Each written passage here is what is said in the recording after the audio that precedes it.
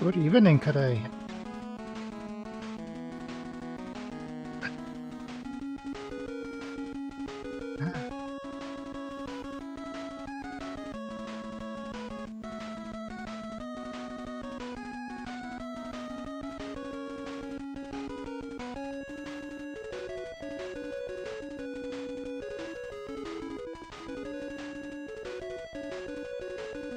That is new. That must be frame and pixel perfect, that you get stuck on the corner like that. I've never done that before. It's funny.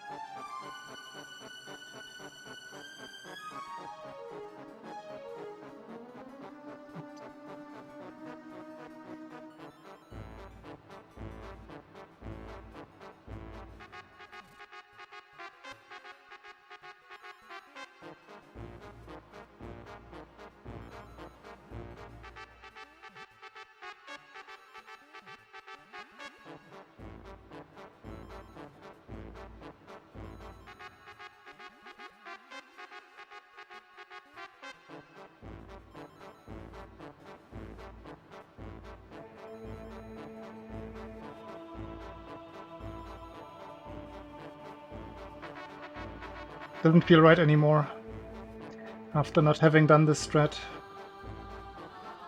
at all.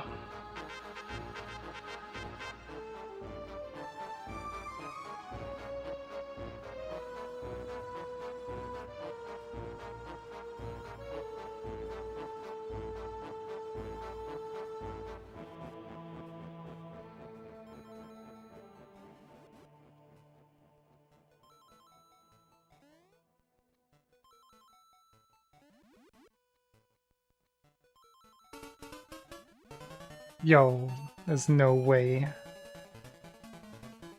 No, this is not distracting in terms of music.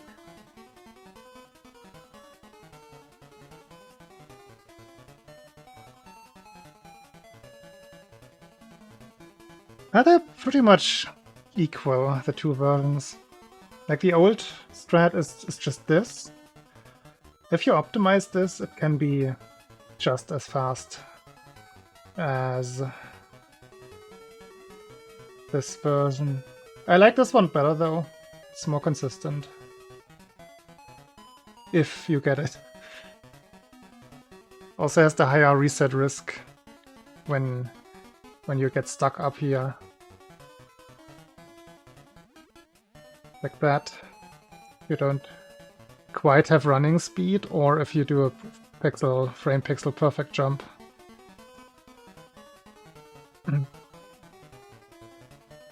I prefer this strat now. This. But I was doing the other one for like 9 years.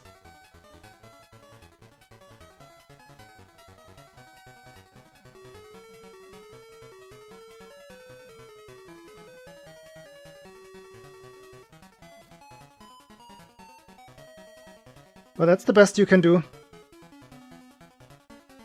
There's no, like, in some places, like in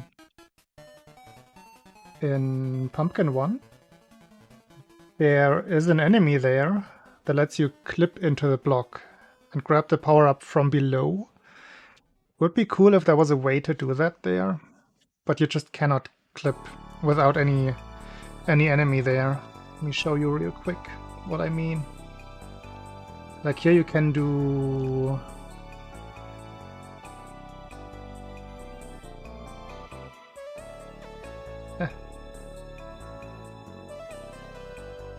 Make it proper safe state.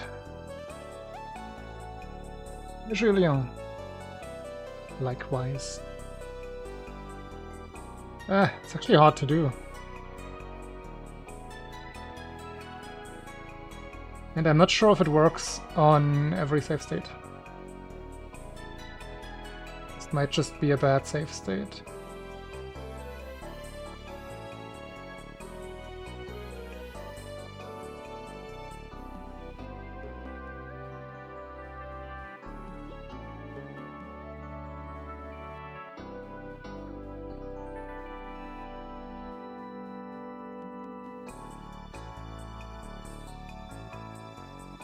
Yeah, possibly this is a bad save state. I think it's 50-50 whether you can get it or not.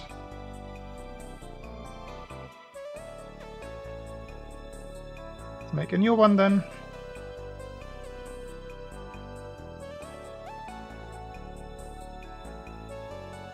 Like that. Probably works most of the time now. Yeah, it's oscillation dependent, so it definitely works 50-50. But something like that is sadly not possible in Tree 1. Would be cool if it was.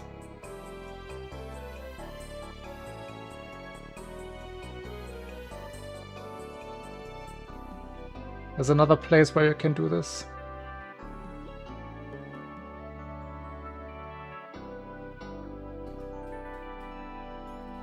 No, not here. No, here.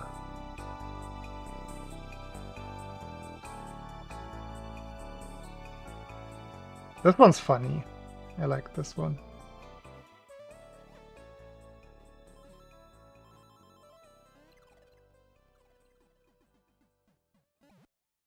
It's also funny.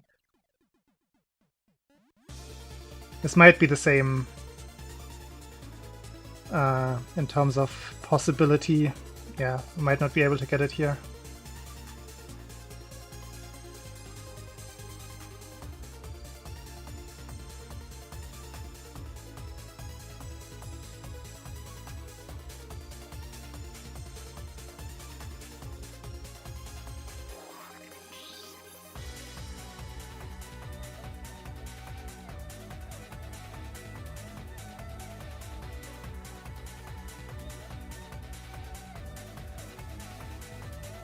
Can't get it. It's a combination of getting pushed and just Mario's hitbox extending.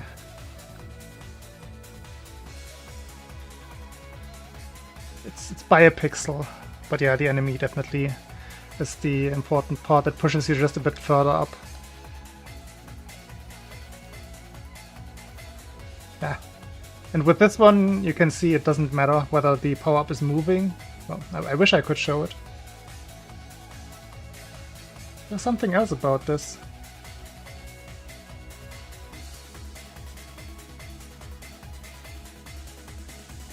Okay.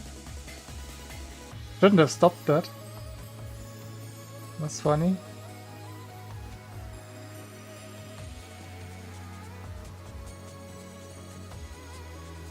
That was half of it, pretty much. That you grab the shell at the same time.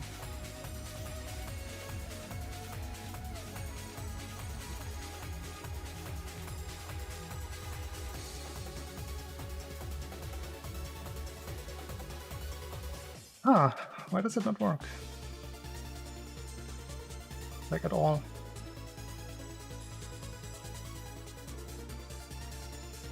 Wait, do I have to be big? No. I'm never big there. Am I? No. No, I should be big. I think I should be big.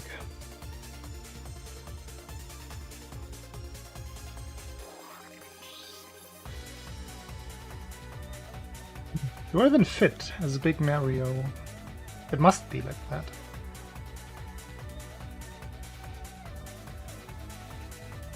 Classic.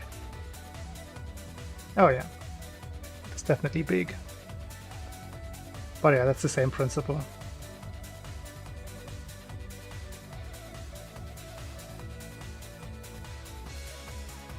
Just get pushed into the block a little bit. Acorn.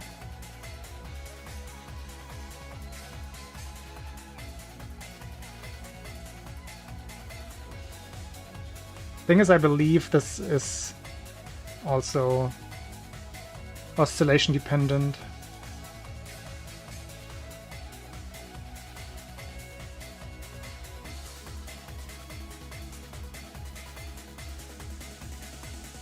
Like right there, I didn't get it because I changed my oscillation pattern. That one's always funny to me. Let me see if I can put the shell in the thing again. I think I know how to do it. Just a frame earlier, frame later than that.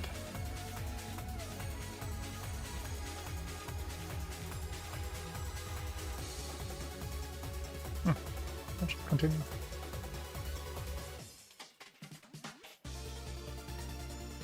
Okay, that also works. I mean, that always works, apparently.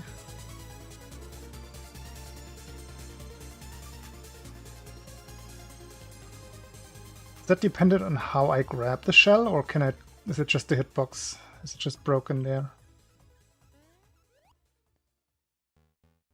No, that's just the hitbox. No collision here. Why not, though?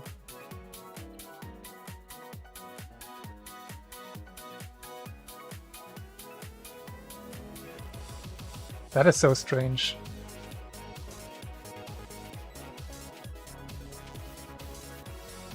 Does it work at different heights? Eat me.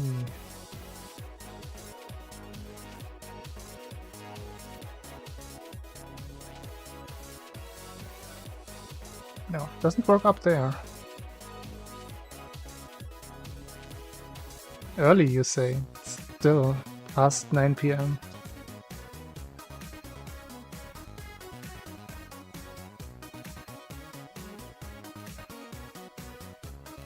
Yeah, I wish this was the reliable thing that happened, because this is a little bit easier than the grabbing from above. I say, but with practice it would be easier.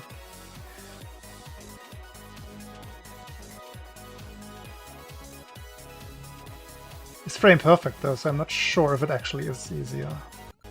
Anyway, let's go back to my normal practice.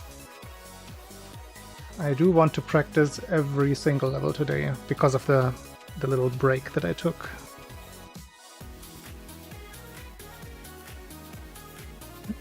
Hey, Mike. Yeah. Unintentional small break that I can only attribute to some kind of creeping burnout.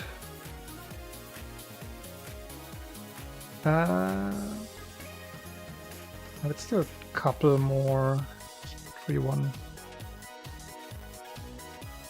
Mostly just the mushroom grab. Yeah.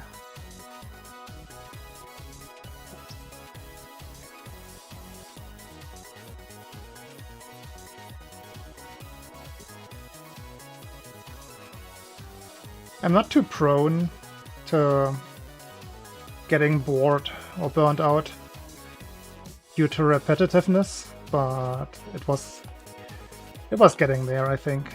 I wasn't really noticing it until I actually started the small break.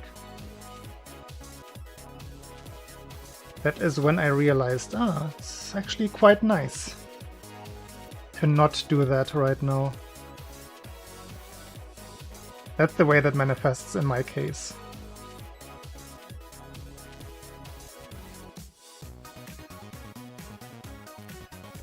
Hello, Jonas. And I was streaming. I was streaming some Beat Saber at least.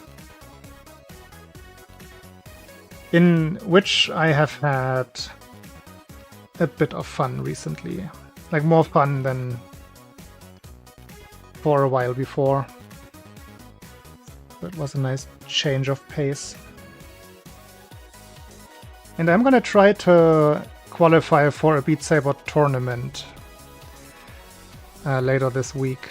The qualification is later this week. The tournament is at the end of the month, I think. So that will be interesting.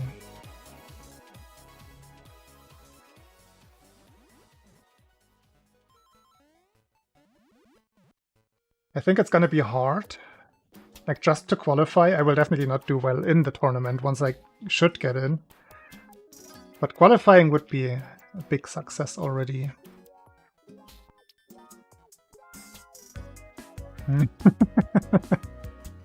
It's not at all what it is, Corn.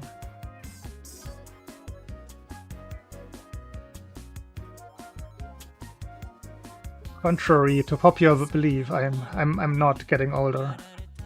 In case you haven't noticed.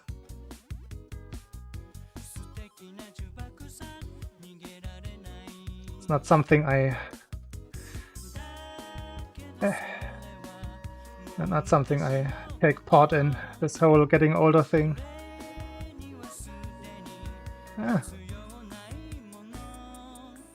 I was doing this so well earlier. Timing is gone.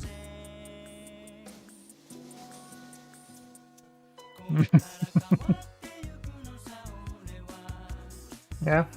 Is that the impression that I'm giving off? If in doubt, it's just cultural difference.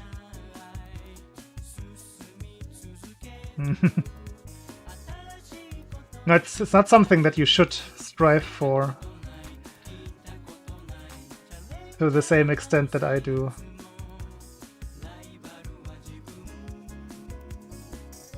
I think getting a little bit more mature and adult is a good thing. That's the part that I mean. That I try avoiding like the plague.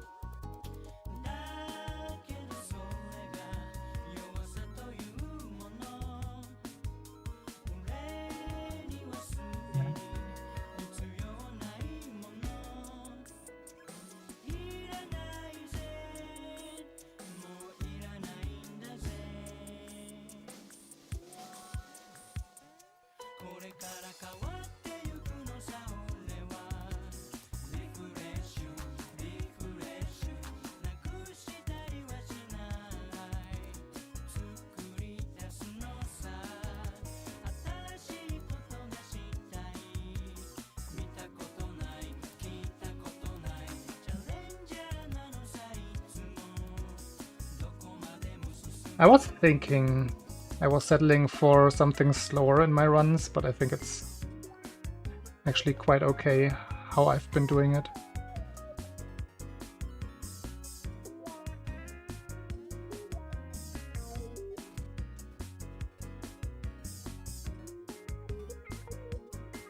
Alright, let's move on.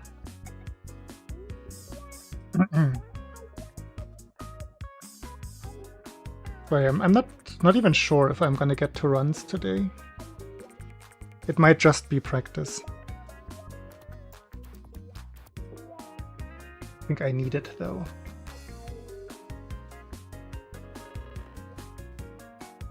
And if it's just for me feeling a little bit better about myself.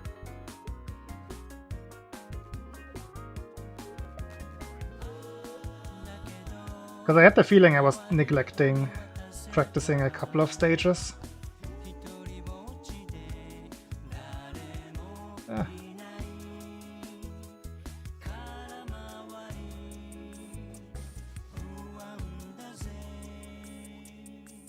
Just a chill Wednesday today.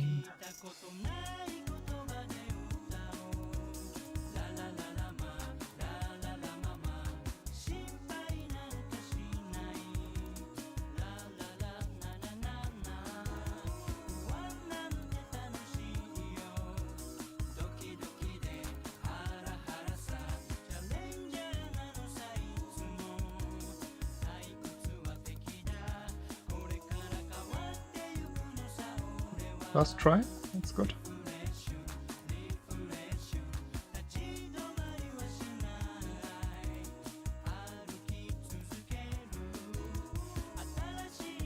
I had another blue screen the other day, though, while streaming Beat Saber.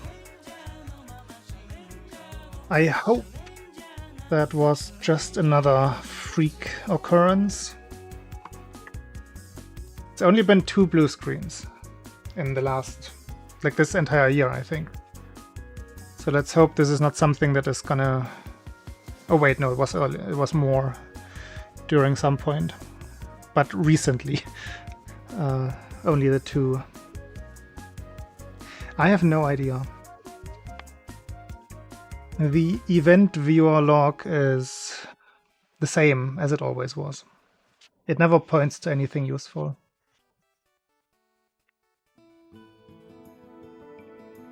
Which might just be something specific to my system.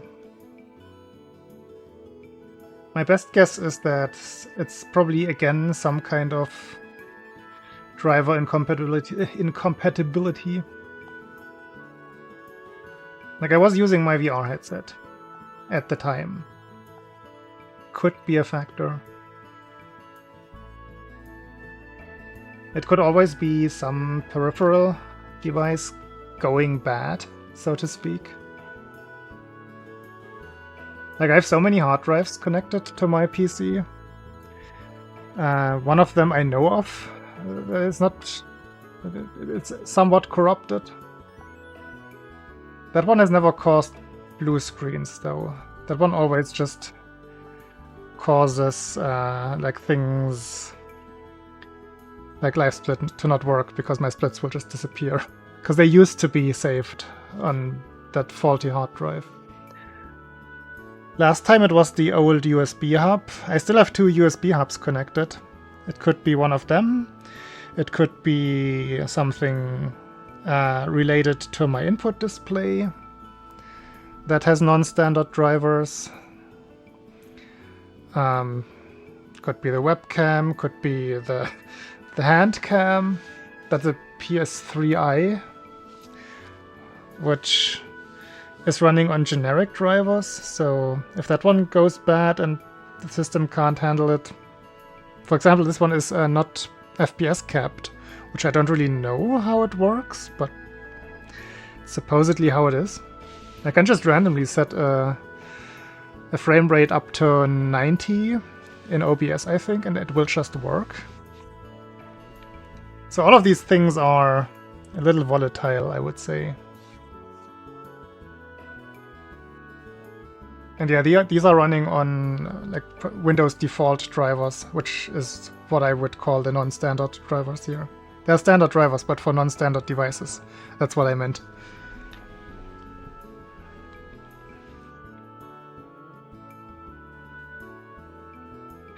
So there are quite a few possibilities. My capture card is another one. Capture card is getting really old. Should probably get a modern one.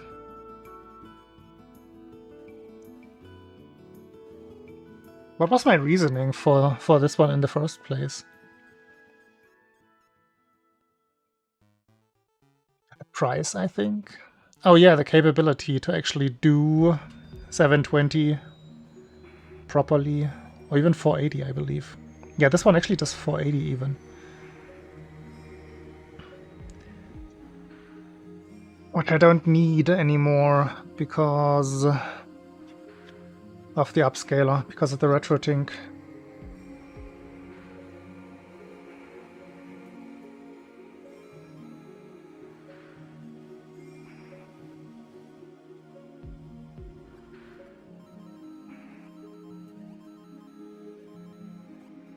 So if the blue screens keep happening,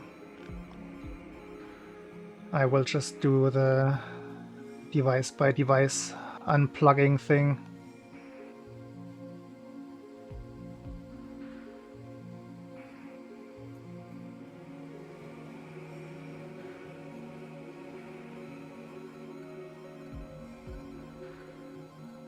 But yeah, since it also happened during the Beat Saber stream, where none of the last 2 devices, like neither the PS3 webcam nor the capture card were active. They're plugged in, of course, but they're not accessed. Hello, warrior. I have never been to Japan. I do want to, though. I definitely do want to learn at least a little bit of Japanese before that. By which I mean talking, practical everyday Japanese. My vocabulary is okay, but my talking ability is non-existent.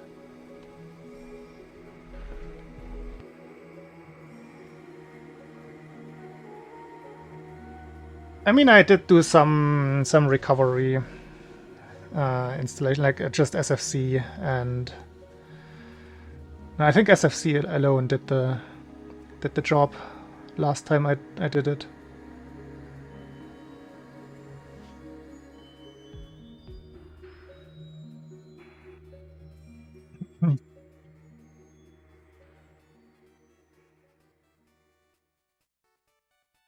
I mean, it's not a fixed plan, Jonas. It's more one of those bucket list things. Before I die, I would love to see Japan.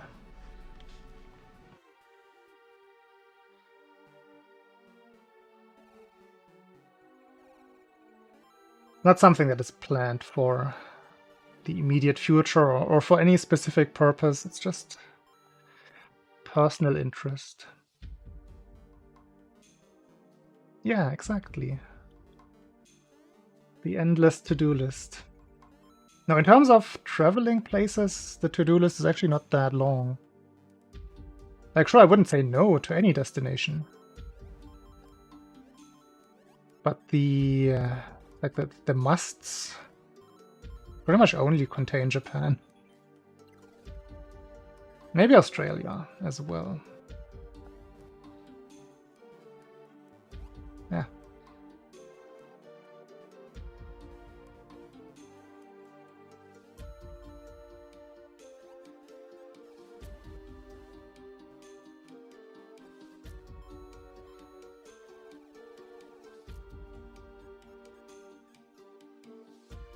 I mean, the thing with North Korea is that you can only get the guided tours, which would be exactly what I don't want. Even like the countries that I want to go to, I want to be able to just make a beeline for the forest and then just look at the vegetation and the animals there. I'm mostly interested in the fauna experience and the animals. With Japan, of course, there's also... That's why Japan is probably my only, like, bigger goal, because I actually do have an interest for Japanese culture, or I don't have a big interest in any other kind of human culture. Does it sound weird? Not a culture guy. Retro events. I mean, you mean RTA in Japan? That would be cool. The Japanese GDQ, if you will.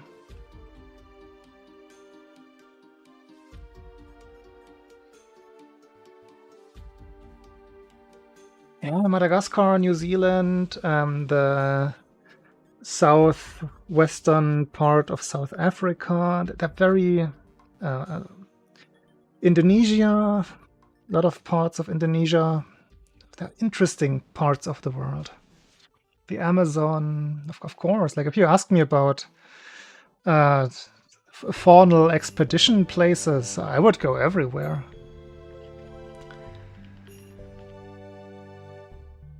But alas, that is something I will probably never be able to afford. Just in terms of several goals, maybe one out of all of those I can save up for, I guess.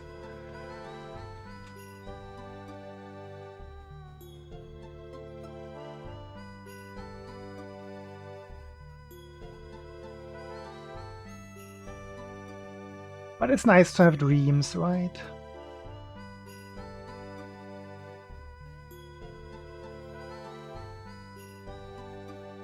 I feel like Japan would also be fun with somebody else.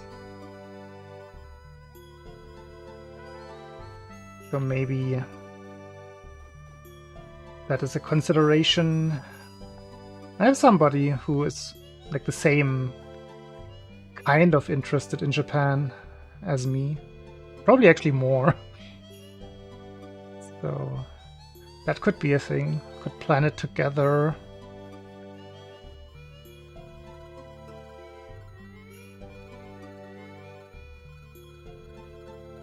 Or maybe even an entire group. Who knows? Who knows what people I still meet in the future. Maybe an opportunity will open up. A friend of mine actually spent an entire year in Japan, working and studying there. He's back home now, but he would be a good guide, I guess. But yeah, more people always also mean more schedules that you have to align, which makes it hard.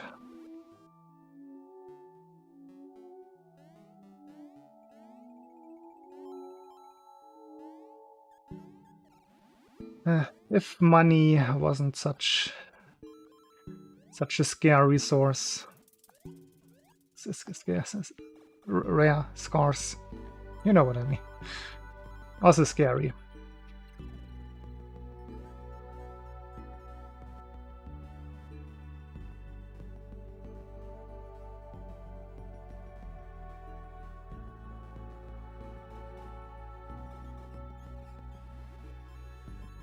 Like, as little as I appreciate somebody like Mr. Beast, if he was just appear in chat right now and give me $1 million, euros, whatever, I wouldn't be opposed to that. That would be cool. I would take a couple of people in chat who want to on my Japan trip.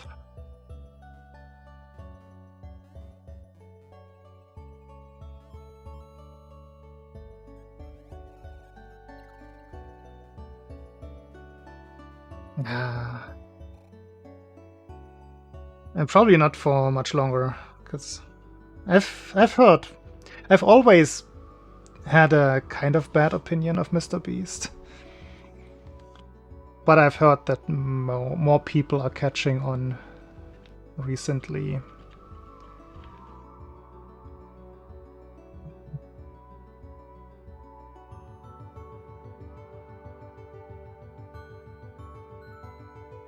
Don Quixote.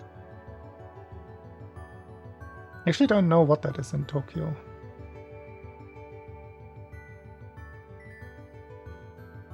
Tokyo would be a big part of the Japan trip. Akihabara, of course. I'm wearing my anime shirt today, so because today ReZero Season 3 aired. Episode 1, that is. In celebration, I'm wearing this shirt.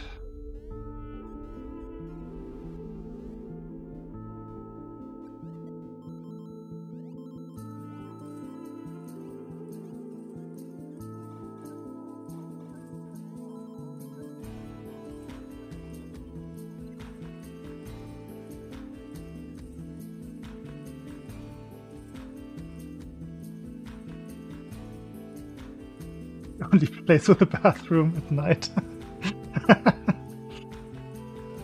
I mean, it could be relevant, yeah.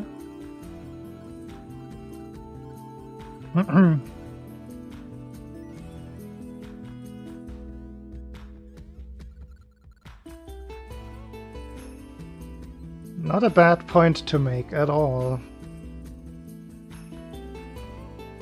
Wait, that was not 31? Huh.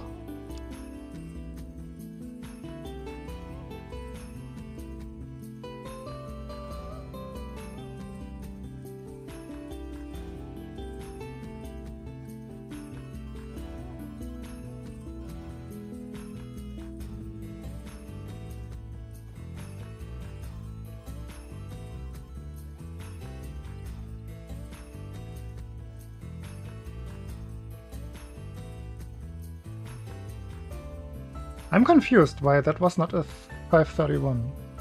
This one should be as well. So we will see. Maybe I just can't judge the quality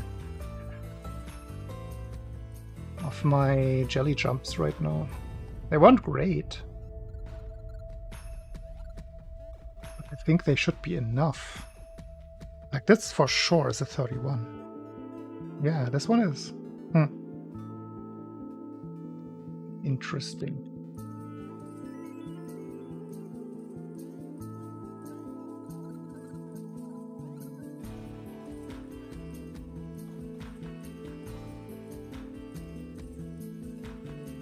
Utrecht and Berlin. Really, Berlin?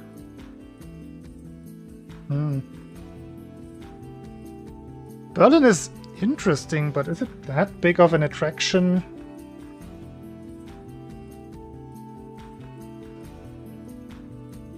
I've been to Berlin like maybe 5 times in my life. Well, way more if you count plane layovers. But that doesn't count. I've only seen the airport in those cases.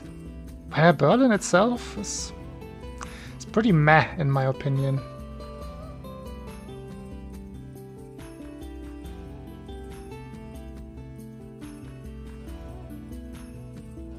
There's only one place in Berlin that I consider a must-go, which is the atrium of the Humboldt University with the big Brachiosaurus skeleton. The tallest mounted skeleton in the world.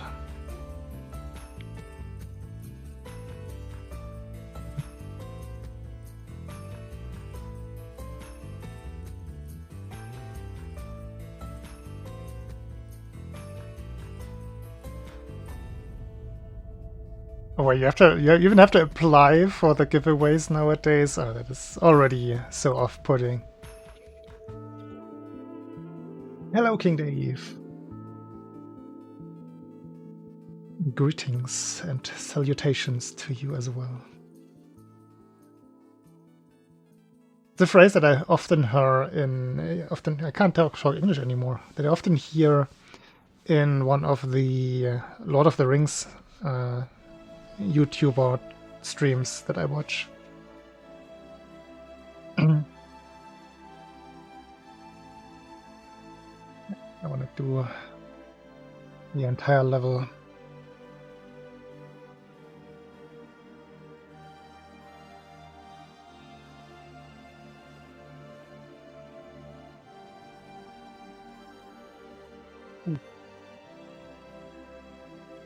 Let me play around a little bit. Let me just not just blindly practice, but actually play around with different strats. What if I don't shoot that one, but that one instead? I don't have to shoot either. It's really just for consistency. There's no lag difference from what I could tell in my testing. But I mostly do the first shot here for timing the following jump, which hasn't really been working in a while. So maybe I can just skip the shot altogether and just focus on the timing for the jump.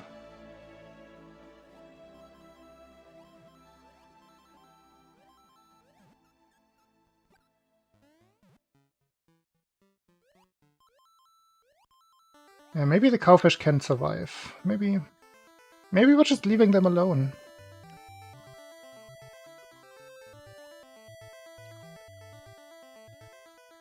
Oof. Now this sounds like Game Boy, if I've ever heard a Game Boy song. Final Fantasy III. Wait, no, that is NES.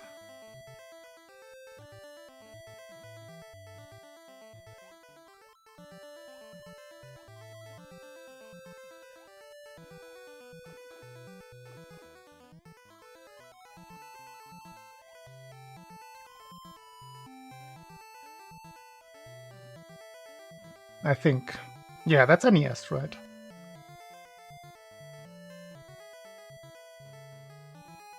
And then 4, 5, 6 were on the Super Nintendo.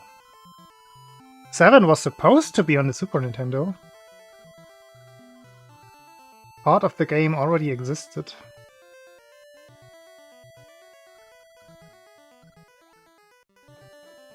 And then there was like a kerfuffle between Squaresoft and Nintendo. And FF7 ended up on the PS1.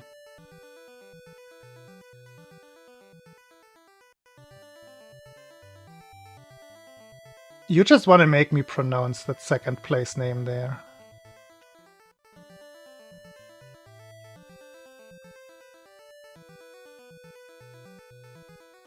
In terms of German locations, for me,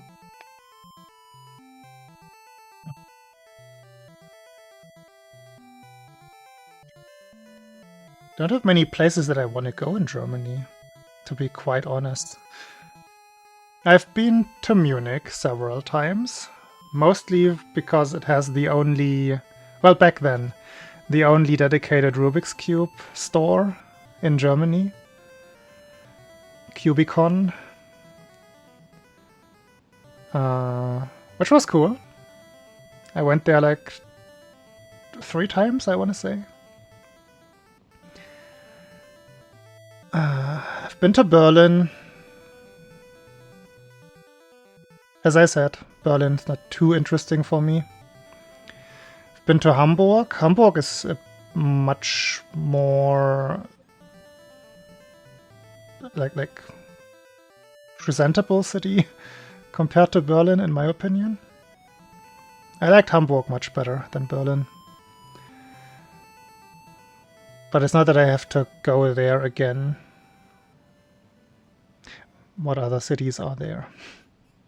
I've been to Cologne recently. Didn't see much of the city. So maybe that could be another trip.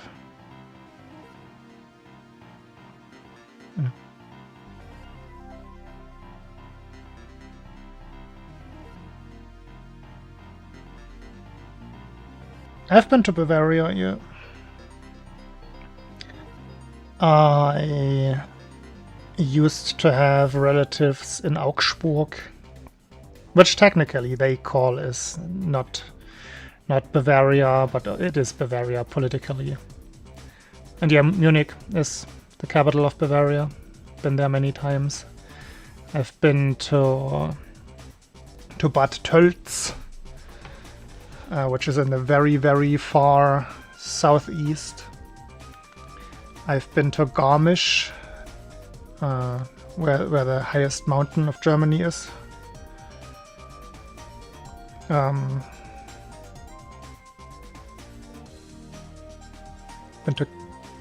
I been to Kempten? I think I have been to Kempten as well, which is very far south on the Austrian border, pretty much. Been to Nuremberg, I've been to Bamberg, I've been to Bayreuth. I've been to every bigger Bavarian city, I want to say. Würzburg, a lot of them by bike. Let me see. I've never been to Passau, I believe. Passau is one of the Ingolstadt either, or neither, I suppose. Those are like both in the east of Bavaria.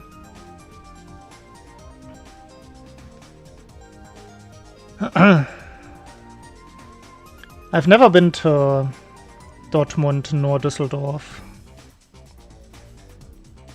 Cologne only recently for Gamescom.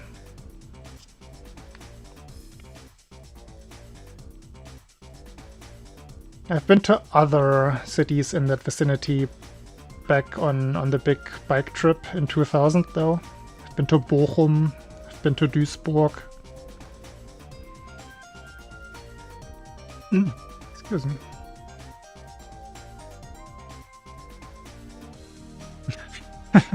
Just in general, that area is a little bit rough. Like there's a lot of what would you call this? Like this is all those are the cities of the old coal industry. This entire area there, the Ruhrgebiet, has structural problems. Let's phrase it like that. They struggle moving on from the coal industry. A lot of empty buildings, a lot of like big empty production areas that are not used anymore. Just people moving away from there because it's so barren. Like moving from those cities into like Cologne, for example. Yeah, Dortmund is also... Dortmund has moved on. They also have the advantage that they have the big football team that just draws more attention to the city.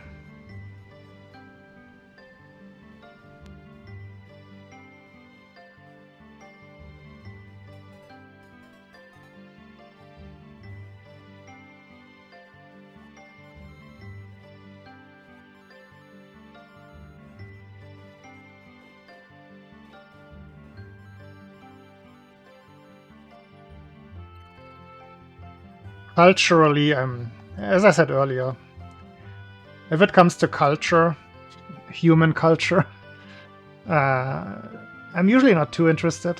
For example, that area over there in North Rhine-Westphalia is known for being like the most Catholic region in Germany. So if somebody is super into like the old history about Catholicism in Germany, that could be interesting for them, but it's rather a detraction for me. I find it mostly annoying, those kinds of things. Hello, Toad, for this. Fake Ben. Maybe run, who knows? Did I tell you I finally got to watch your Super Metroid commentated RBO run? I mean, your commentary. I don't think I mentioned that. I just watched it like 2 weeks ago.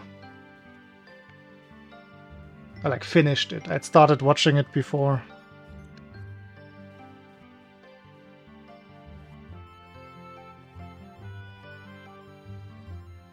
Oops. I'm willing to provide criticism as you asked for.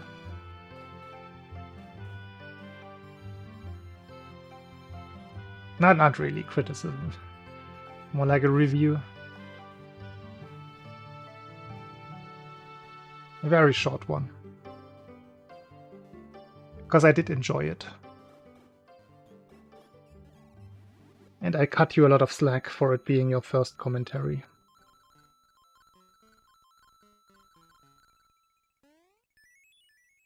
But what I thought was improvable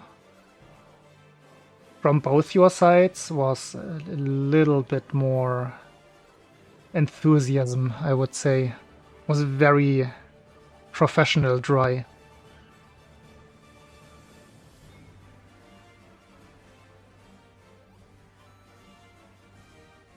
But maybe that was just nervousness.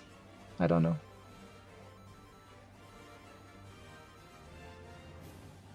Or focus. Maybe it was focus.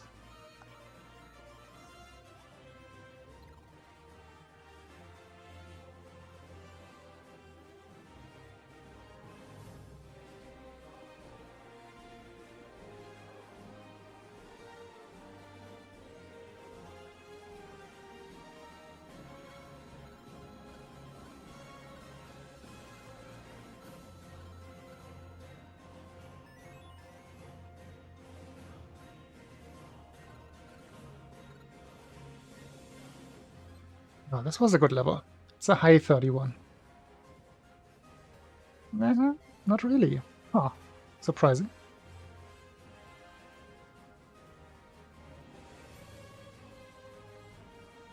I don't want to go to regions with even more Catholicism.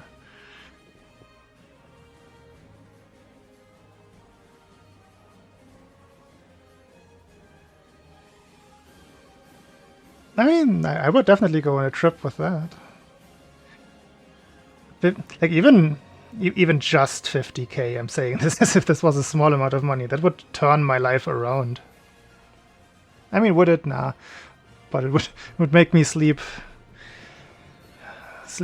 tight and calm at night.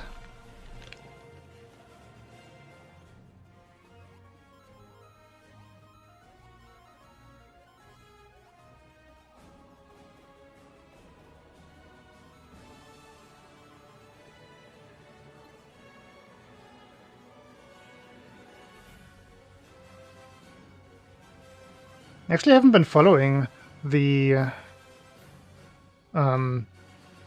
e-sportification of speedrunning recently. Like the entire bounties thing. I think it's still a thing. I think bounties still exist, mostly for modern games. I know that Moist Critical sometimes has a little speedrunning bounty. Usually just for a meme game. But I think what most people were dreaming of, speedrunning becoming this like next esport, filling arenas and stuff, I just don't think that's happening. Kerberos.pro, now that sounds interesting.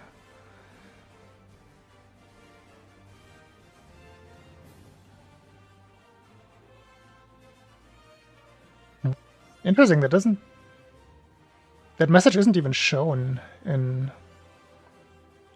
chatty. Huh.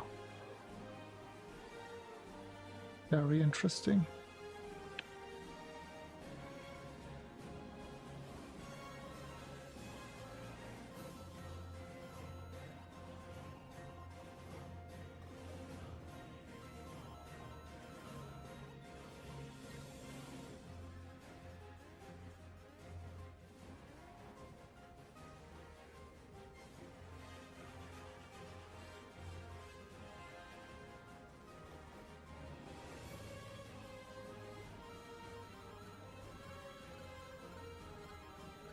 Yeah, I mean, at Gamescom they had a CTWC booth, for example, for NES Tetris. And it definitely was an attraction for people walking by. It was cool. They did some of their qualifying there.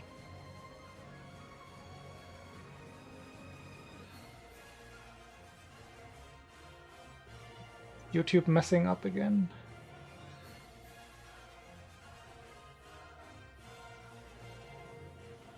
I think I know how to fix that problem. If I close this window,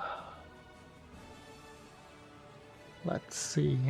Either it completely breaks now, or it actually works with those two options.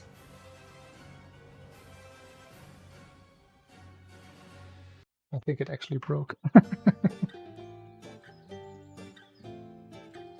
think I can still fix it though.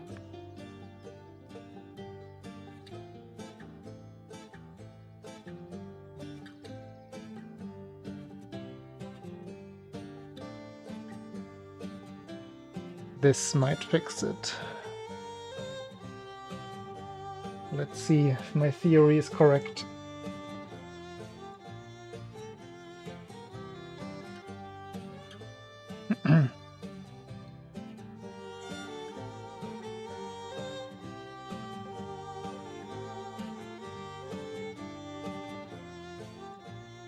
Let's move on here. This level is fun to practice.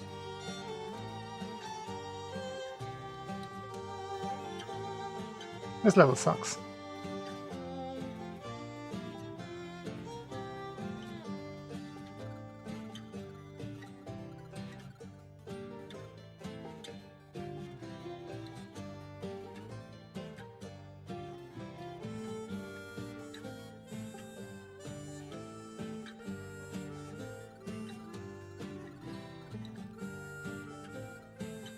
Ooh.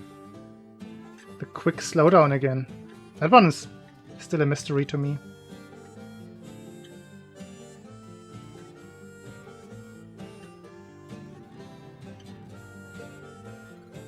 Yeah, I personally enjoy the not mainstream. What's a slowdown again, huh? What's happening there?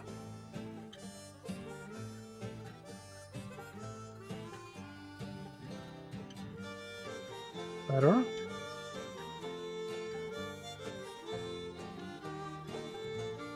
Inge! Hey, Jet. Thank you. You were doing a run again, right? I saw you online. How did it go?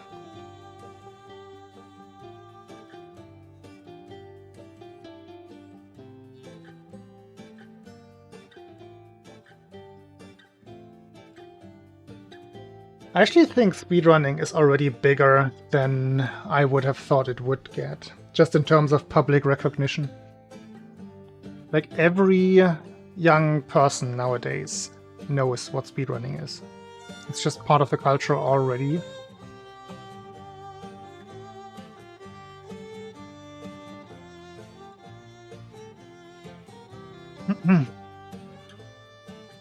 Wait, I saw it's up 3. That was the other day. Congratulations in person again. I was there.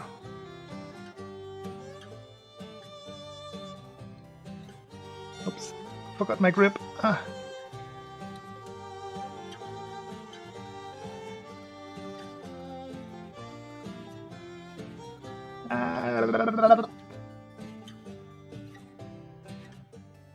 Shot in the belly.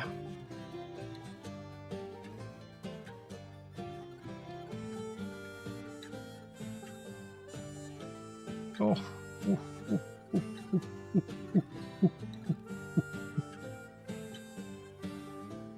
Ah, I see. Fallen leaf? Fallen leaf? Fallen leaves, fallen leaves, fallen leaves on the ground?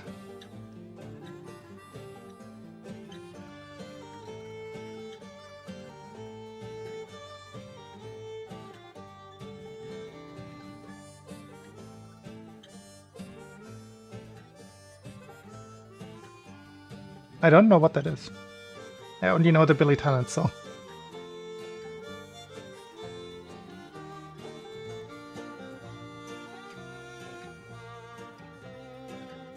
Oh wait, I should definitely practice the better beginning. Is it a better beginning even?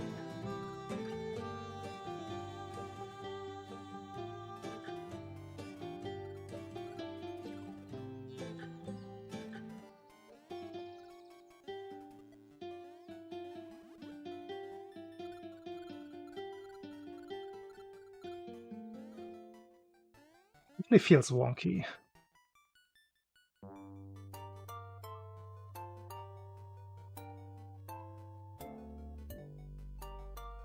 Shovel Knight meets Mega Man. I mean, Shovel Knight already is very Mega Man-ish in the first place. In 100 years, I am not sure.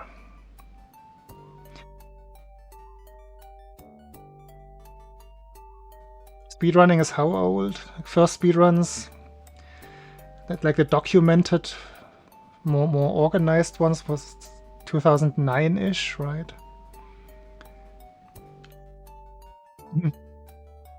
There was, yeah. Dearbot going Latin on me.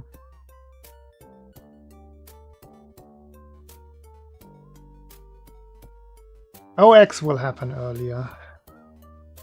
There's no doubt.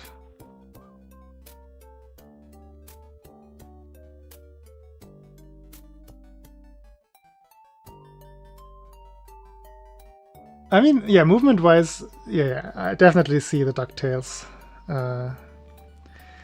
reference. You're right. But that's just because they stole the cane stomp straight up.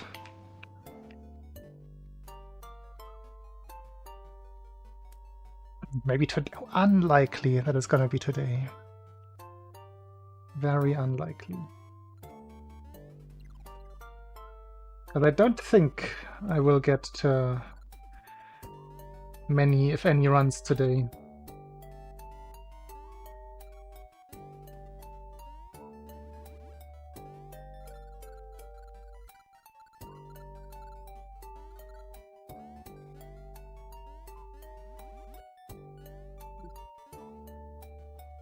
I mean, the banana jump is good, because it makes the guy despawn. The right guy.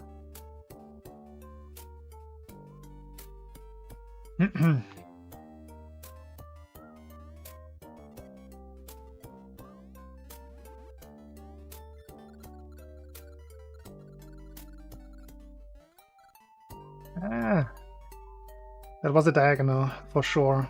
Didn't get to scroll.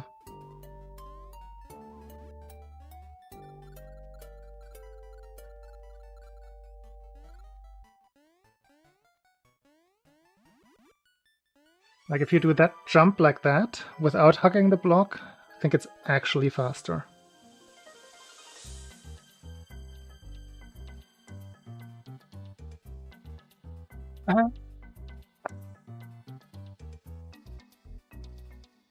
I mean, do we count Super Metroid as a 2D platformer?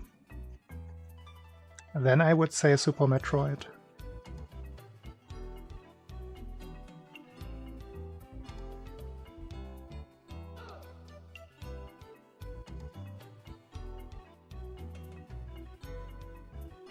Yeah, then there's no competition even. Super Metroid is so far ahead in terms of movement of everything else, just because like the entire width of movement. It's basically like 3 games in one, and just in terms of variety in movement.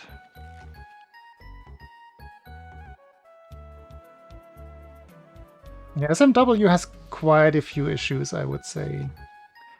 The floatiness, the random jump heights, random running speed, or flying speed is another thing. It's actually random.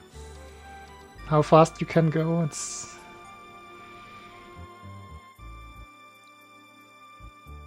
a little tricky.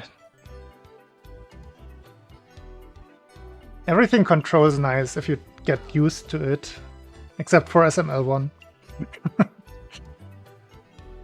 I would say SML2 has very, very good controls. Just in terms of how much actual control you have over your character. I think this game is up there, but it can never, I would never call it the best or anything just because I like it. But Super Metroid is in its own league, pretty much. And there's nothing that will ever come close, I believe.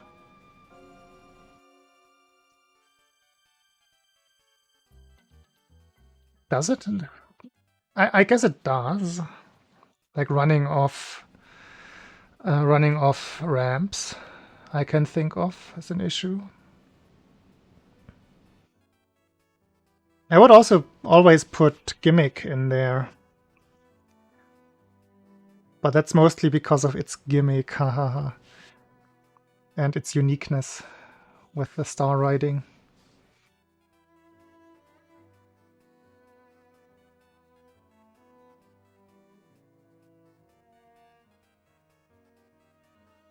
I would definitely say the controls are the strong point of Super Metroid, before anything else. Level design being, or like world design being part number 2. The things that you can do in that game through just movement are absolutely insane.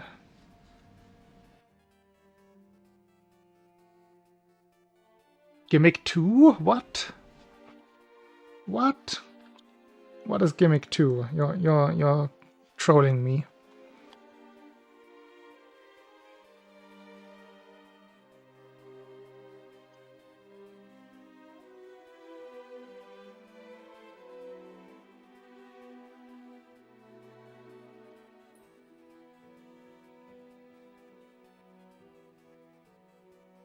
What the hell is Gimmick 2?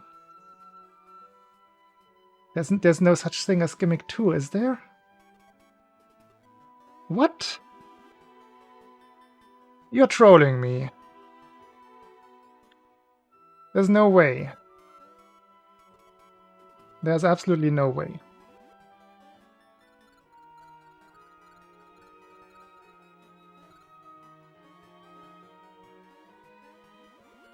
Or is that a fan game or something? There's no way. There is no way.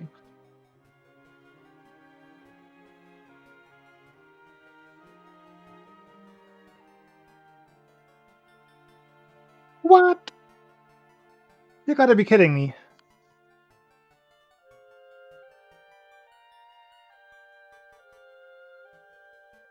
Ah! It's real.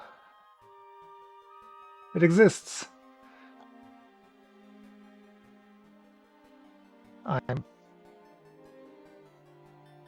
I'm flabbergasted.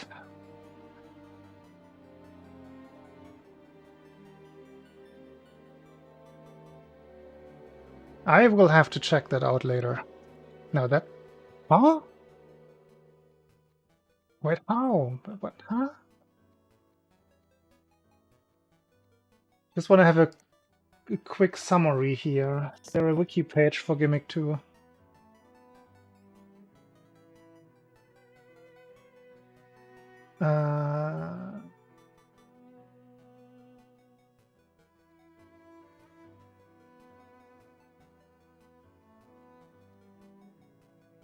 Remaster.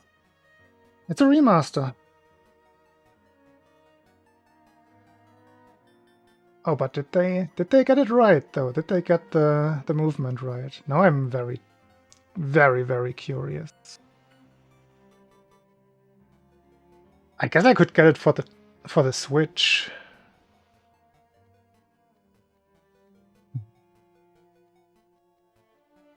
Steam. Steam probably smarter.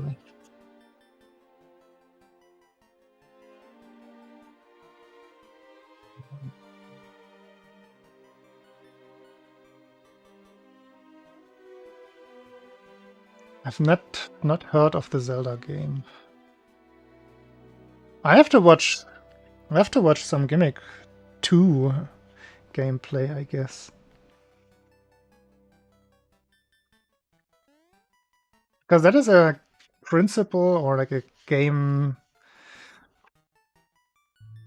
yeah.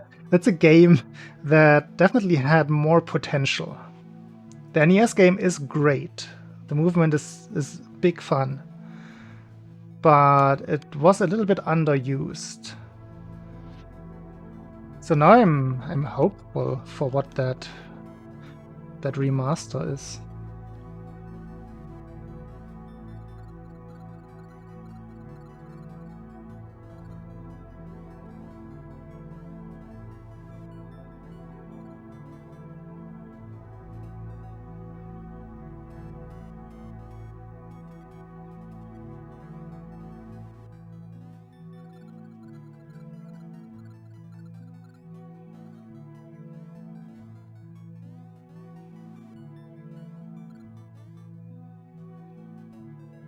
Okay.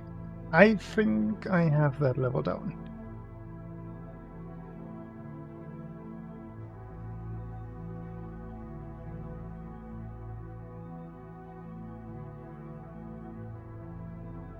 I had heard of...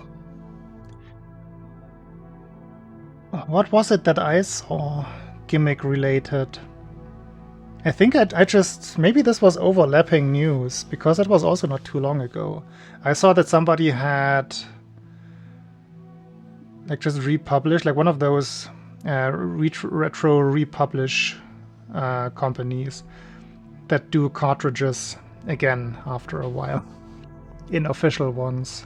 That's something I saw somewhat recently. But that was longer ago than a month. This Gimmick 2 news has completely gone over my head. Yeah, Satisfactory I'm aware of, but the like the early access version of Satisfactory had been out for a while, right? Yeah, exactly. Yeah, it's right in the message. Sorry. Yeah, I have known of that for a long time. I didn't know it was recently released. That explains why it's been a little bit more out there again.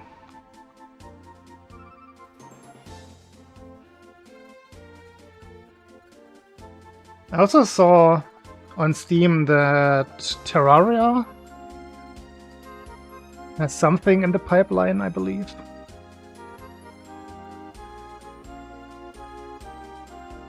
I think I'm just gonna practice this part in this level. Beginning is absolutely trivial. Whoops.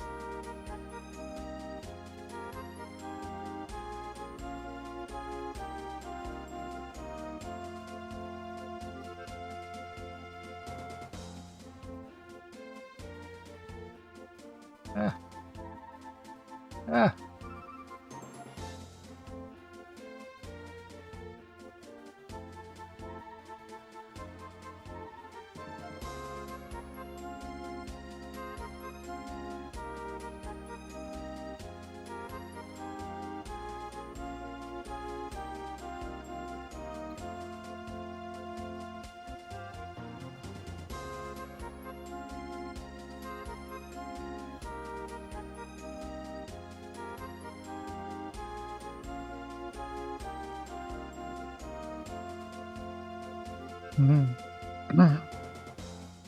While I wasn't streaming the last couple of days, I was actually playing some Minecraft again. I hadn't played since the 120 update, pretty much. It was like a year ago, right? It had been a while.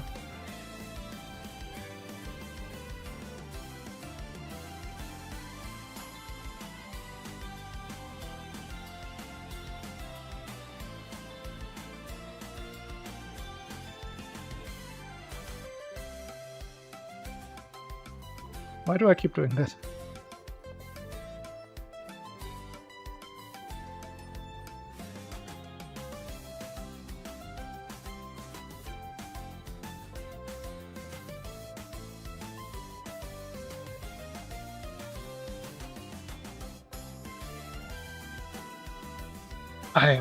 I've never gotten into Ace Attorney.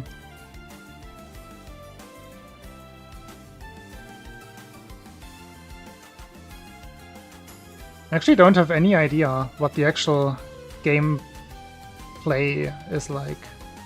Like, not the slightest idea.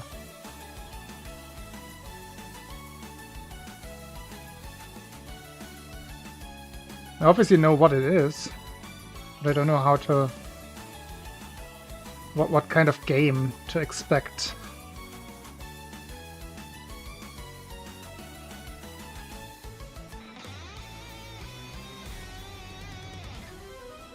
Oh, but way too late there.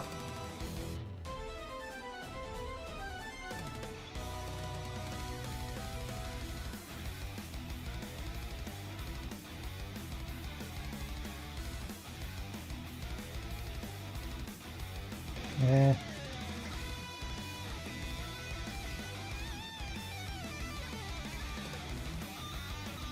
Yeah. Yeah.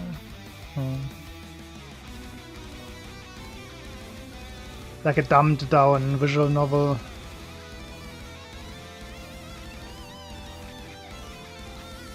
Because obviously there are actual visual novels out there. It's a huge genre.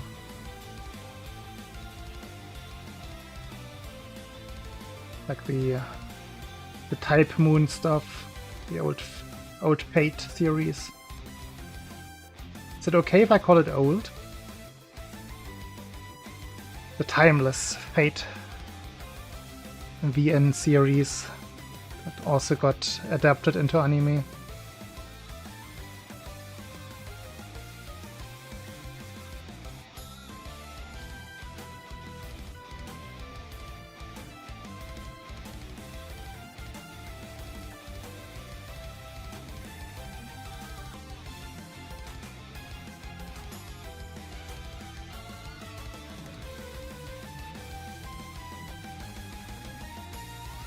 Hmm.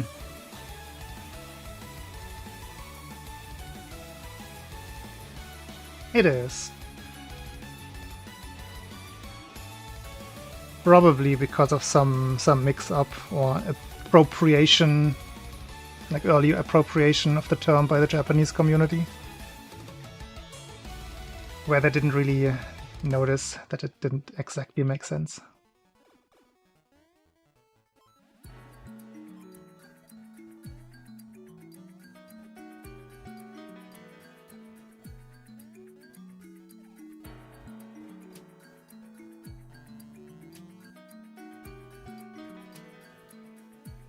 I mean, the thing about visual novels is usually that it doesn't have this one canonical story.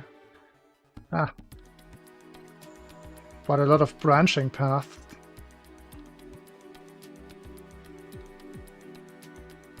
I think that's one of them. The one defining things about visual novels, that they have multiple endings.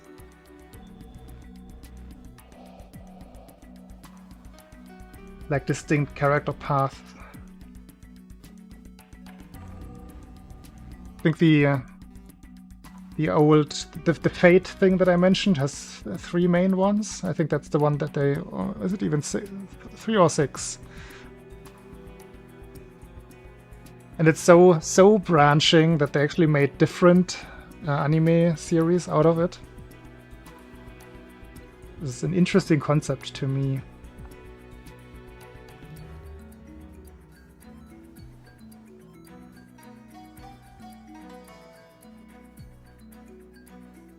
It's so much content. He's had a lot of text, and yes, it's just so much content.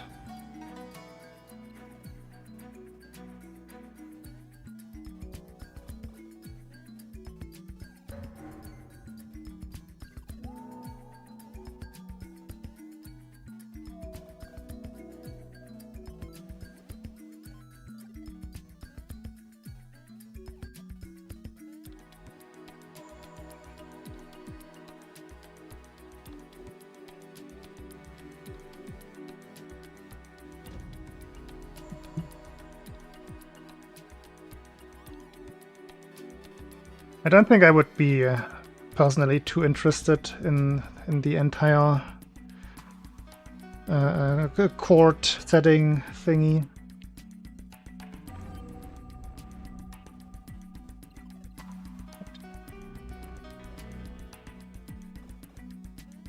For a second I thought I would switch my grip here, but no.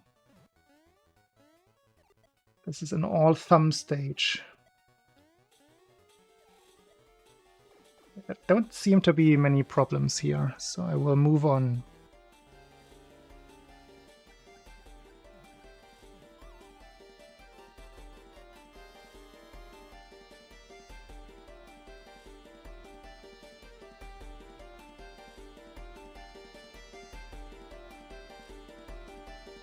That feels like a hallmark of the just Japanese interpretation already. Just over the top. Objection! What's objection in Japanese? What's the original?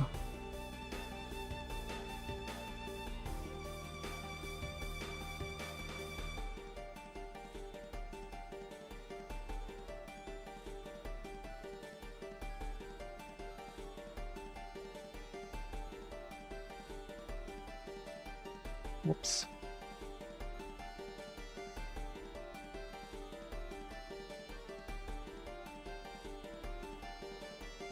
Yeah, I've seen that those shows exist.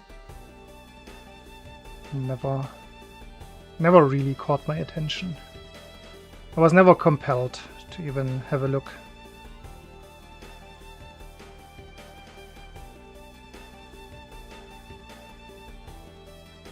I think it's mostly geared towards children.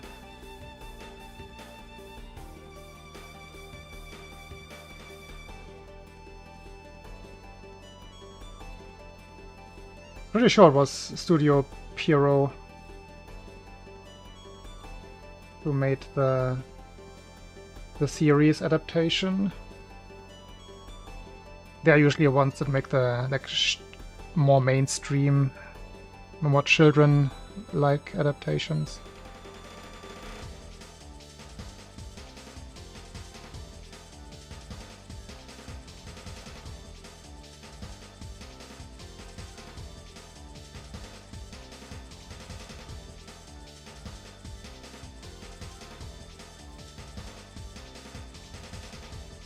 Oops. Starting to read.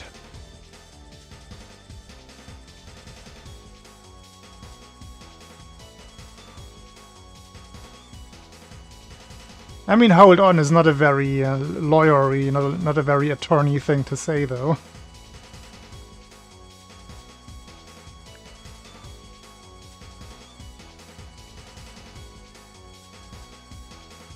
Of course, it depends on whom he is talking to and in what situation. But if it's the court setting, he should definitely use objections. Rather than just speaking objections, which are not admissible and can be punished as contempt of court.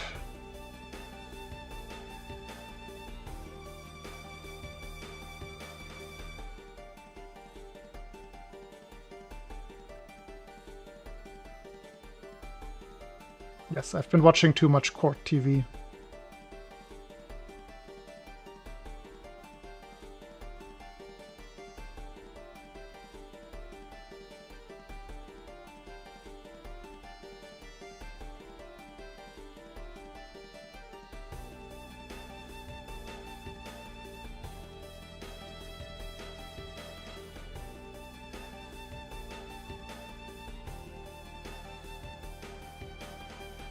Not Judge Judy, no.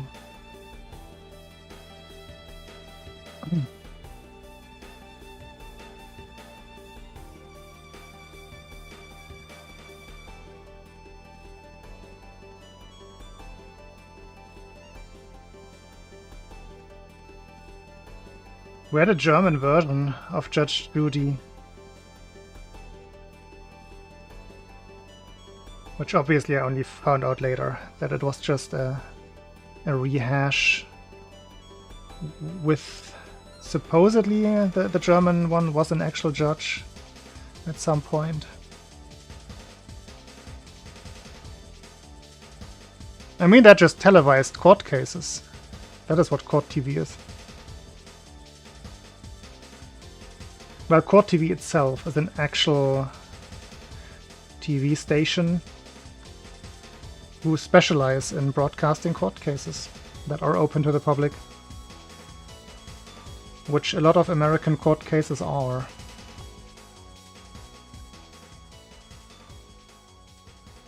Like most prominently in the last couple of years, that the one that kicked everything up a notch was the Johnny Depp case.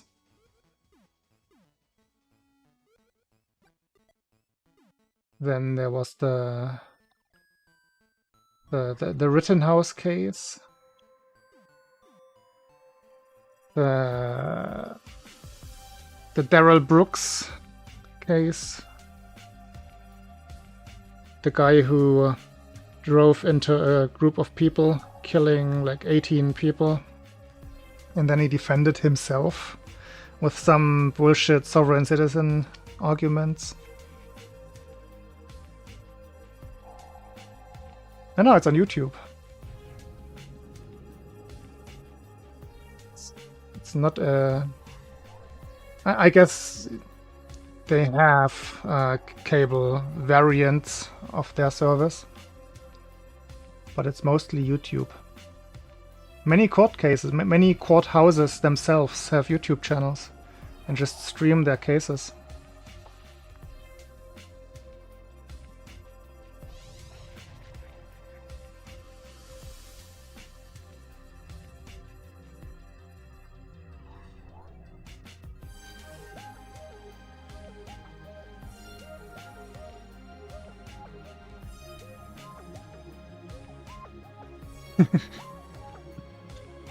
I mean, yeah. that's kind of how it's supposed to be used, Jonas. If I was to simplify it, that's the proper use of the objections. It's if you think something goes against the due process in court.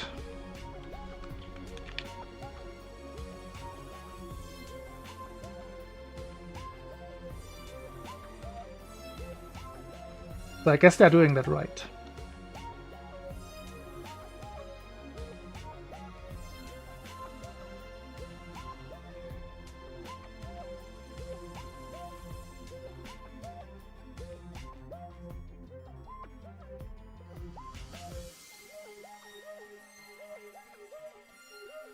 Oh, that's too early. It was not, huh? I was completely off there. Is that still a 41? Nope, not like that.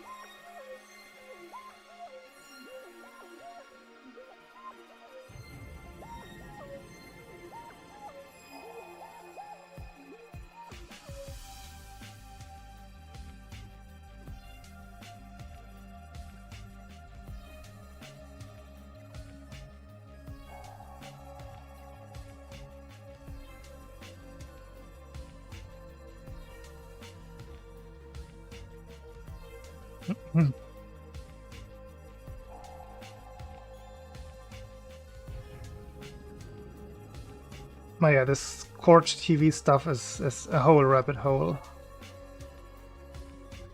There's so much out there.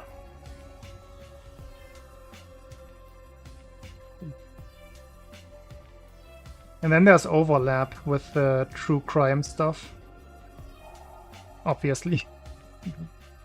Not very surprising, of course.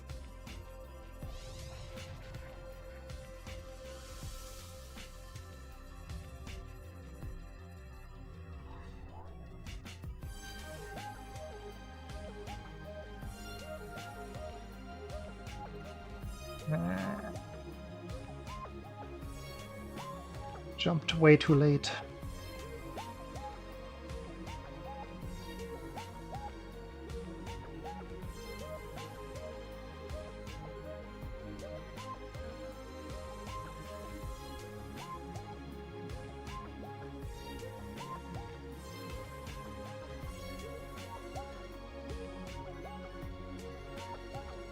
But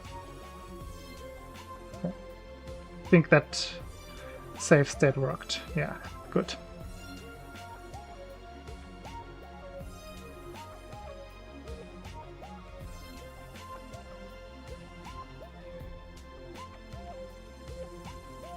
Almost a frame too early. That is not a backup I ever want to do. That is so sketchy.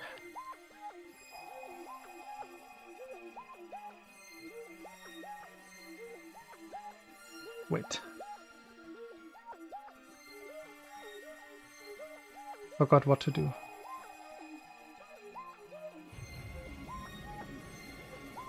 Ah.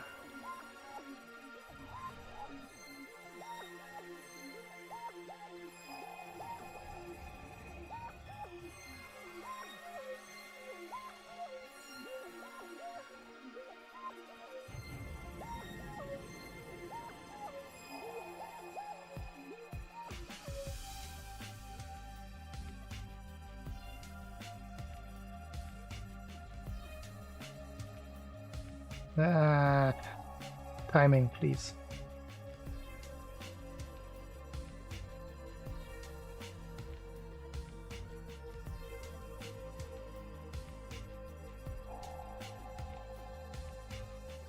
There it is.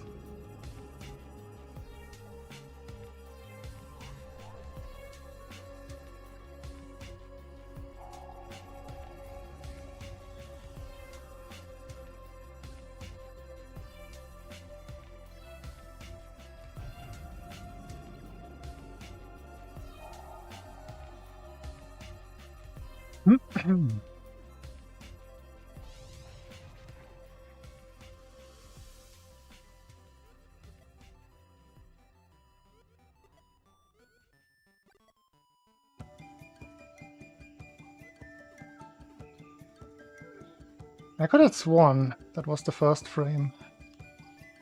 The first good frame.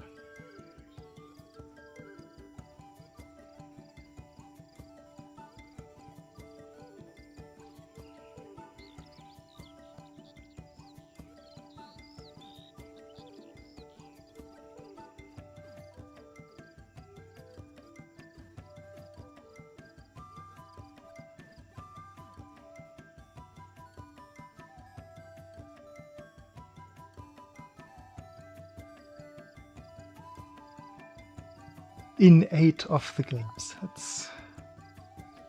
That's a very broad summary.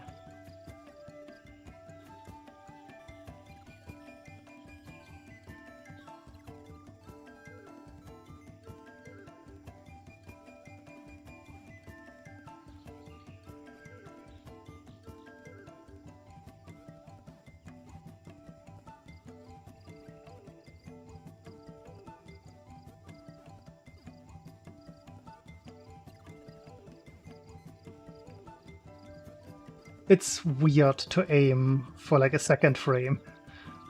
Oh, you can actually jump too short.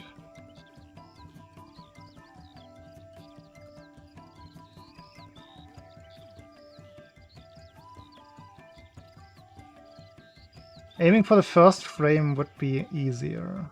Like that, yeah. That's not the one you want.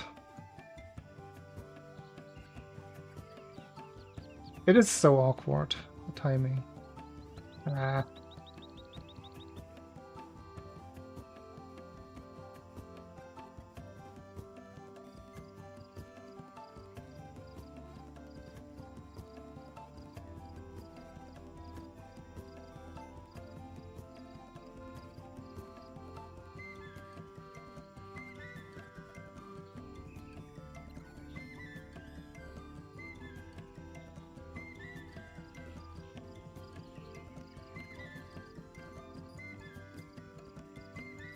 Ah.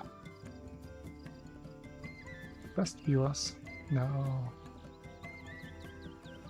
Definitely a lot of new domains. And this one also doesn't show up in Chatty.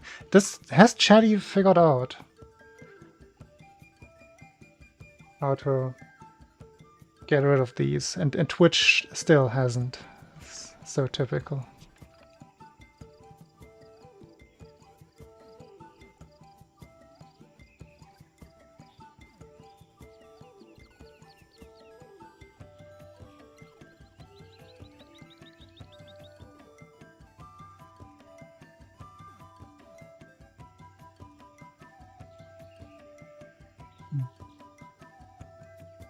Are we gonna do Tatanga now? I think we're just gonna do Tatanga now.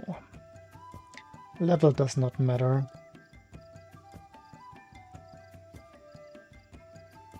Yeah.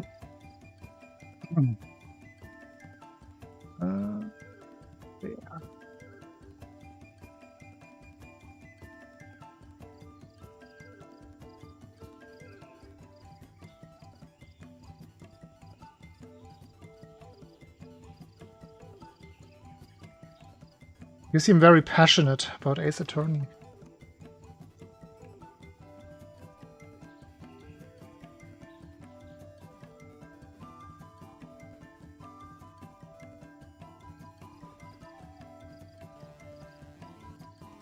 I wonder, my fingers are still able to do this. I think the lack of practice will really show here.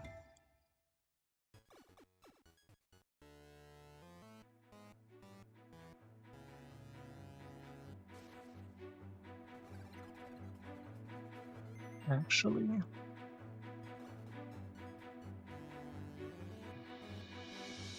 What makes them such good stream games if they are so streamlined? Like so samey in a way.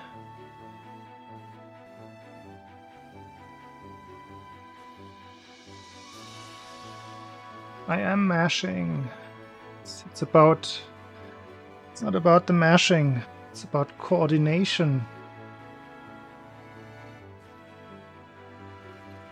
Everybody can mash.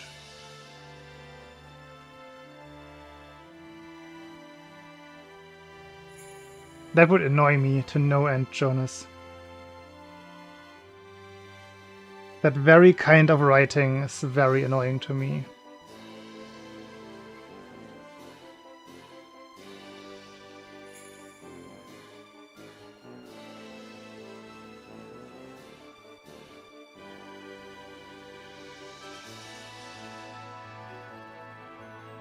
Yeah. Like I want to feel trusted as a viewer to pick up the story on my own without having to have summaries all the time or explanations.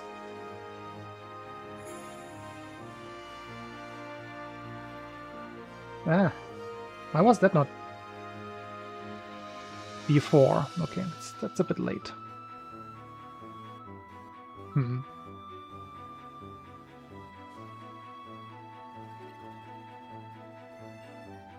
See, the mashing is there.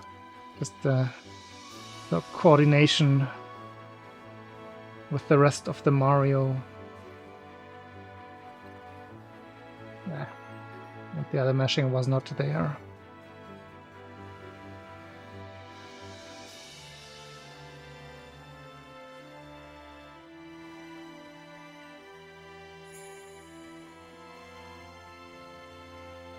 I haven't gotten a single quick one yet. Like not just like this. That's the first one, I think, where I didn't have to do a second go around.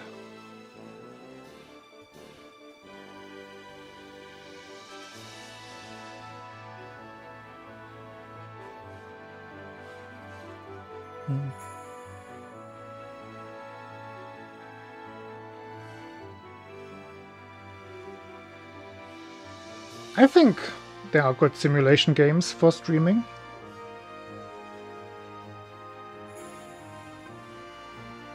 Like both in terms of being interesting and being silly. Like there's the whole German genre, the agriculture simulator, and that kind of stuff. That's in the silly, on the silly end. City bus simulator, those kinds of things.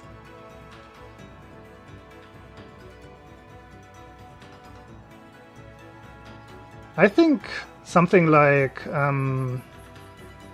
what's its name? City Skylines is a very good stream game.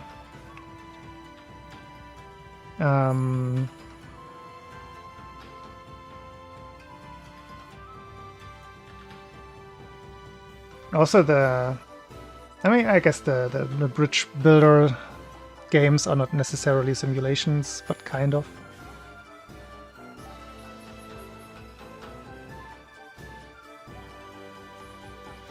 Yeah, I think it's one German studio that started with the farming simulator stuff, and it just became this like cult thing in the German Let's Play scene.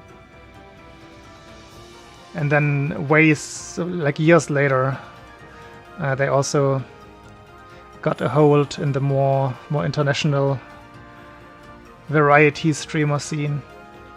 But in terms of like actually being interesting, I think. Whoa! Thank you, Squirrel, for the chicken. I think City Skylines is the best like city building simulator. Management game.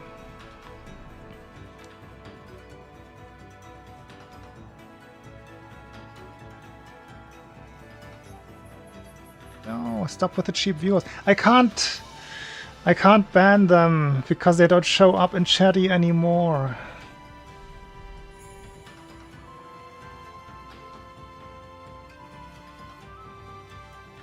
I actually have to open my Twitch chat.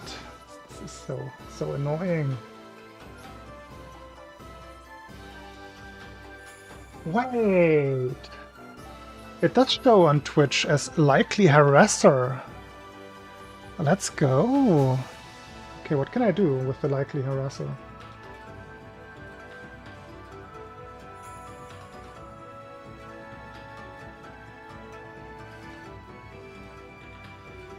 I can't report anything, I can't click anything, I can't even do any mod actions.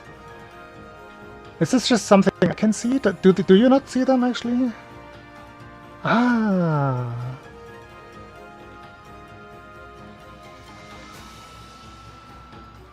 So this must actually be on Twitch's end then. Interesting.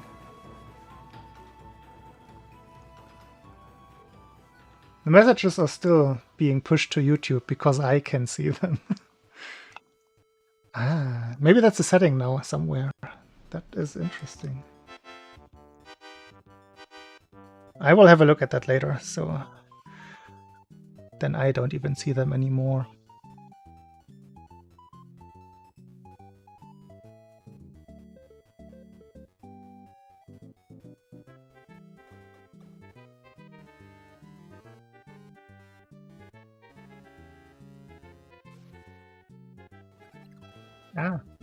Ah. I see that. Yeah. Also, what is that?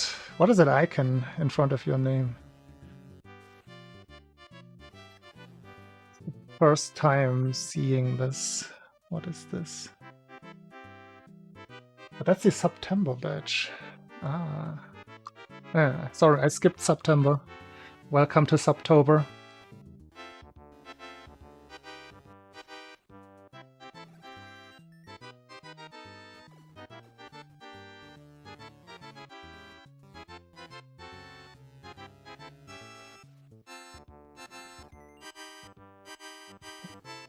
Timing is getting better.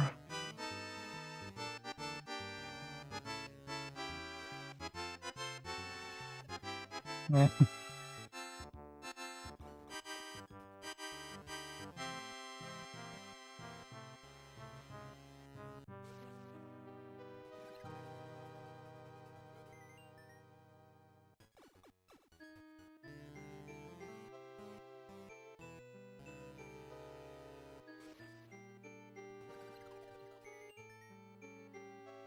Wait, I just noticed Squirrel. What the hell? For 5 months in advance. What? How does that work? Thank you.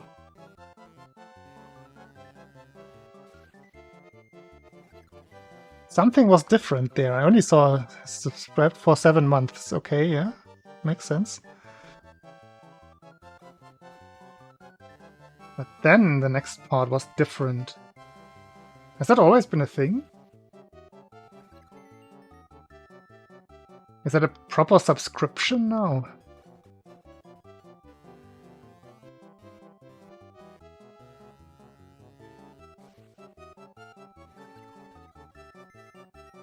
What if I don't stream in the next 5 months? I have to refund you?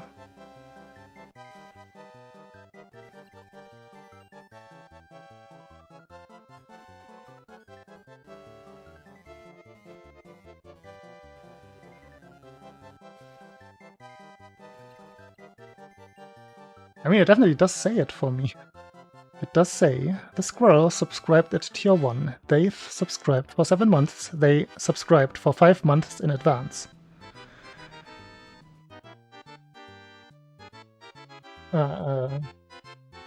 Doritos chip. Huh.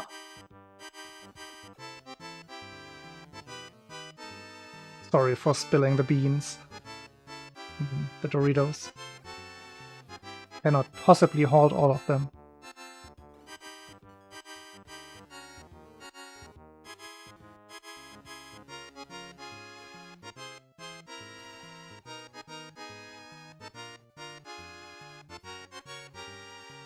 Literally graphics. The top, did you see that?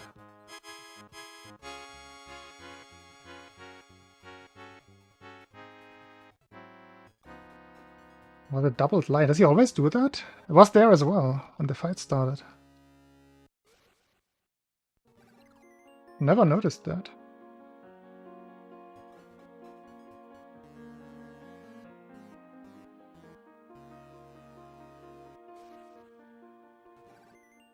Yay! There's one.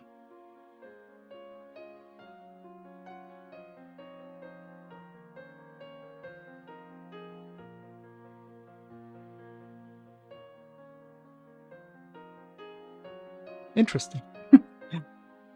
I was wondering about your subscription for 5 months in advance. Is that something that I only see, or is that something that you actually did? Yes. Yes, okay. I think that's unlikely. I think my break is over. You chose wisely. I also don't need my fan anymore. Don't need the...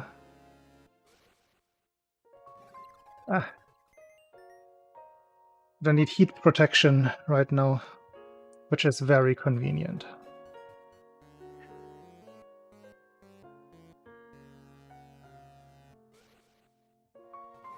Hey, Beast.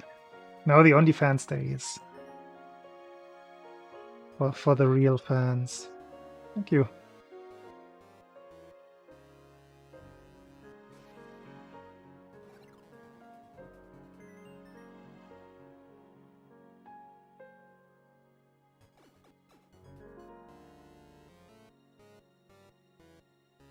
I also don't know how Twitch works.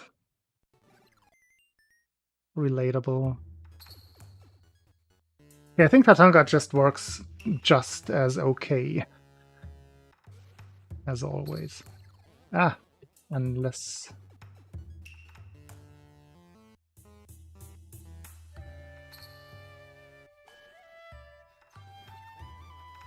I shouldn't have said it.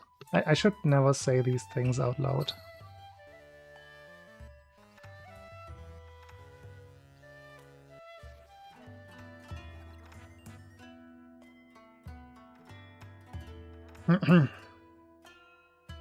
I haven't seen any downright negative changes in a while, though, so that's something.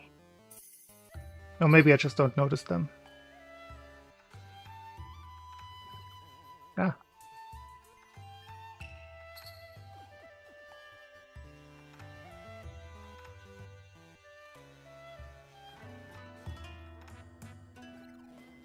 Come on. 2 shots, really?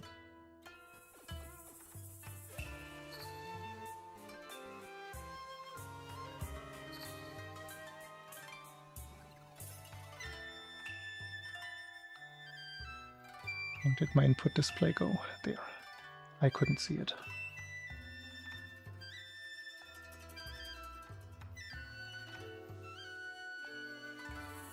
I used the clip thing recently, and I did not think it was worse.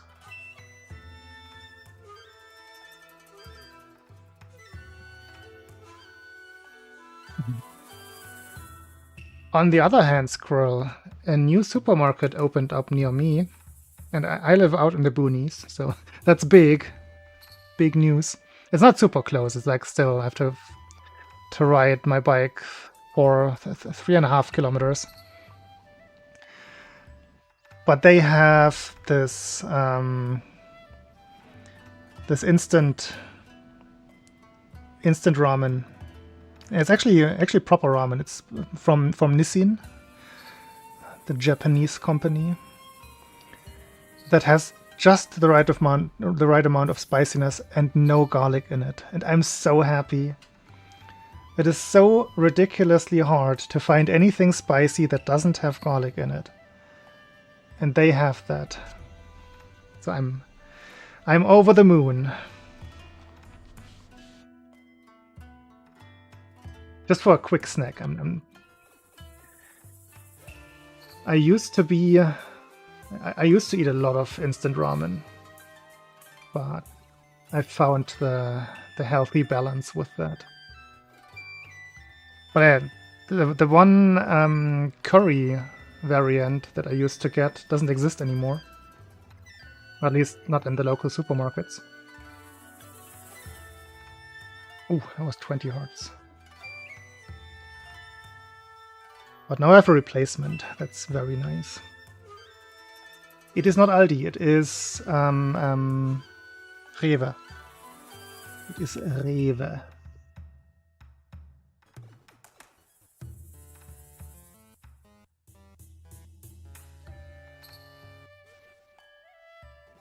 If they opened up an Aldi near me, I probably wouldn't even go. It's like the lowest quality discounter supermarket that there is in Germany.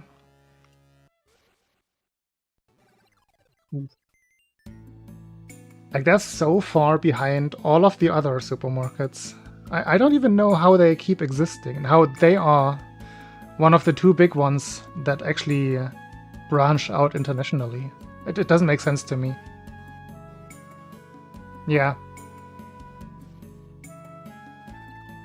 I don't get it. I don't get their business model at all.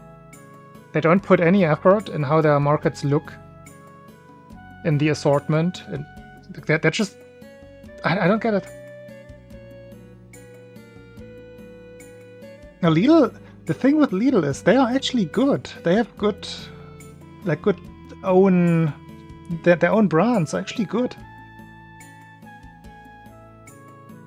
Like, not just they're one of those like combi markets that have groceries on the one side and then like a weekly changing assortment of everyday stuff, like some basic clothing, tools,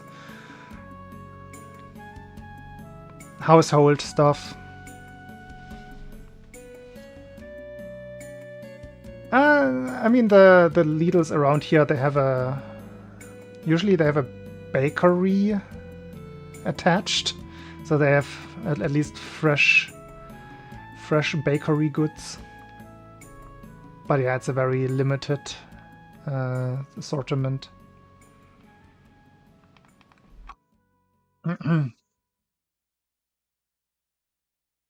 Yeah, exactly, corn.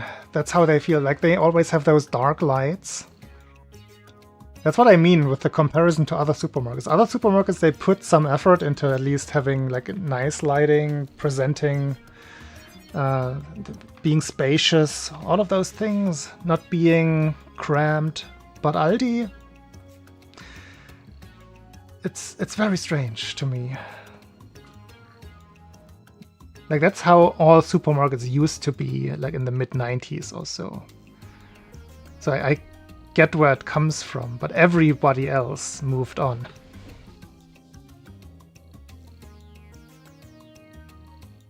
Dang. I guess that's the worst thing you can say about a supermarket squirrel.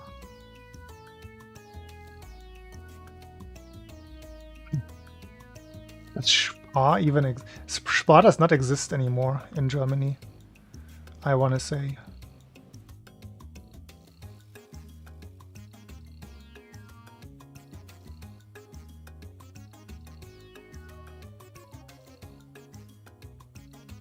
I don't have any Aldis near me to even check.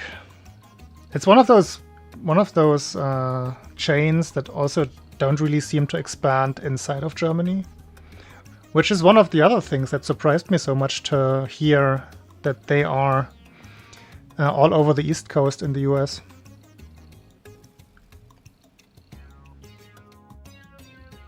And I think it's only Aldi and Lidl out of the big German chains. I think none of the other ones ever tried.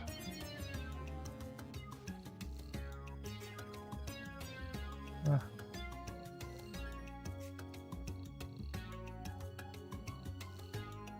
Actually, I don't think Tesco ever made it to Germany. I'm not sure. Maybe some bigger cities.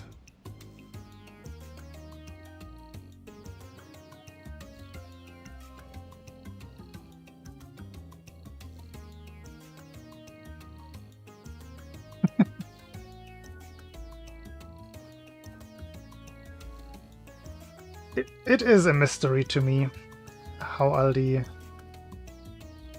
is still around with their business practices.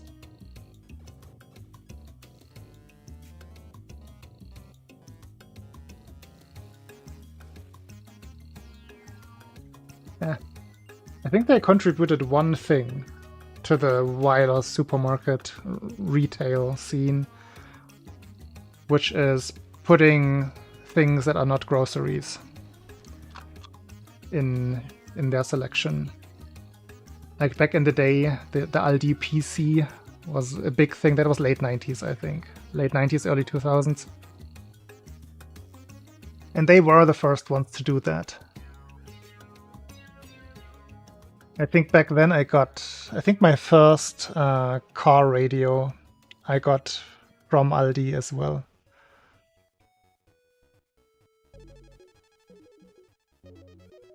They had those cheap electronics that were still good-ish, usable good. And as a 18, 19-year-old back then, that was exactly what I needed. I didn't need any big brands. I needed something that I could actually afford.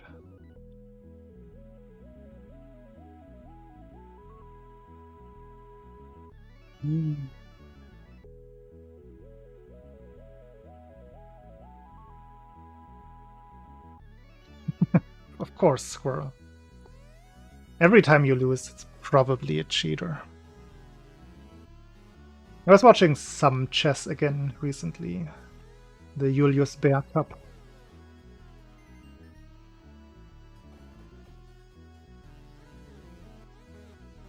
Medion, yes, that's the one. That is exactly the one. They later were also available in our big electronics markets, not just at Aldi. Like it became a proper brand, but I'm not sure if they're still around. I don't go to physical electronics markets anymore. Yeah, it was a big thing, big change in the German retail scene.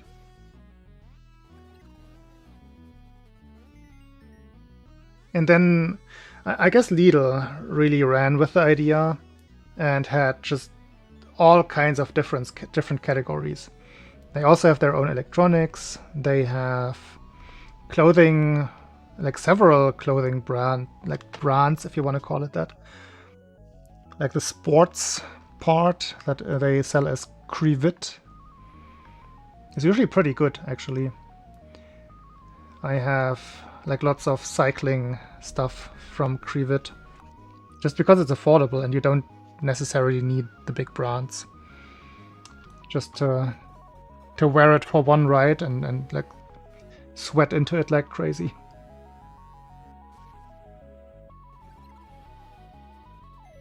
I don't need something super expensive just for that. My bike helmet is from Lidl. It's also Krivit.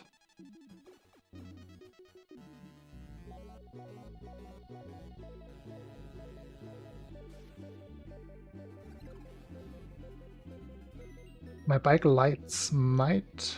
Let me check. I have my backlight right here. Forgot where I got those. I think I have those from... I think I ordered those online, though.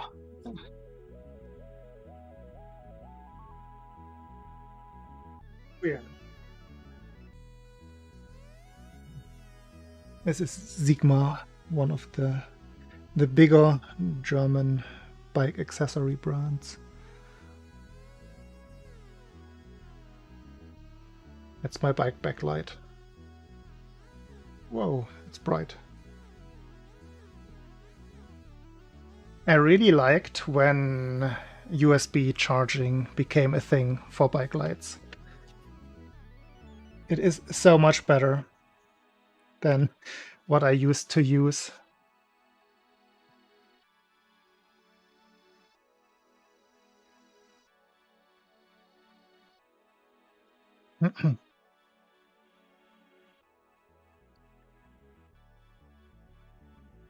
I think it also depends on like what specific market you go to. My parents, for example, always buy fruits and vegetables at Lidl, I think, because they prefer it compared to the other supermarkets. I haven't really noticed a difference. I usually buy apples and bananas and a little bit of salad. I wouldn't know what kind of metric even to use for quality there.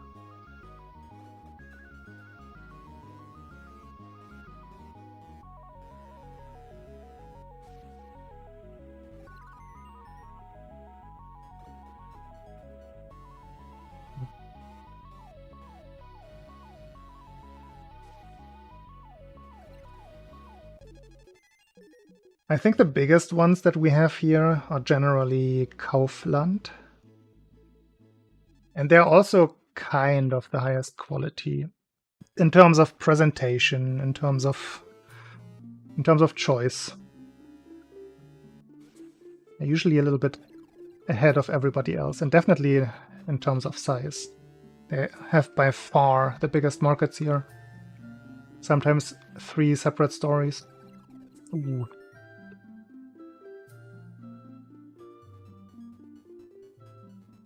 But yes, Spar existed in Germany. Of course, it's probably a German brand. It's a very German name. But at least in my region, I don't think Spar still exists even.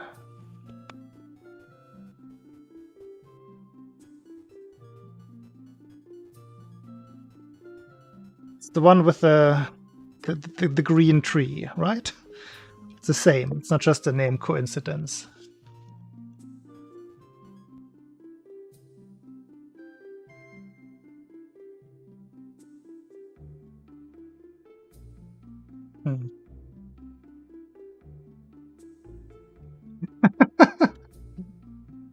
Yeah, if you have to break it down into such small detail, you have to go to buy tomatoes from a specific market and different vegetables from another, then that's a little bit extreme. That's what I wanted to do. Yeah, that's the one.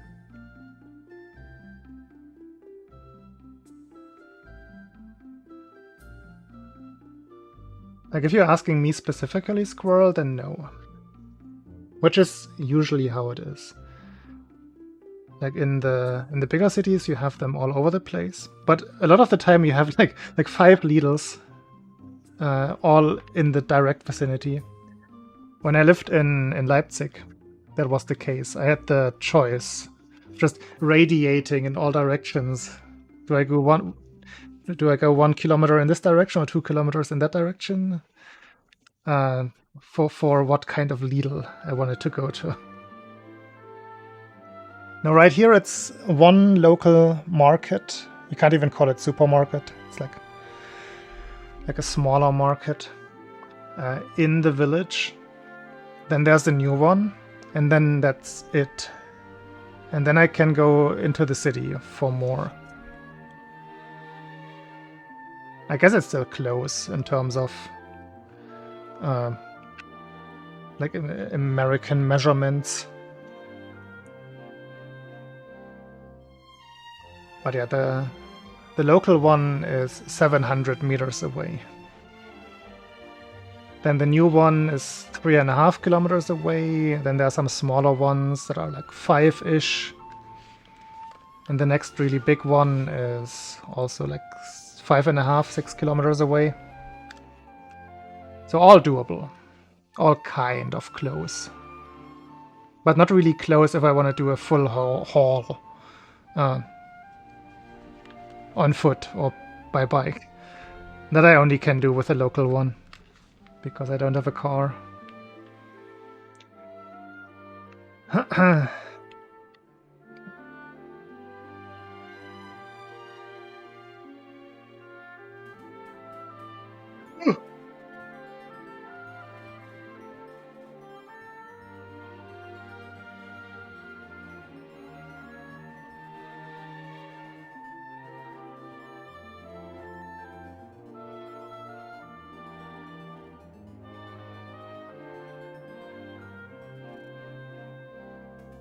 We forgot that I had to set up for the slide there.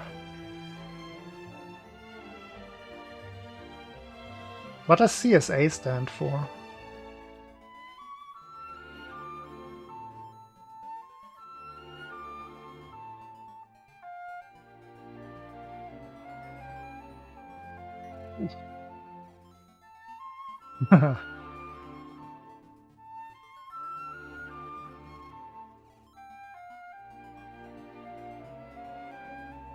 Ah.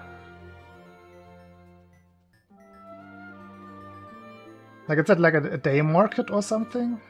Where they sell the fresh produce?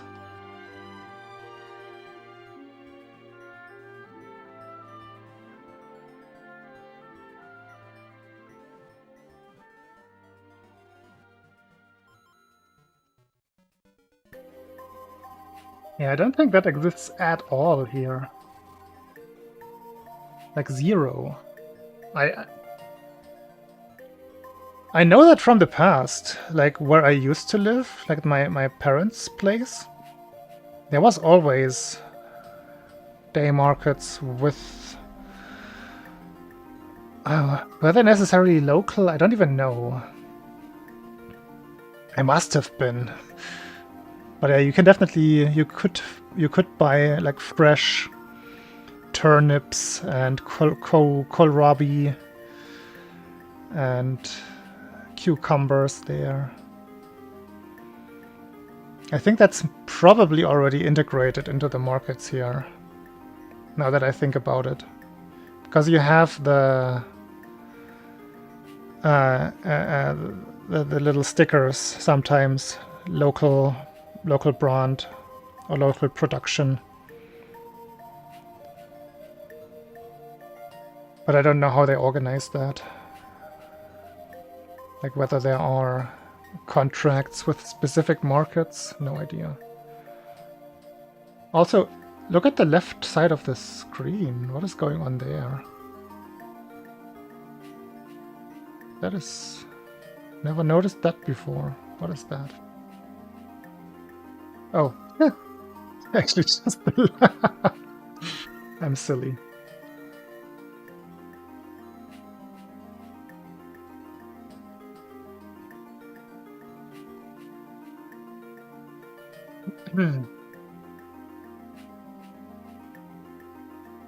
Hello, Sarah.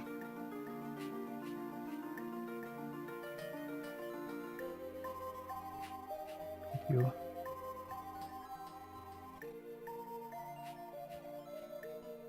What I want to see is that always there when you start the level?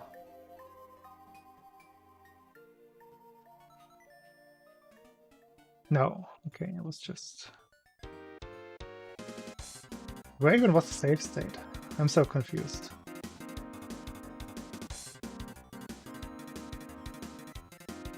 Oh wait, it was right here. That was the one. No. No, it was upstairs.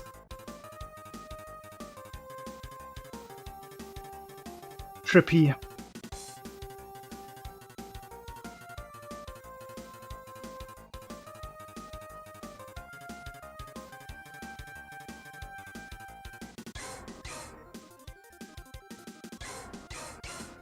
That's a good Super Nintendo song. Sound, that's what I mean. I remember this very sound from Turtles in Time.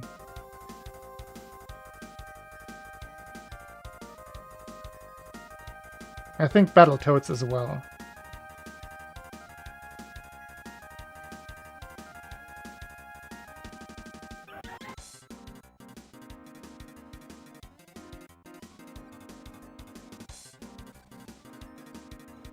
What is it? Alliance.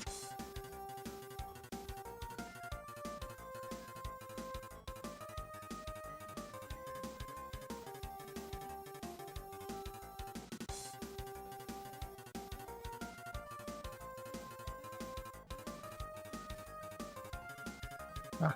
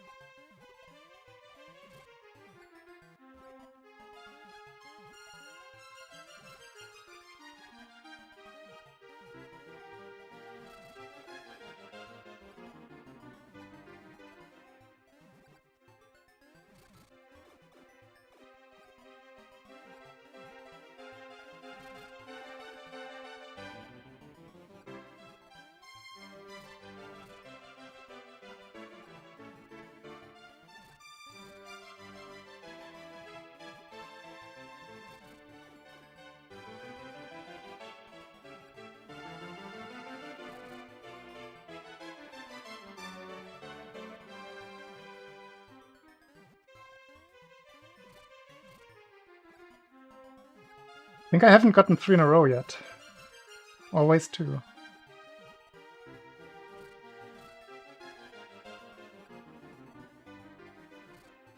Ooh.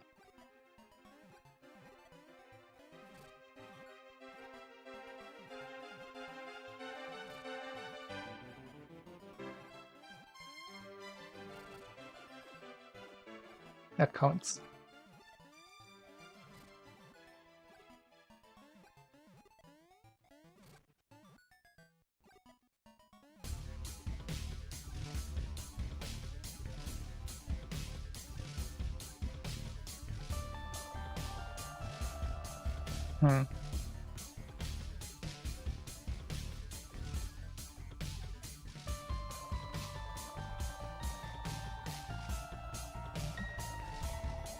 Doesn't work.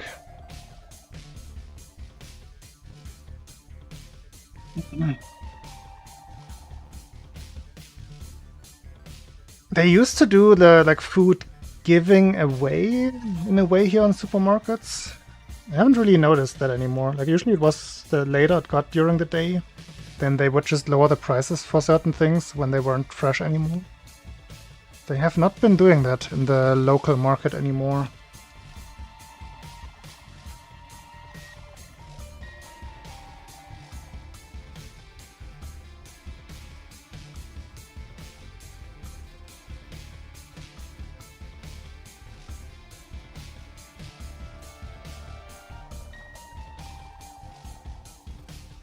Yeah.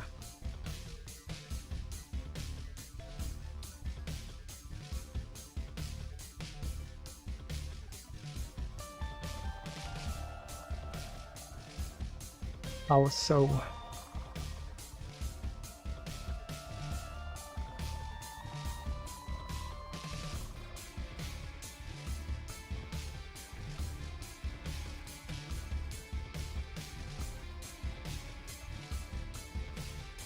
No. Can I get the third one? Let's go.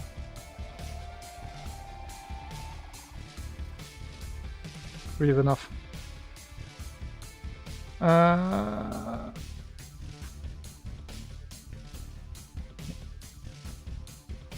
Practice this one properly now.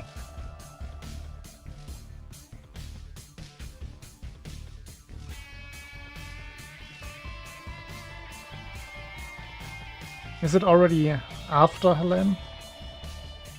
Or is it still in the middle?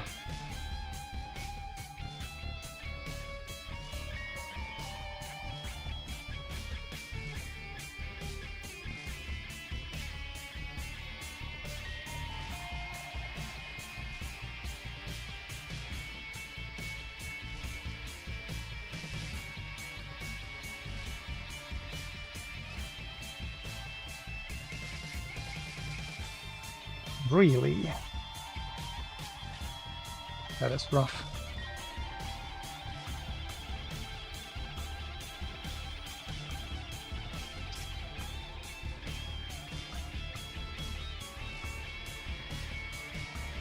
I mean, it's not too surprising.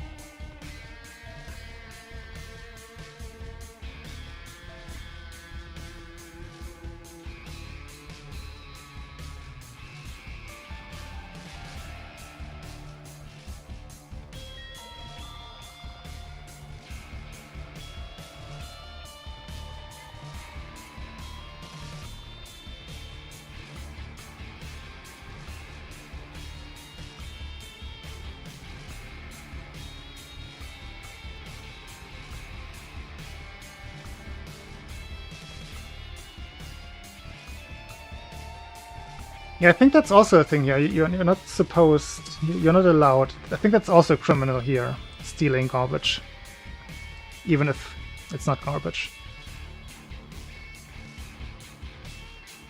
Yeah. I mean, isn't there a weird statistic that with all of the, like just the crops that are thrown away in the US, you could basically feed the entire continent of Africa every year? Isn't there some crazy statistic like that?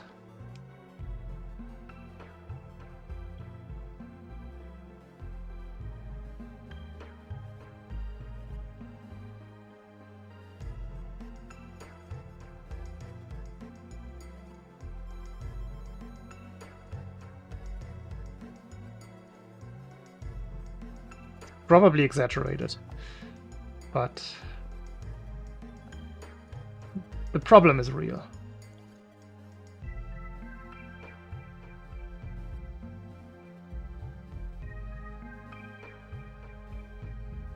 Ah.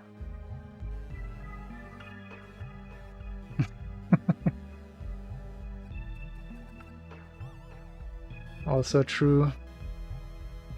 In Germany, we have a weird situation where, well, I guess it's not that weird, it's probably quite common around the world, but agriculture just doesn't really pay for itself here. It only works, like you can only compete with imports if you get heavy financial help from the state. So like every German farmer pretty much rely, unless they have gigantic areas, fields, whatever, they completely rely on state subventions, on financial helps here. Or they do the combined model of basically renting out their fields for solar panels.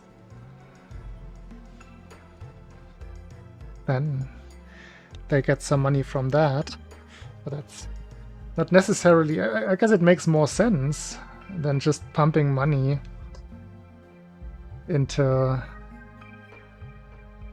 this, also half talking out of my ass, but it just doesn't seem to, like, certain things just don't seem to grow well enough for them to be viable and lucrative here. But I still want to do it because they've always done it. It's the feeling that I'm getting. It's those like family tradition companies, like small farming companies.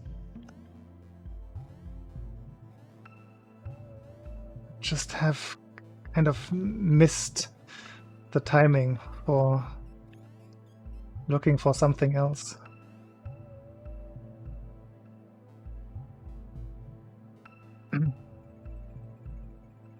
Yeah, big ones, like big protests, where they actually drove hundreds of tractors into Berlin to then demonstrate in front of the German parliament. That did happen. It was like 2 years ago, the big one.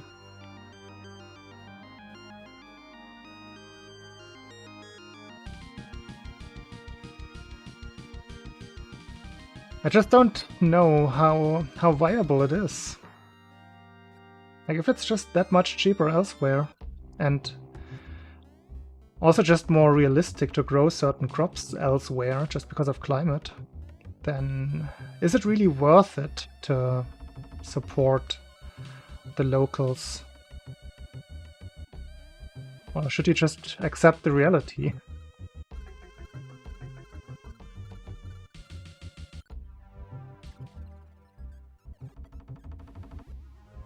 I don't know what is actually better. I just feel like we're already connected enough in the world. Well, at least at the moment. For some things, at least. Then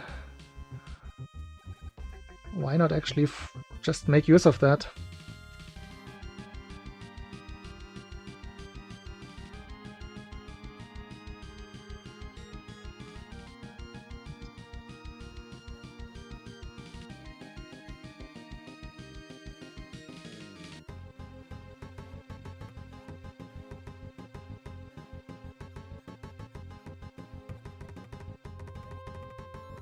Yeah, I also wouldn't want to make a blanket statement. Probably big differences between certain products.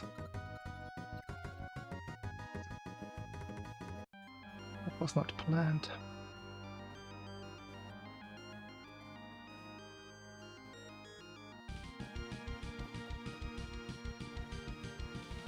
Because obviously it's very hard to differentiate between like a good production elsewhere and an exploitive one.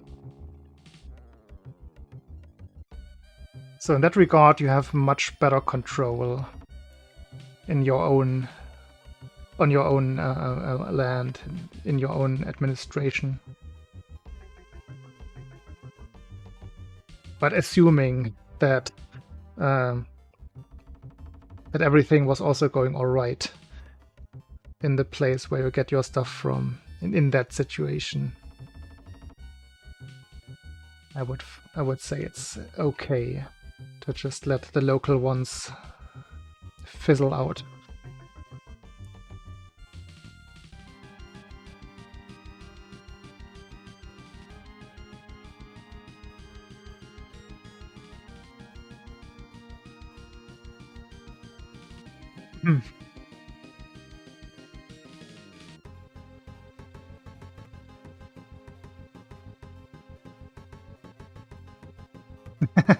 Nah, I think they're just proud farmers that just got the tractors from their solar panel money.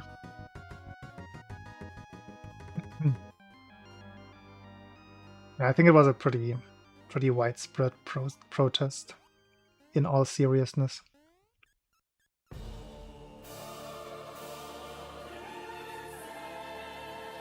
But I don't think we even have those like big agricultural companies in Germany. It's usually very local.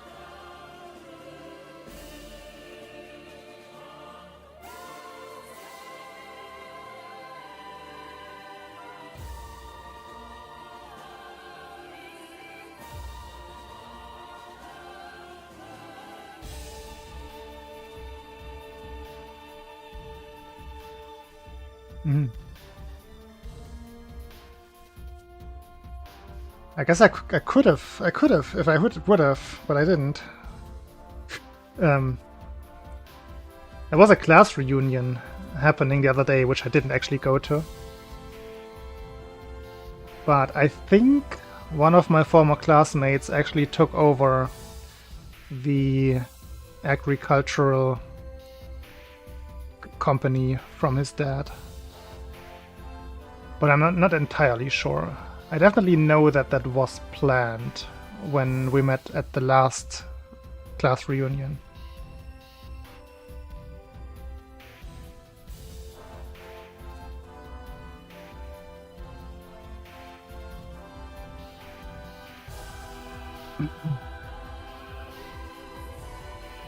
That would be a very small example, like the smallest pretty much. Small village. Tiny area.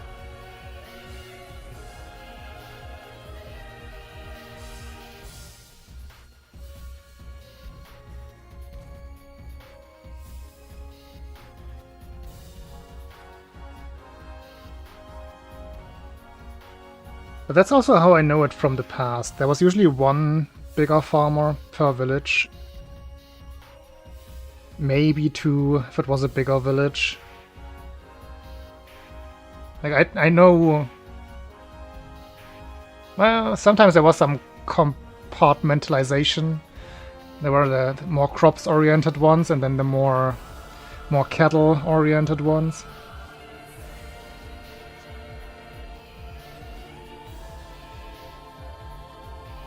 But yeah, from the village that I come from, I know, and it is a bigger village in terms of like village size. I know of 3 families that had farms.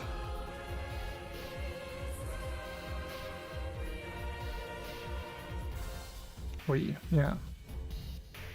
And only 2 of them were somewhat bigger. I think the third one was pretty much only for self-sufficiency.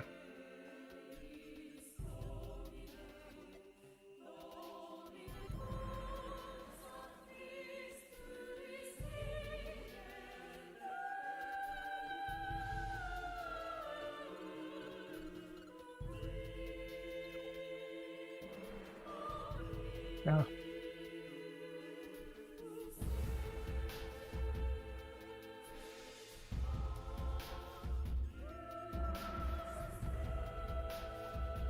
Yeah, now that I think about it, there's a big field next to my parents' place. And I have no idea who manages that field. And has been doing so for the last decades. So that must be a bigger company. But I don't know who they are. So I guess that must exist.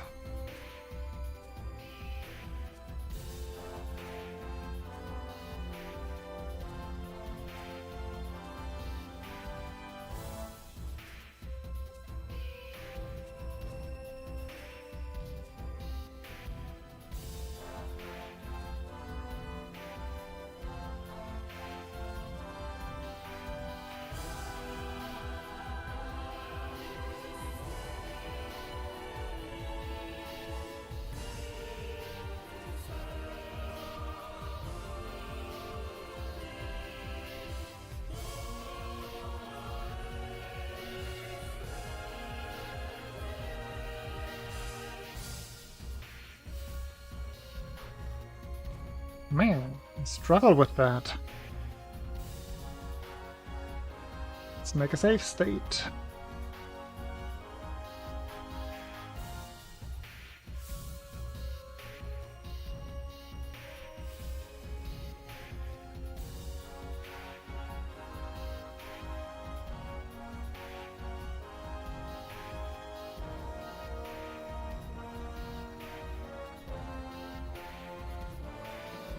Very uncommon.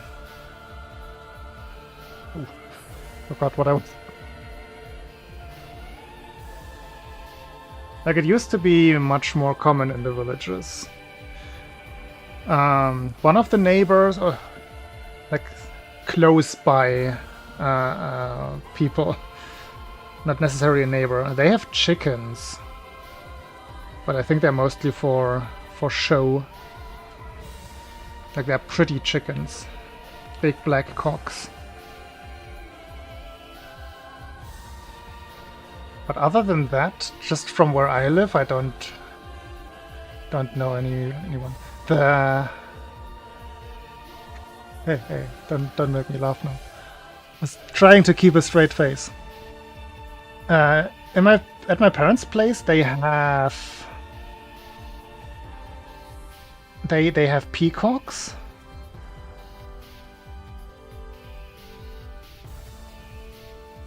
And I think there's a Nandu farm in one of the close-by villages. Some of those farmers, or the farmer families that I mentioned earlier, they still have some cows. My late uncle was a farmer himself, actually. He had mostly pigs and sheep. But that's really like leftovers from the olden days.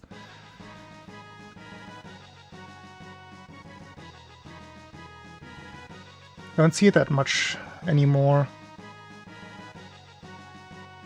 The one farmer in my parents' village, I think they only have chickens, geese, and rabbits nowadays. I don't think they have anything bigger. Maybe sheep every now and then, but I was there this summer. Like, I walked through their fields. There was nothing bigger. I would say in general it's becoming very uncommon.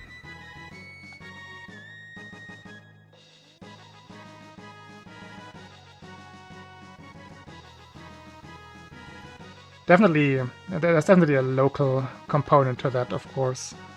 It's just around here, it's probably even less lucrative than elsewhere, because everything is a little bit smaller, and the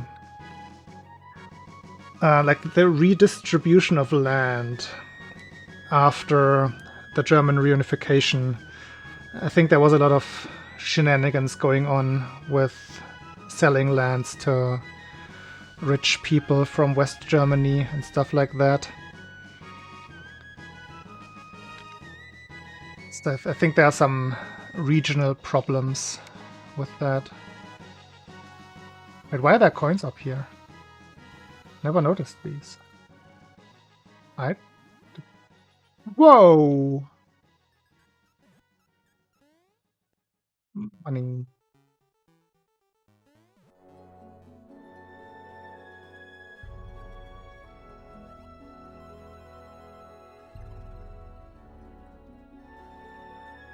Hey, did you know? I didn't know.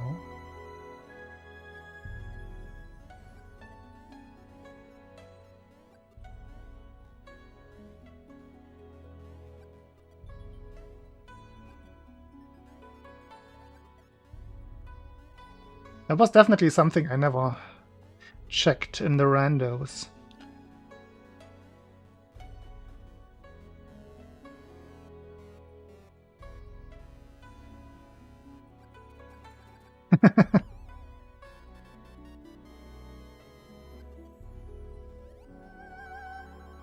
I'm still not sure how well SML2 fits into the combo misers. I think it's rather annoying to look for items in this game. Like in that specific setting.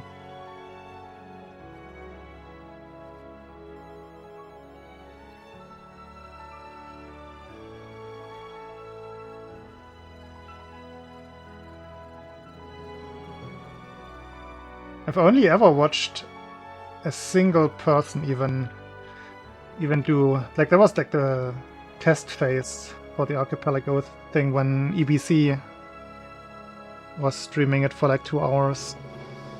Can't imagine that this game is very popular inside of that archipelago thing.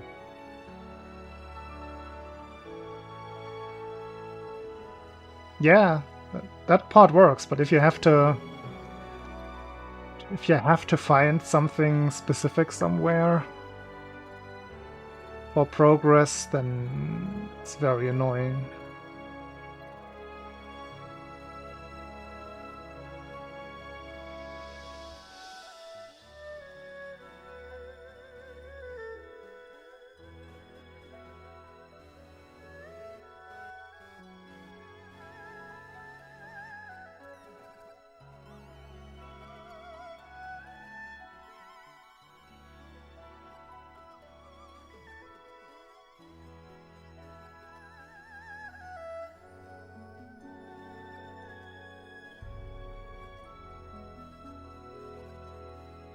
I think rando in this game just mostly works because of the... or it best works in a race scenario.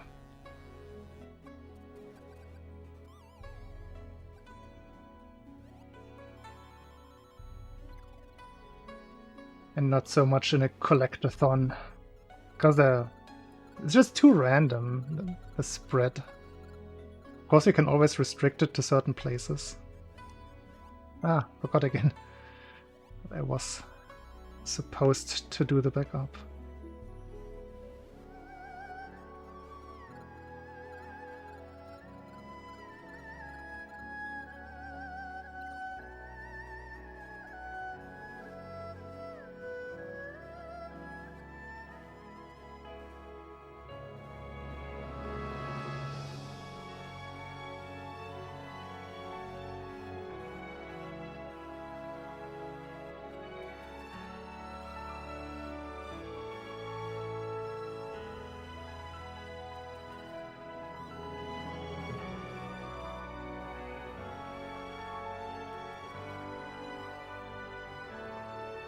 This is a level that I usually don't practice.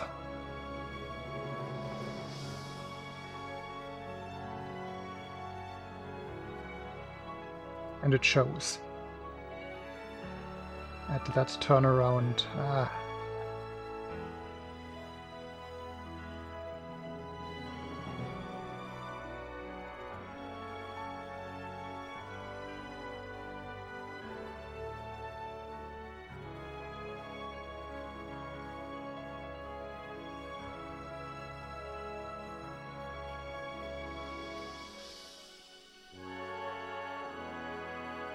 Let's see if I can save state of 55.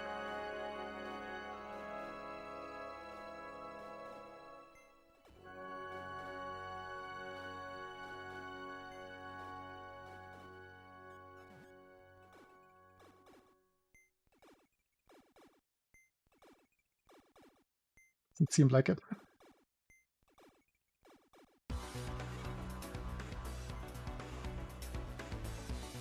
Can't even do the jump. Jeez. Nope. It's not the turnaround that I need.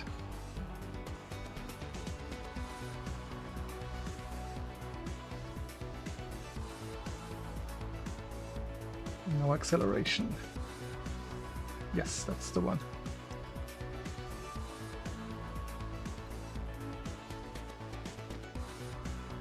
Doesn't matter for the in-game time.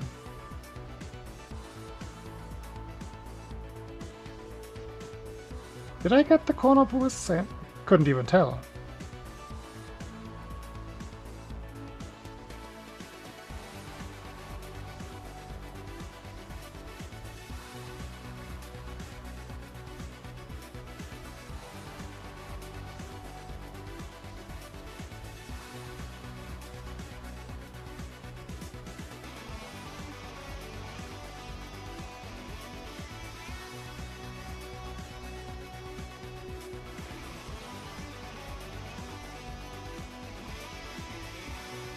I think I just didn't get the corner boosts.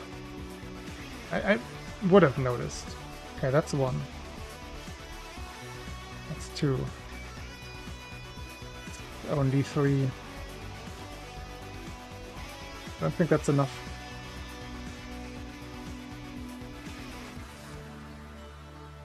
Oh, well, never mind.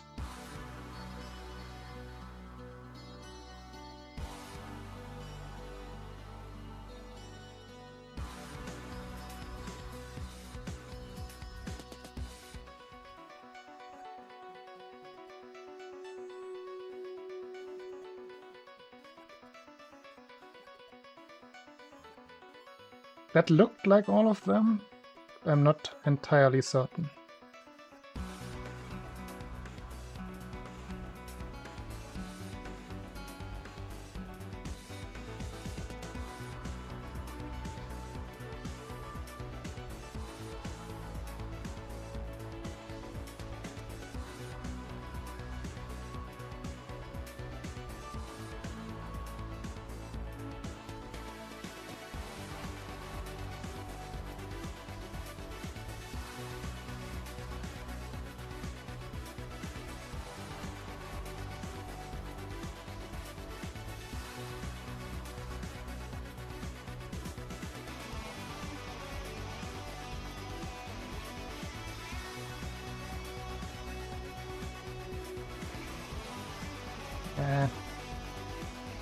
I missed at least one there.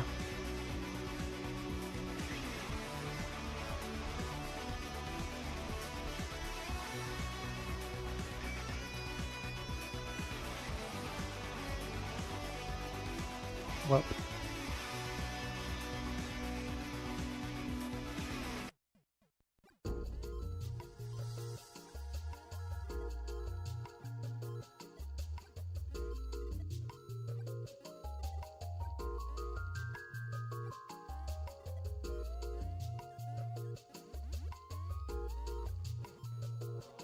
We missed.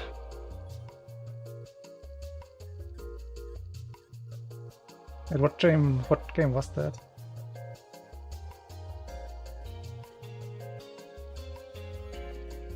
Did not pay attention.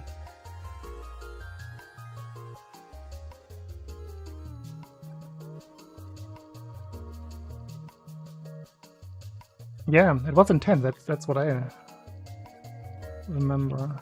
I didn't check what it was.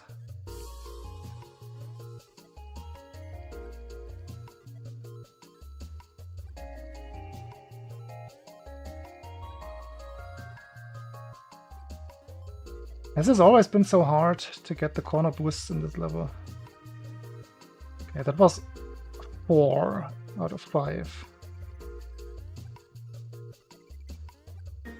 Oops.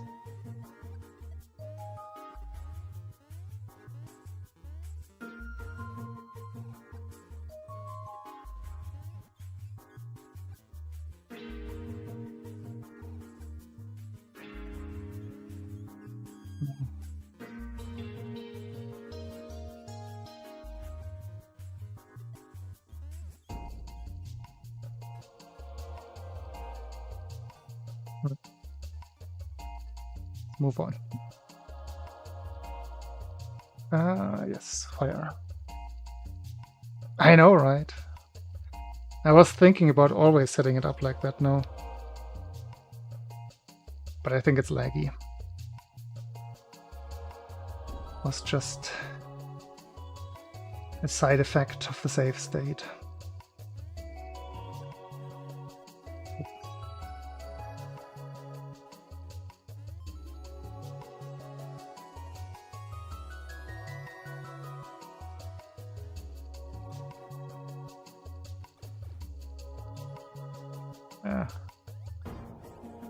Bonked.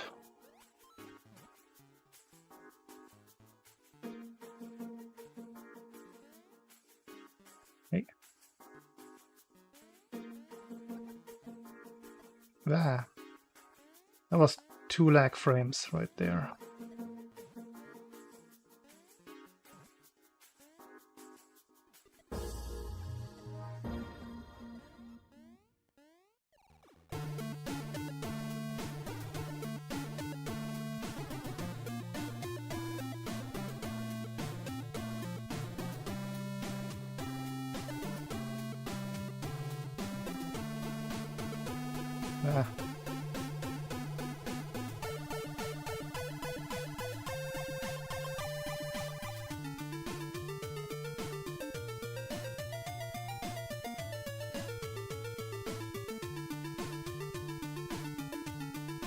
That is not a 34.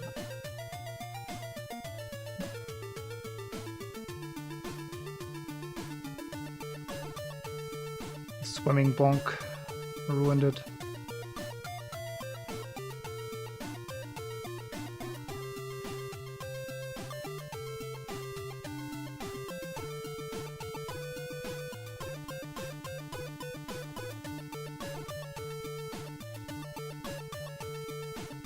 Low.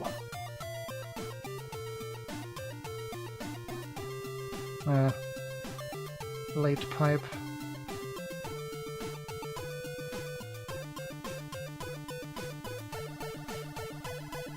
Nope.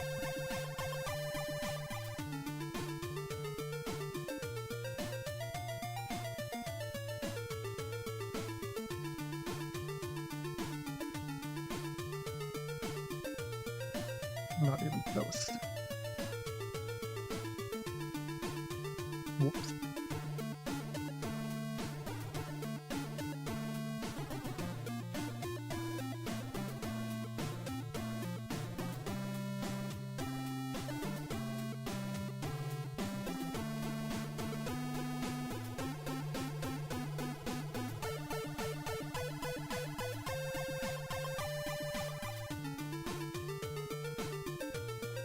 I think that high jump is already too slow for a 34.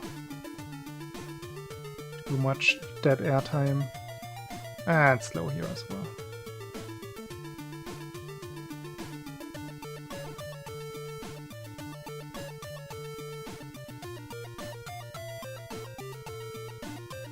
Yeah, no.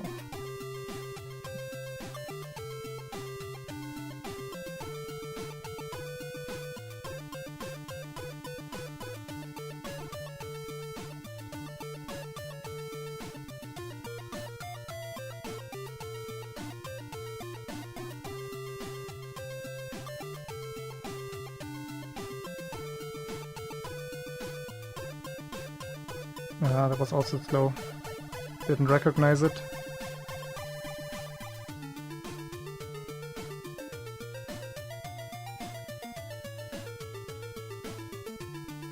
Yo, all 3 corner boosts.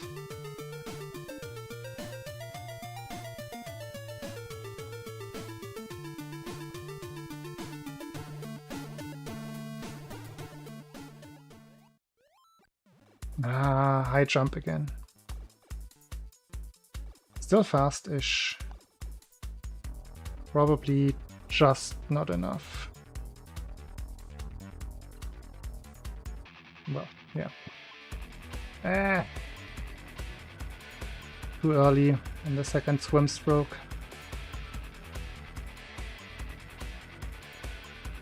Ruined. Yeah, that would have been it. Pretty sure.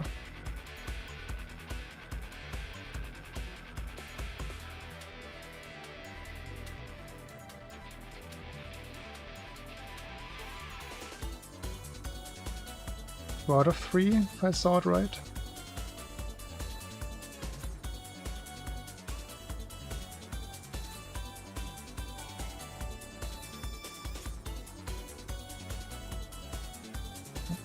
Better jump height. Perfect pipes.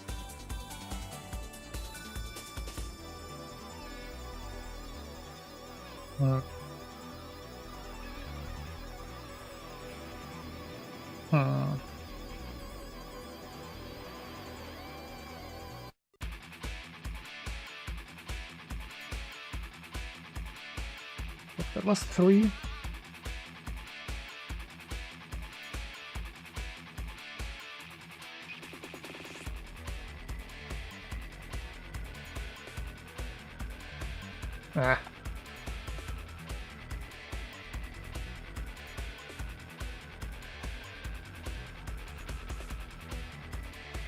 This is just an unlucky setup here.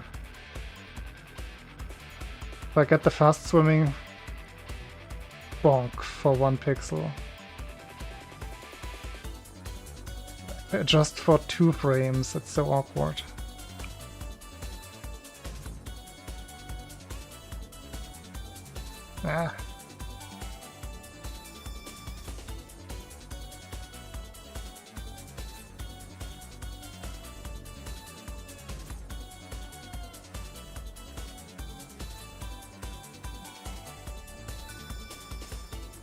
I think that's still okay.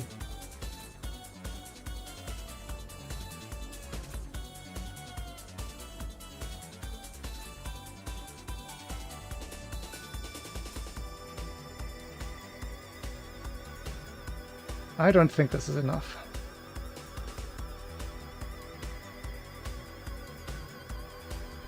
It is. Oh.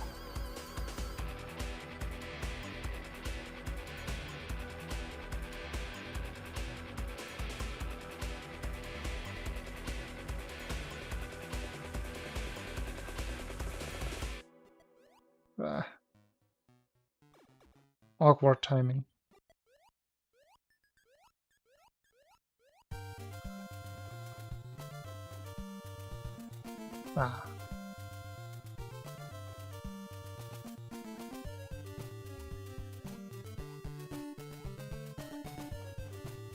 It was too far away. What? That looked right.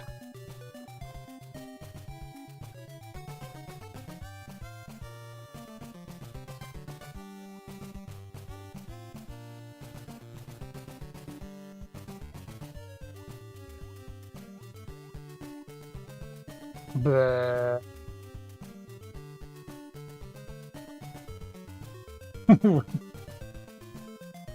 Are you very relaxed right now?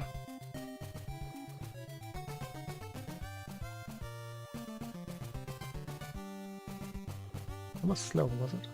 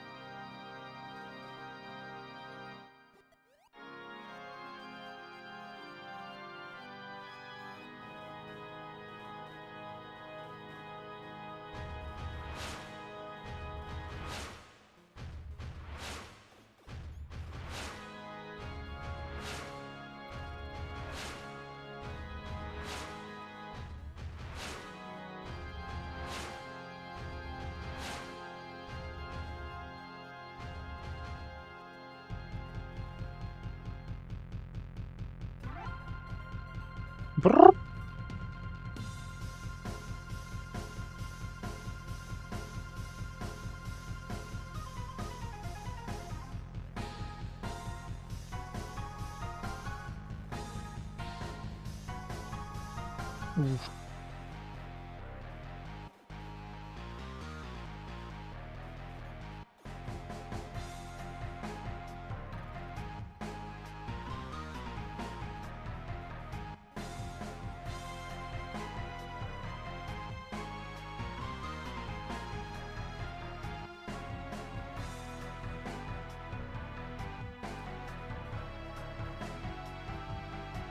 Line.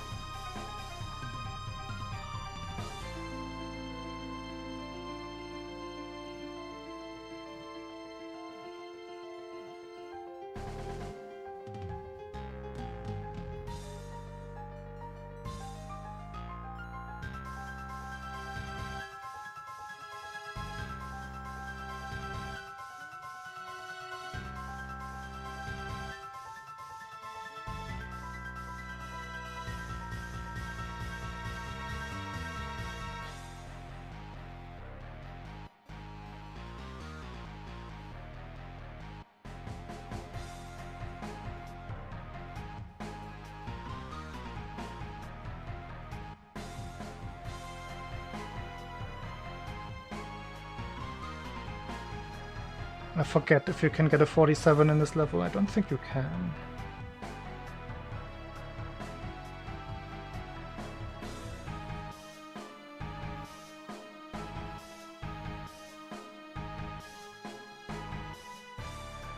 Those were ideal quick drops, so whatever I get with this is the optimum.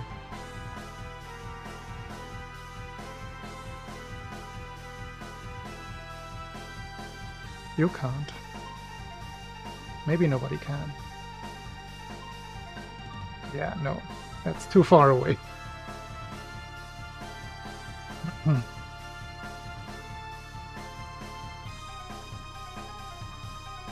Whoops. Now, can I still save a 46 with this one?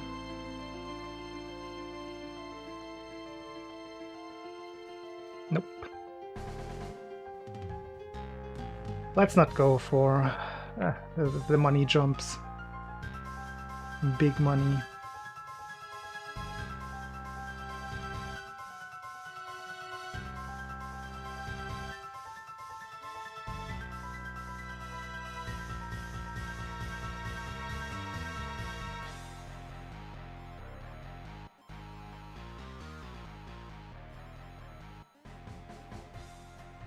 Whoops. I actually think you can get 47, but I don't know the setup. I can try to wing it.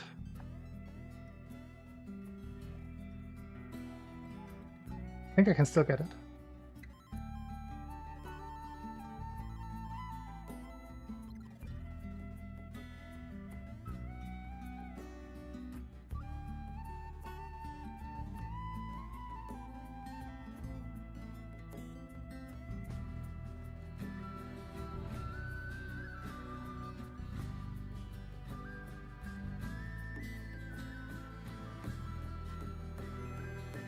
Ah, 46. No.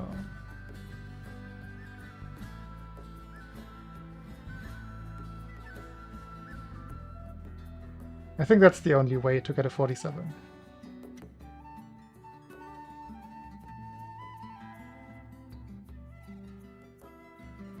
Retro achievement strats.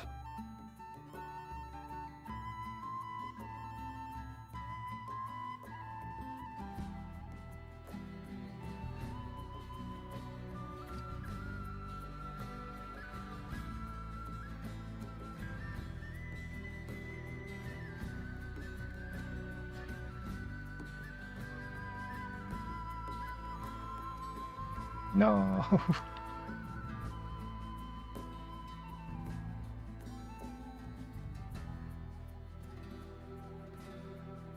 Hmm.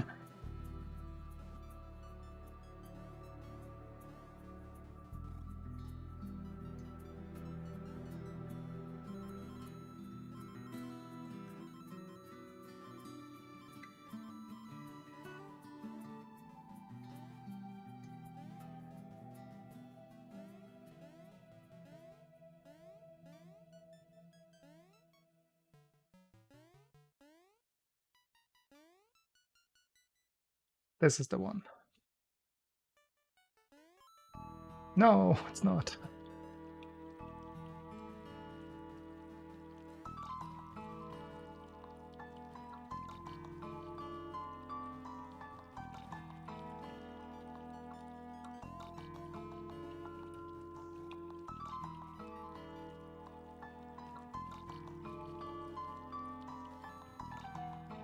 Rough.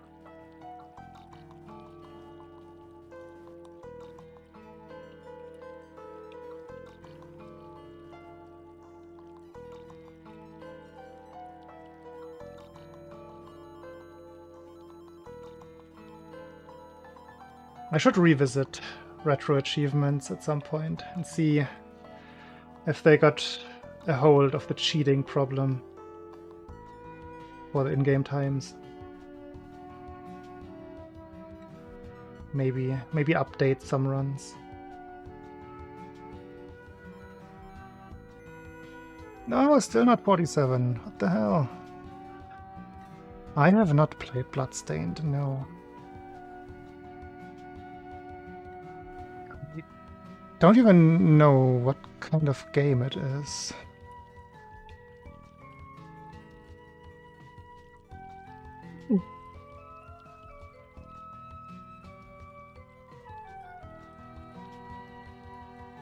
Can you even get a 47? No. I want to find out.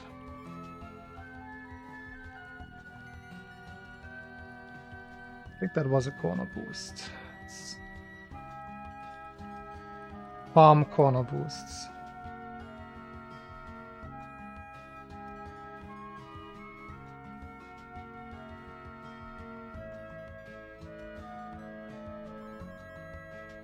If that's good enough.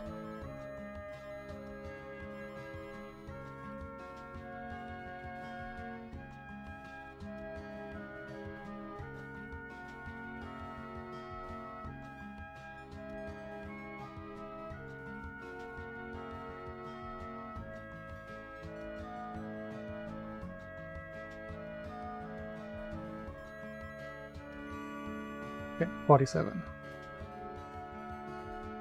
Doable. Gotta remember.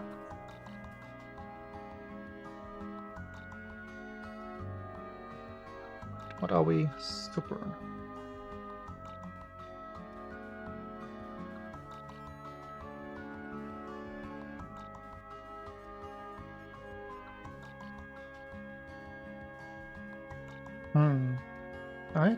I remember that. I know the name.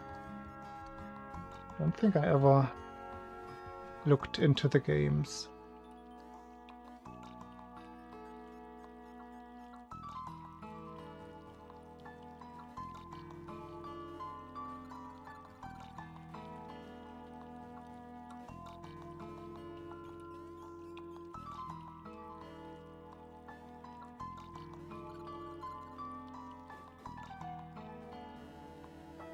It's not something that was ever on my radar.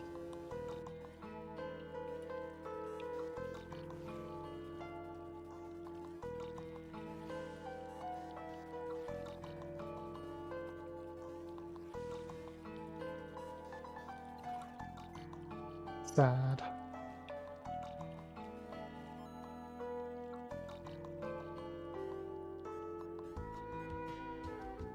There was a corner boost somewhere on this level that we usually don't go for. I think it's... no, I think that's not the one. I think that one is stupid. I think this one is doable here. If I remember correctly. Is it?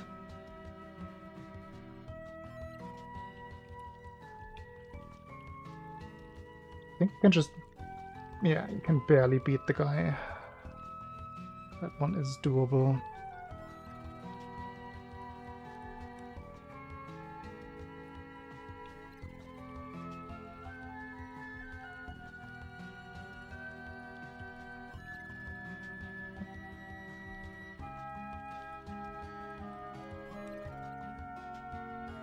How can this corner boost be so hard? Ha!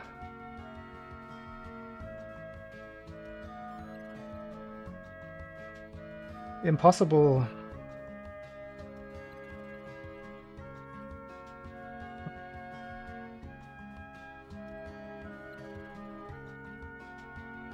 I don't remember if this particular setup is possible or you have to jump over the guy. I think you can land just on the right pixel if you jump over. Yeah.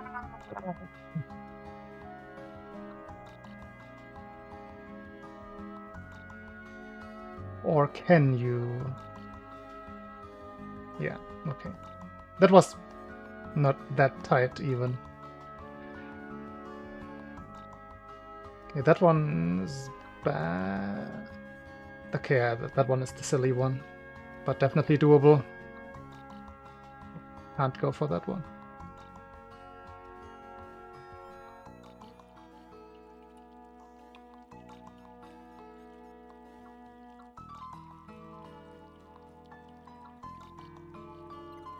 Yeah. That will always get you hit.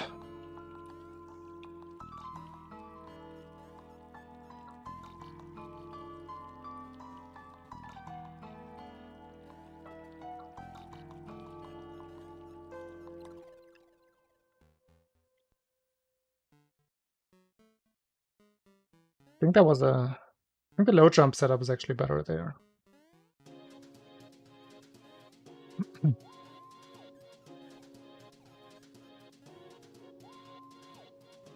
My fingers are starting to hurt.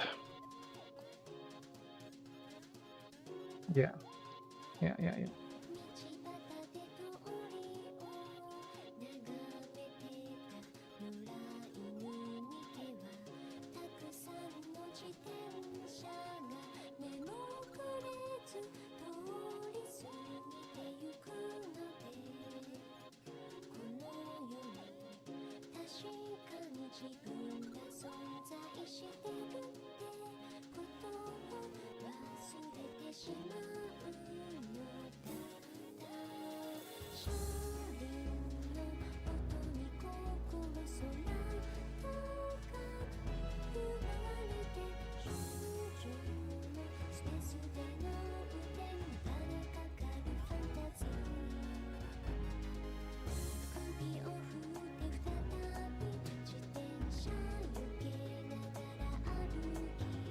I wanted to test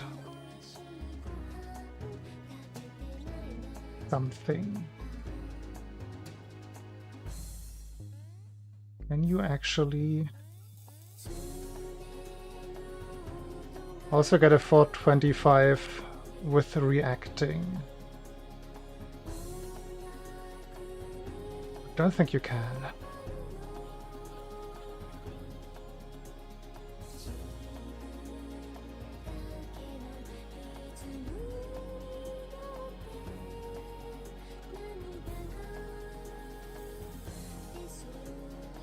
I think I bonked there. Let's first test whether the small bonk... Okay, doesn't matter anyway. Yeah, let's optimize the setup here as much as reasonably possible.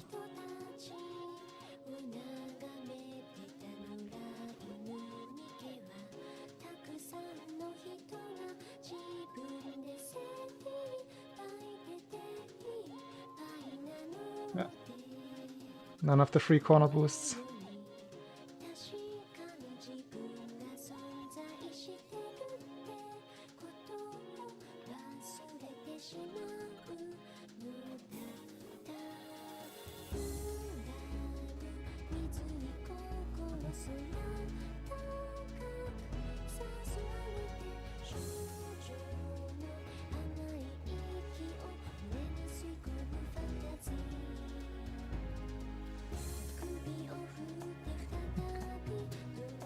Now, what about if we react?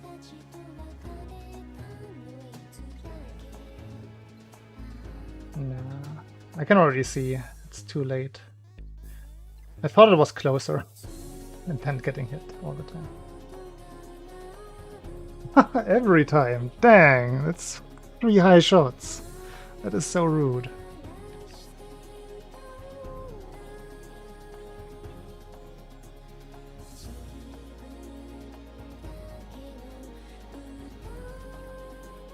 React, not anticipate. I was trying to cheat.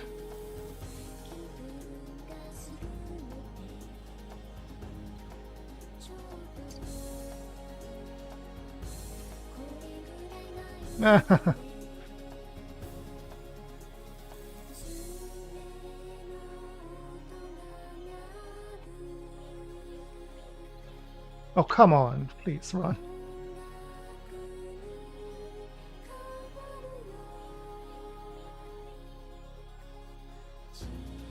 That is very slow.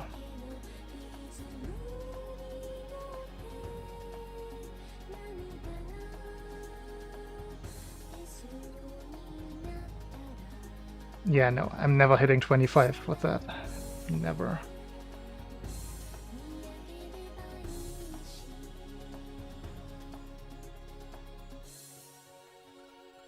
Whoops.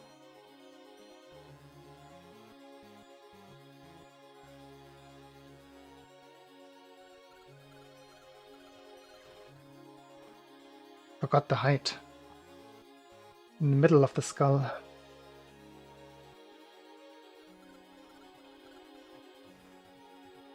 What?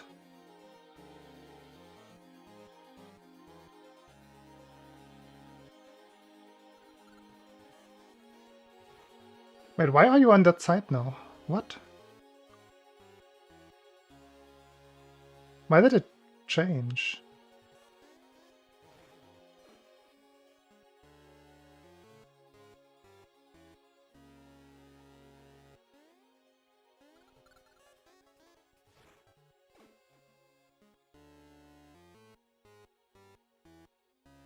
That usually... I thought that wouldn't change it.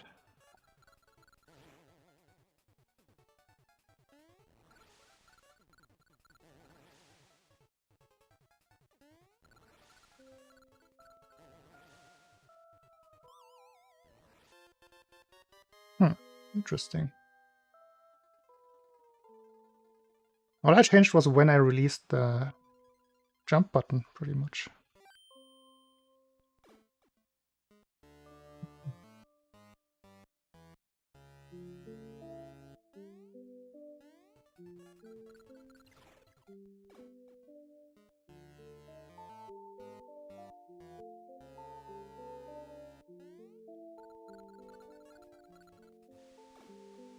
This one's consistent.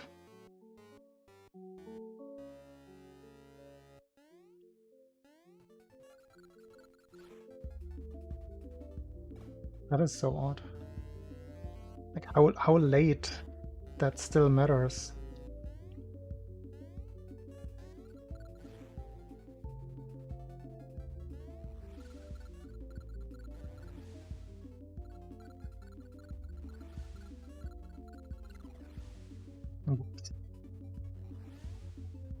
Yeah, higher than I thought.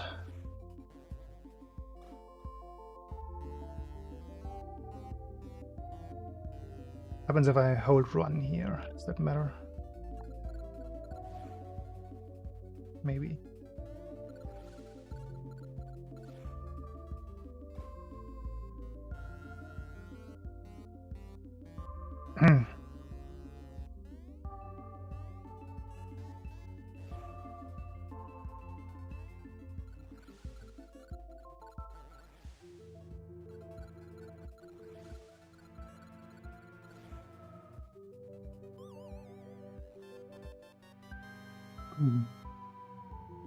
I might switch to fluttering for round 2 and 3.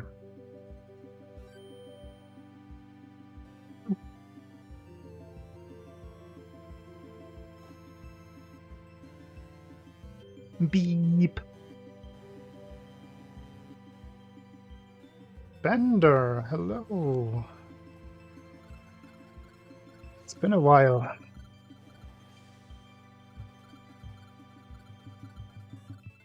I think the turnaround is a little slower with the fluttering because of the lack of downward momentum.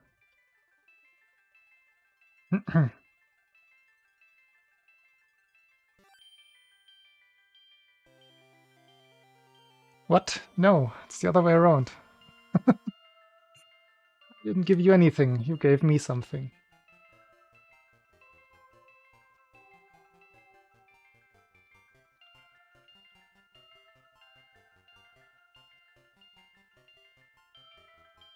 Mirai Shonen Conan? That is not my recommendation. Is it? I don't know that.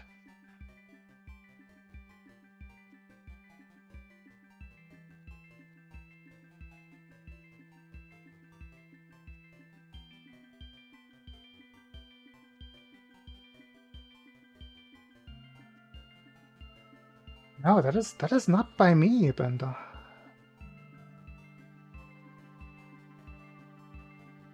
Because I don't know that. Do I have to watch it now?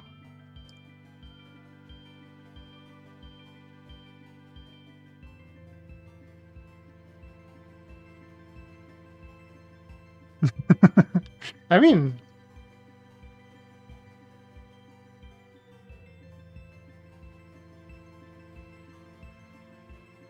It doesn't necessarily look like the thing that I would recommend. I am carefully curious.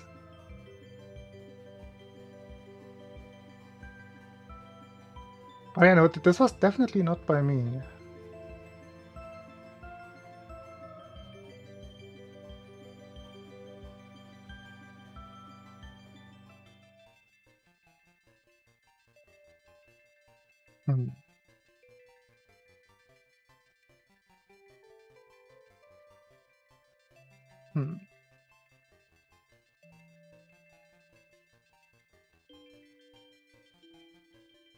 Let me check what other shows the director made.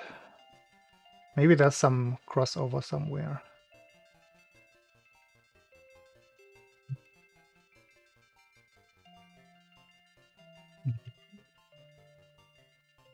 Yeah, then I have no idea what to even expect.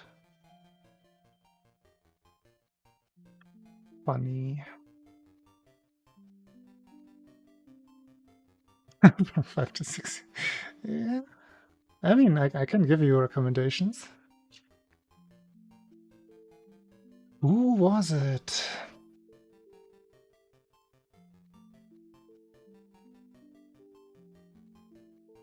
Do you know any other old people?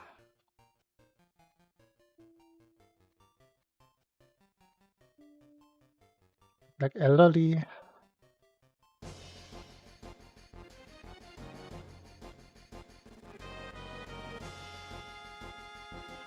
Oh, now you definitely want me to watch it if you say that.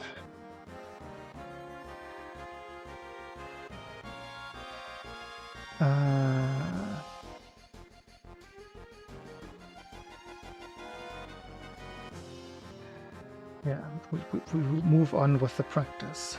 I wanted to actually practice the ending part of this level. Oops. Ah! Guess I'm also practicing the beginning part. Actually, I haven't watched a lot of really old shows myself.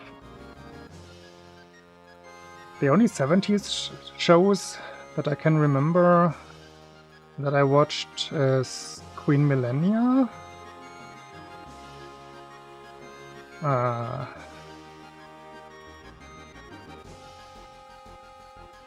Oops. I guess Captain Future is... No, that's early 80s, right? Heidi, probably.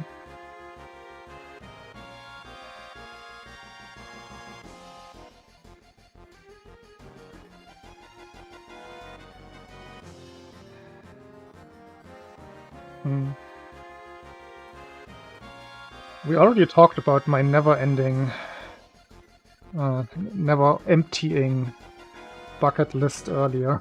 There's a very low chance that I will ever get to it, but I'm gonna put it on that list.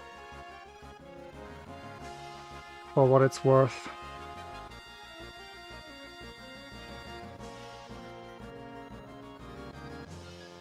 I'm forgetting my timings on this level.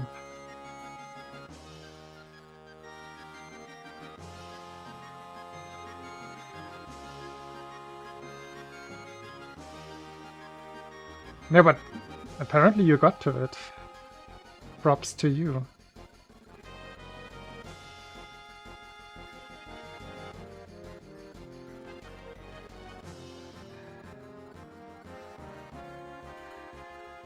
See if I can make a...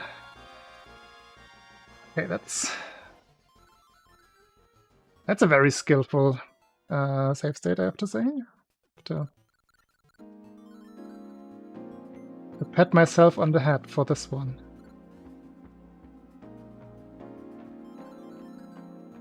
On the head? On the back?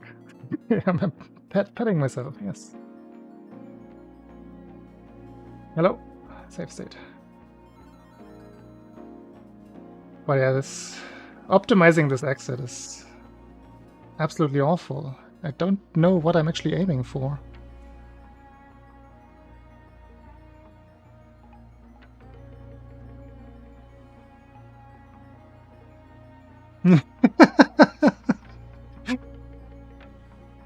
That is some weird jumbled up memory. Just when we met in C7's chat, when you also had forgotten that you sent me your old PC. That definitely served me well for like 2 years or so before I upgraded.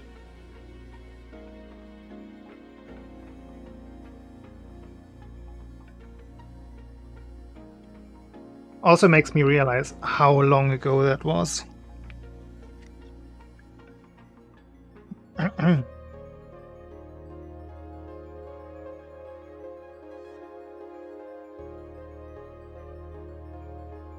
You remember that you forgot. Perfect. But still, the PC is back there. It serves as a stand for my tower fan. For when I'm playing Beat Saber.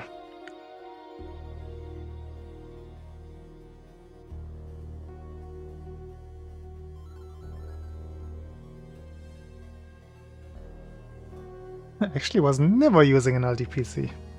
Never in my life. My first PC was a Fujitsu Siemens. Siemens. Oh, what were the specs on that?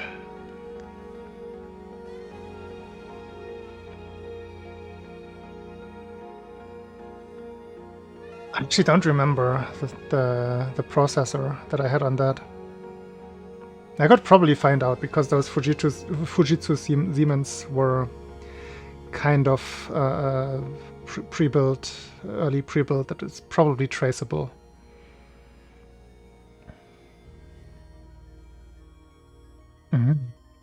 Still in the business of giving away old systems. I have upgraded my PC like 3 times ever since then.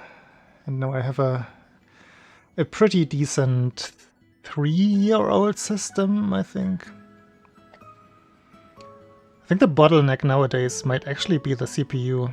It's a 5800X Ryzen 7.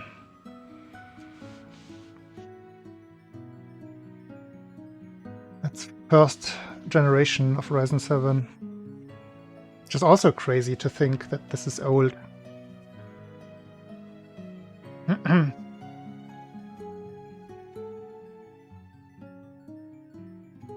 Yeah. I mean, there hasn't been that much movement in terms of processors. think the 9000s are still not out, or are they? I have not been following hardware at all. No, they are out. They definitely are out. They definitely are out. But I'm still not playing anything where that would benefit me. The most intensive thing that I play is Beat Saber.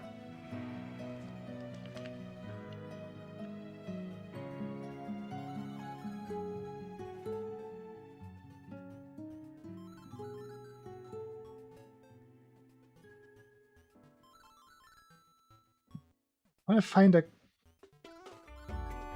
No, can't do that. I thought maybe that was a smooth timing where you start fluttering just as you leap off. That doesn't seem to work.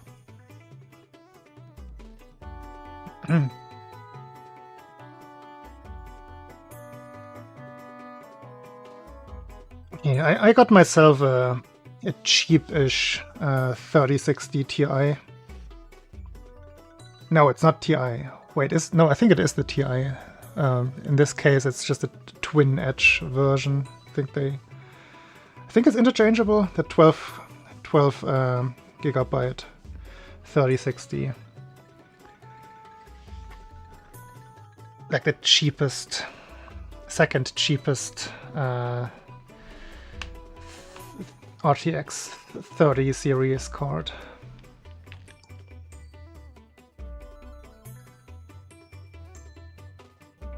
And I think I don't need to upgrade that for quite a while.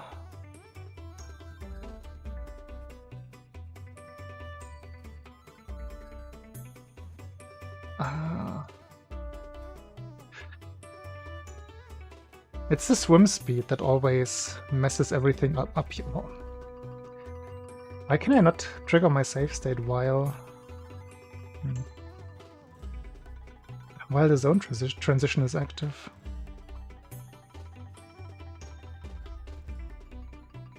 Yeah, I can't load save state there. That is odd.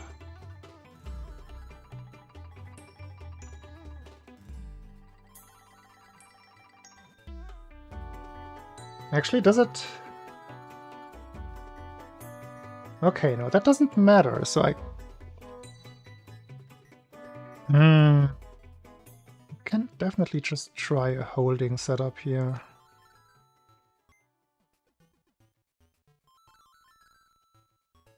Like that. So I start holding when the feet touch the top of the water. A little lower. A little lower. I mean... Of course that still relies on swimming speed. Oops.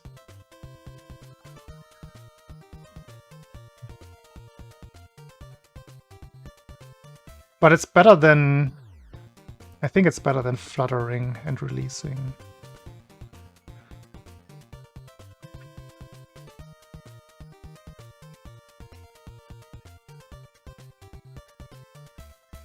Yeah, the most relevant component for Beat Saber specifically is the CPU.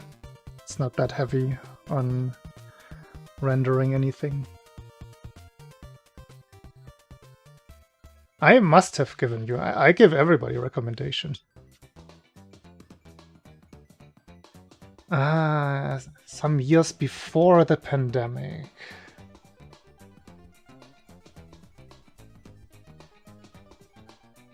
I mean, the one thing that I would have recommended back then would have probably been NHK Nyokoso.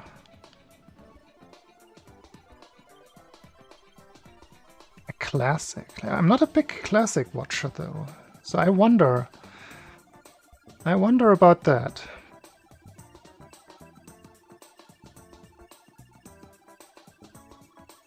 I'm more in the business for the odd recommendation these days, and back then as well.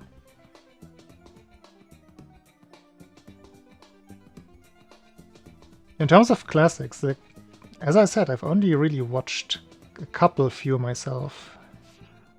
And mostly the ones that I already knew from German anime television. And HK Niyokoso, yeah.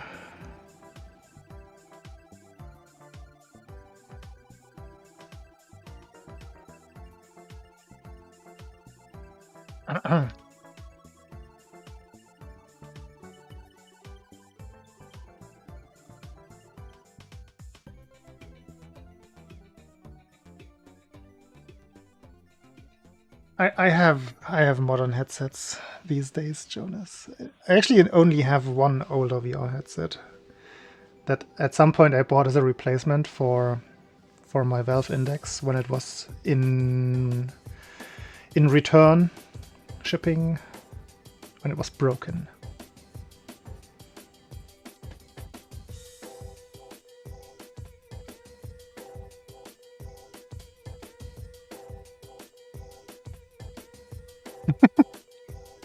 I can show you my headset right now. Because I have to give my fingers a little rest anyway. It's right over here.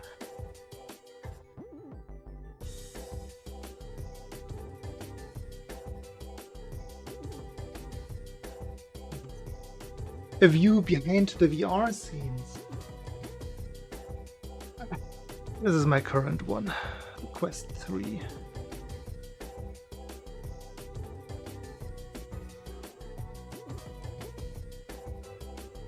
And these are the controllers. Controllers is actually the reason why I got this one. I still have the Quest 2 as my previous headset. And let me show you why I prefer the Quest 3 controllers for Beat Saber.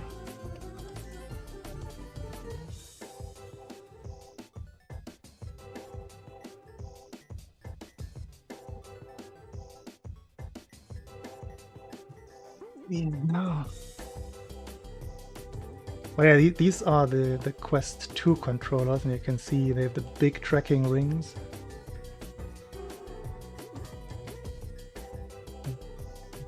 Comparison: Quest 3, Quest 2, Quest 3, Quest 2. I could never really figure out for Beat Saber how to find a proper grip where the controller is well balanced. With these ones it's much easier. Especially with faster movements. This one just has its own will, pretty much. And since I only play Beat Saber in VR, like whenever I use my headset, it's for Beat Saber. Those controllers were enough of a buying decision choice maker. Yeah, meta quest these days, Squirrel. Yeah. VR porn is not for me, I have to say. It's oddly, like, it's almost an uncanny valley thing, but not really.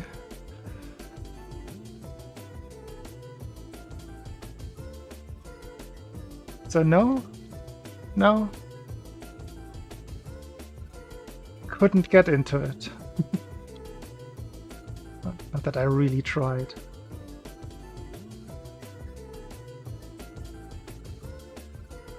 Is that the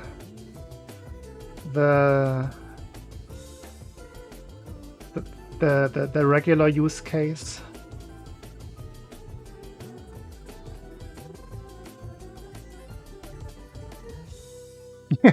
Twitch wouldn't allow me to stream testing that, yeah. I think there are ways around that. My OnlyFans link is in my channel description. Of course.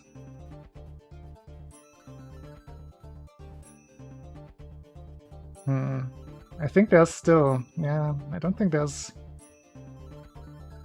ever gonna be a good way to set this up.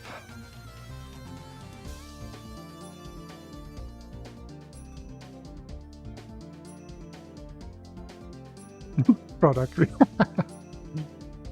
I think there might still be some restrictions that apply. Okay, that is always going to be frustrating then. Losing the odd 0.2, 0.3 there.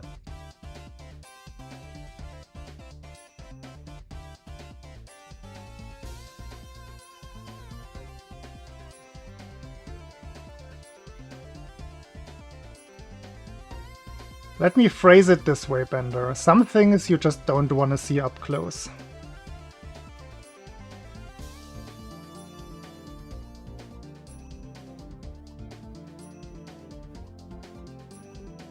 Good bubble swim, and then I ruined it.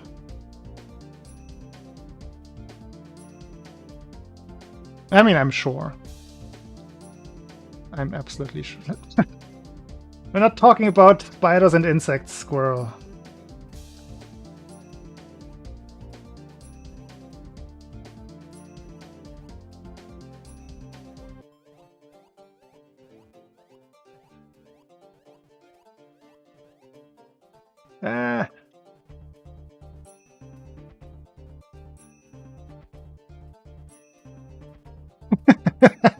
Yeah, just choose the classy people for your pawn recommendations.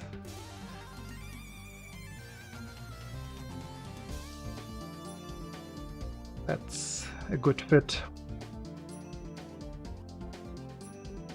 Ah! That's just one dropped input. That's, oh well, I guess a held input.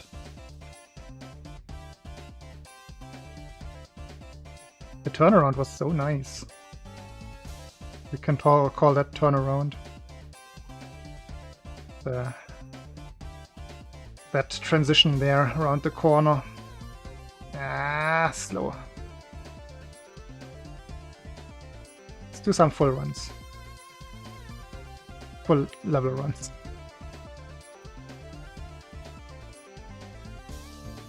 Ah, give me fast.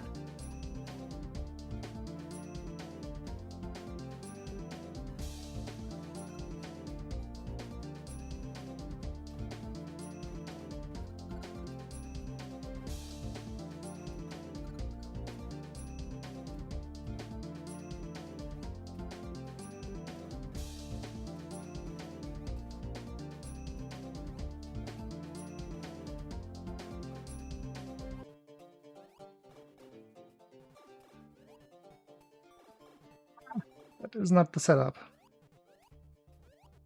Lucky.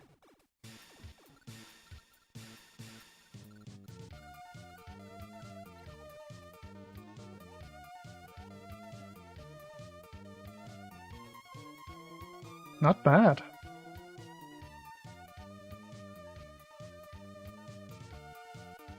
If that would only be the case in runs. That a 503 was that easy with mistakes. Quite a few mistakes, actually.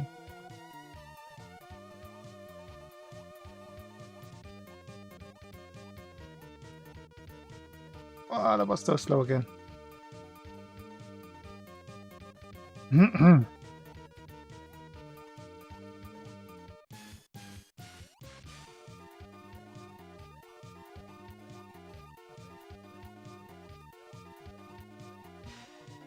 Okay, a little better.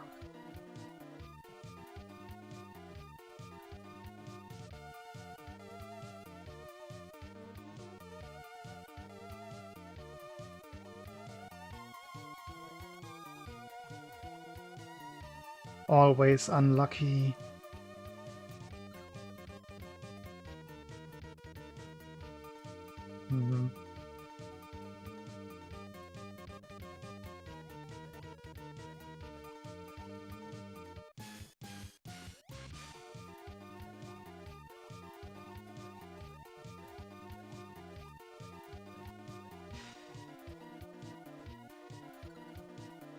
I just can't with this controller, and it's fine.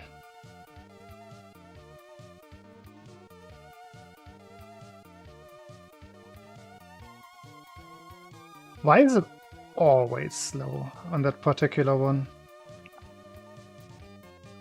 Yikes.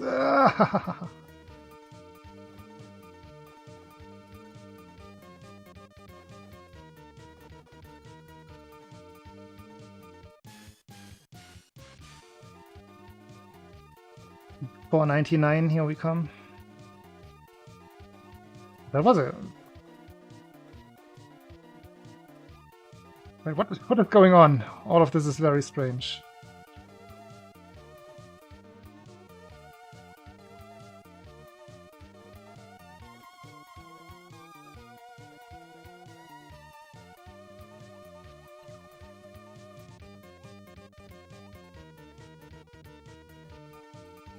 Yo! Beat the 499.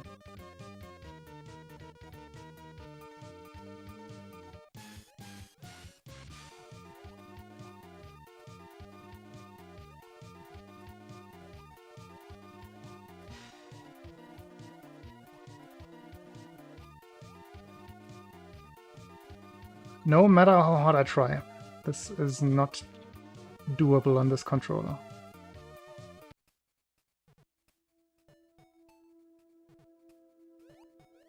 Yo, fast. Man.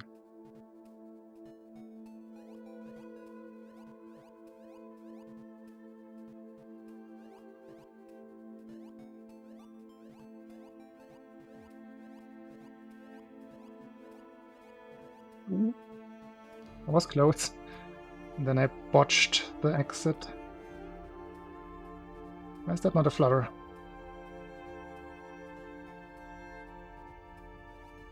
There.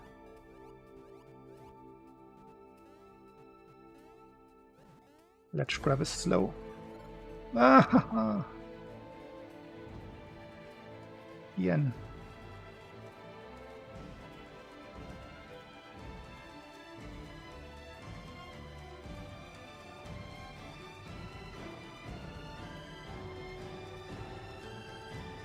I can't.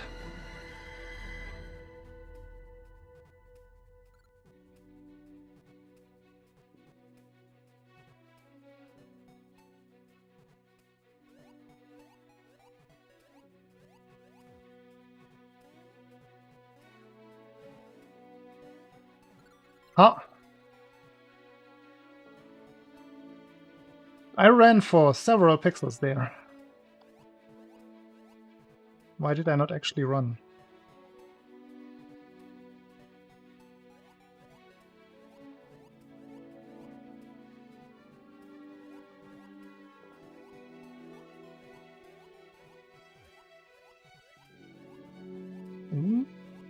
This one was better again.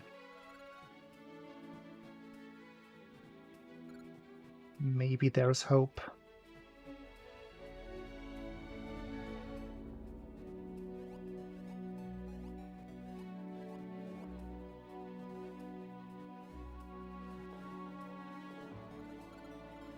Ah.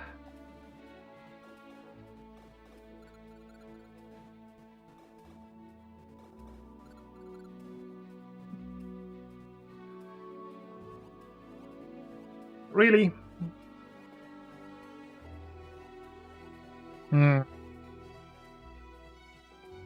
Also, Bender, what is your connection with Rakor? That's a surprising one. Or is it? Probably just some German thing.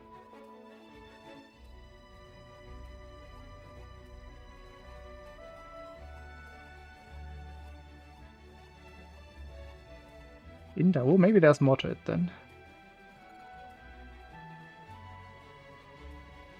Bleh.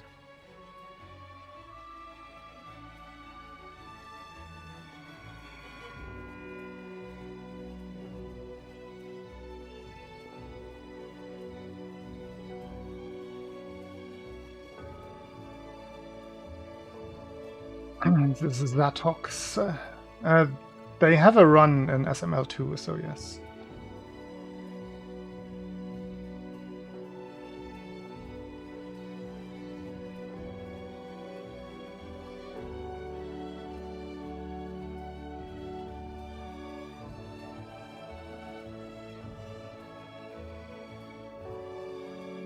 They used to be in my chat every now and then.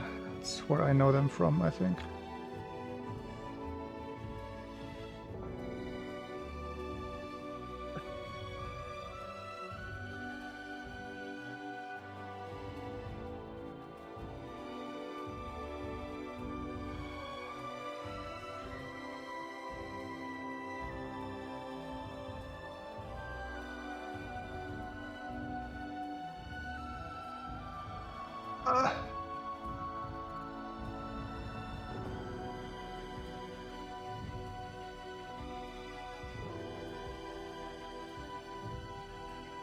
Windbreak Days. I've never heard of that event.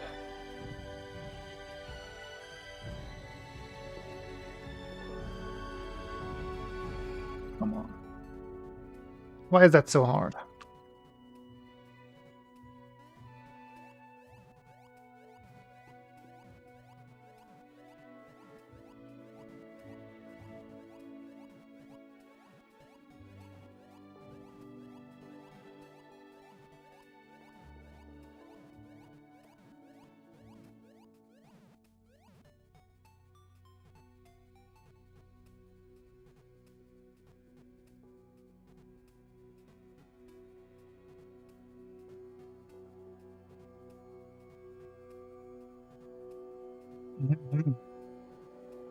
Is that the struggler thing?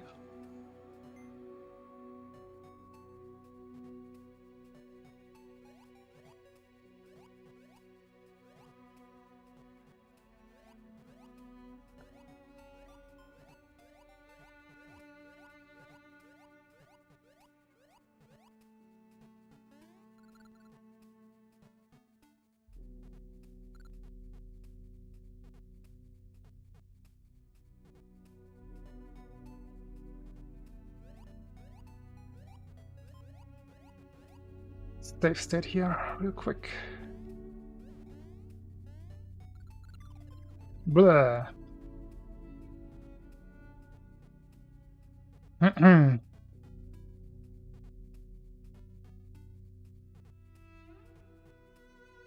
Chile. Interesting.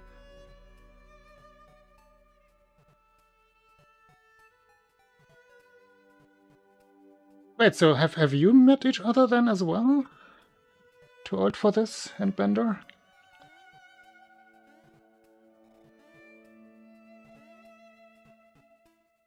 These German connections. You have not, huh?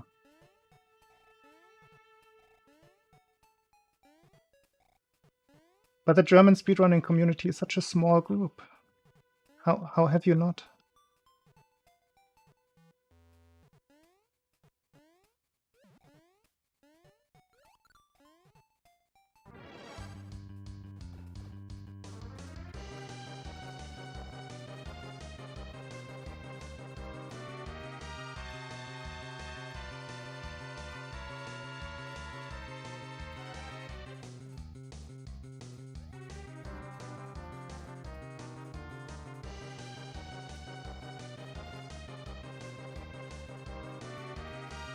Ooh, is that too far left?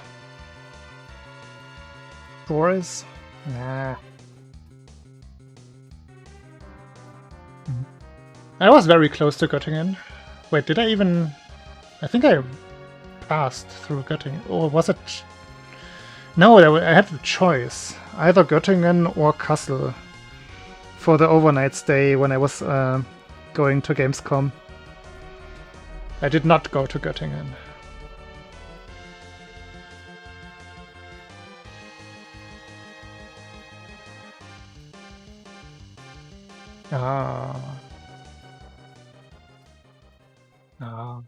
Yeah, Rocco is everywhere. Like every event, pretty much. And he knows everybody.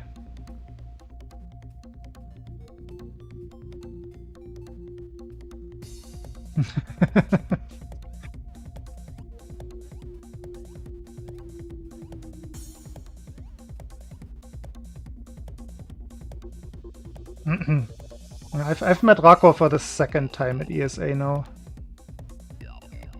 First time also being ESA.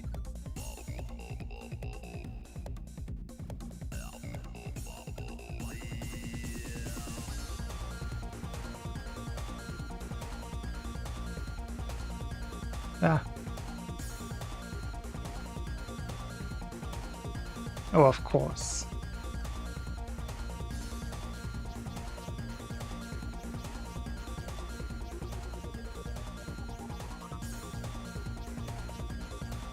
Ah.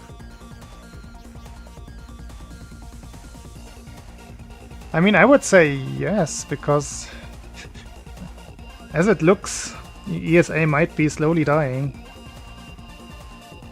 So before it ends, for the experience. Wait, why are there 2 turtles down there?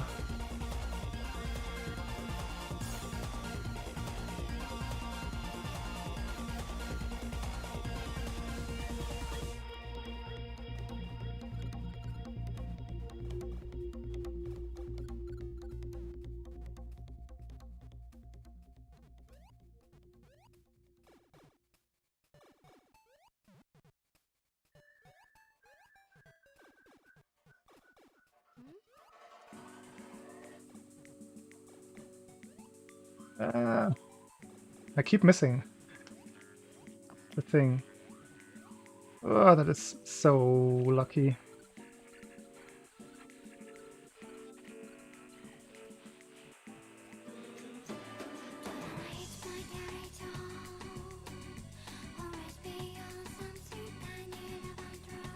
It is in Malmö.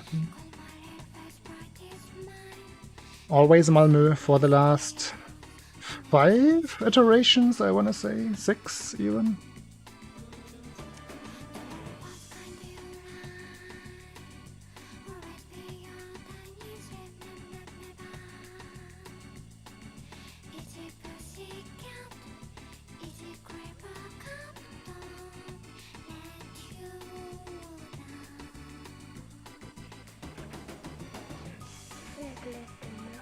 No, I can only afford to go once per year. And that's always going to be summer. It's when all my friends are going.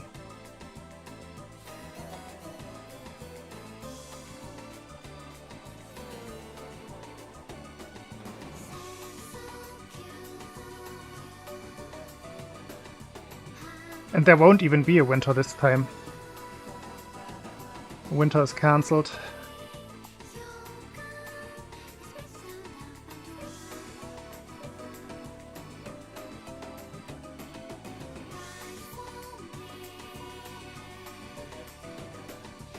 They cancelled all of their events except for like until the next summer, because they are trying to restructure and just let some bad vibes go away, I guess, and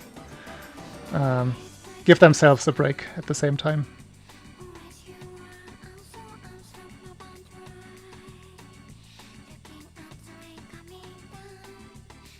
There was a little bit of drama with the... It's hard to say with the organization team. It's more that some things just didn't go smoothly and some attendees didn't feel safe, and then things escalated. And then there was finger pointing going on, and somebody had to take the blame, which is obviously the organizers.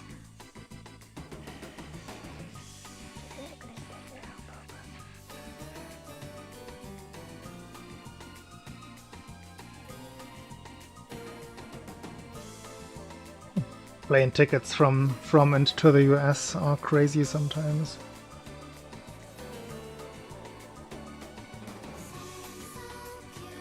No, not even just convention drama. It was more like, I mean, yes, most of it was happening or was because of things that happened during the convention, but then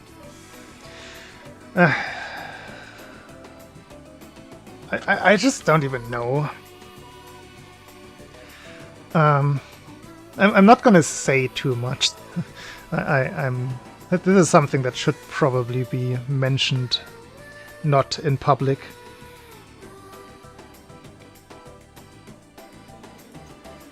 So I won't. so close to saying something probably wrong. But yeah, it was a little bit of, like, what drama usually is, a little bit of overblown. And having to find somebody to take the blame, like somebody who is guilty, when in reality there's probably just unlucky coincidences and like lack of professionalism, but no bad intentions. But it just gets blown up too much all of the time. And in the end, the entire event is suffering. So that's where we are now with ESA. It's probably happening next summer, but even that is not necessarily decided.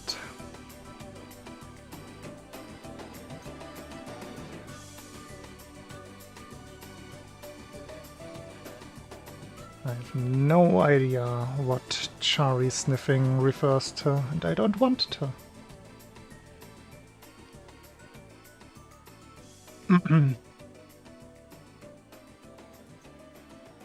Yeah, you can get to, like, usually the cheaper way to get to Malmö is over, like, through Copenhagen.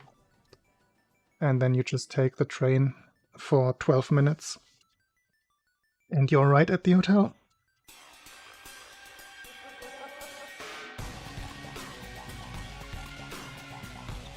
I also no idea what chair sniffing refers to, but I have some ideas.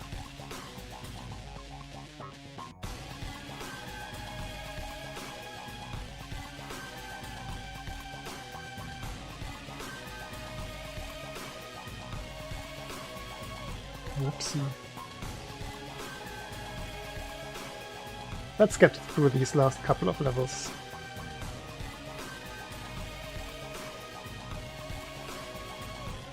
Oops. But yeah, I would definitely love to meet up with you at some point.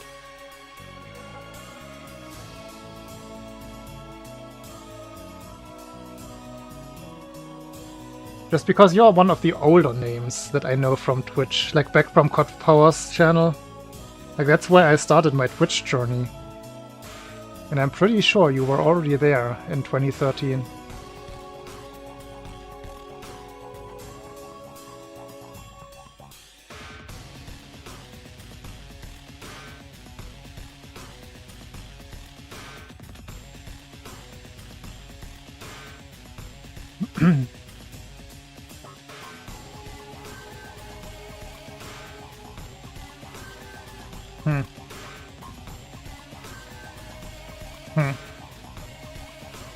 I guess that those things happen.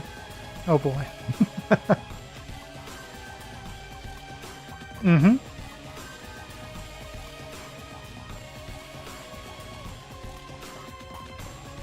Chickens.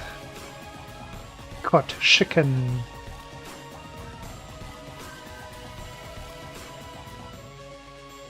Yeah.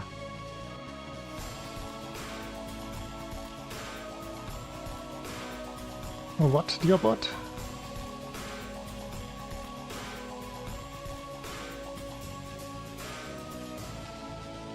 I don't think that was what Bender used. Did you write it in C? That would be impressive.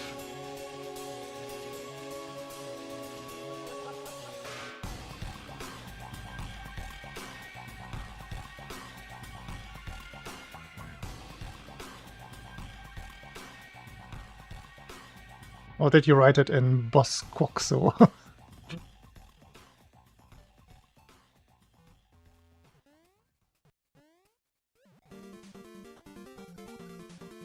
What if that's an actual programming language and no, I look silly?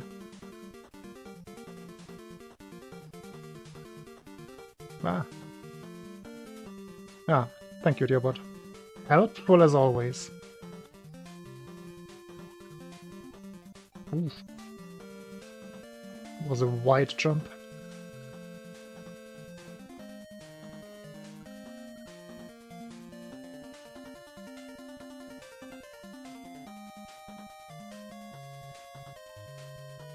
Mm-hmm. I remember that as well, Bender. Mm-hmm.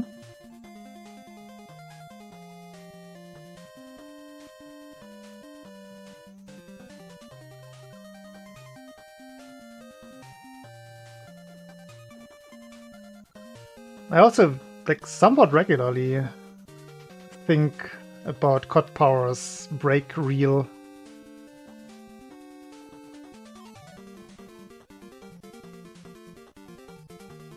The odd video compilation.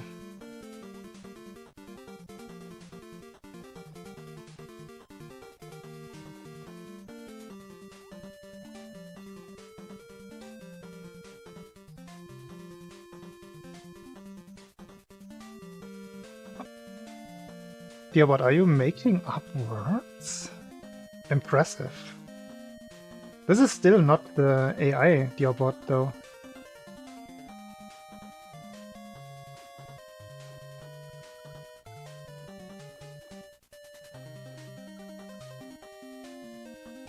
So how would that work?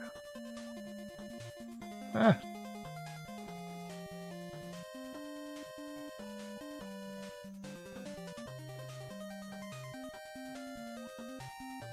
Whoops.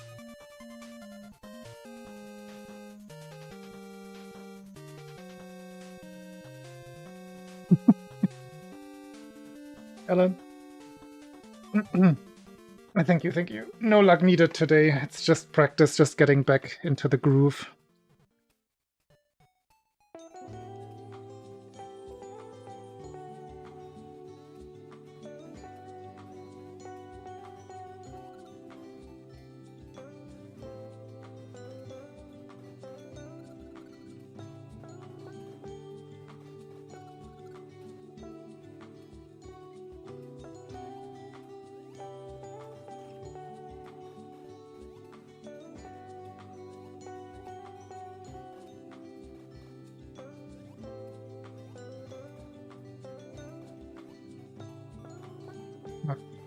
That was the perfect execution.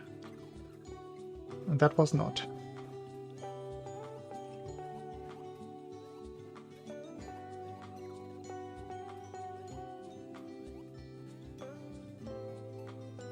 Eh.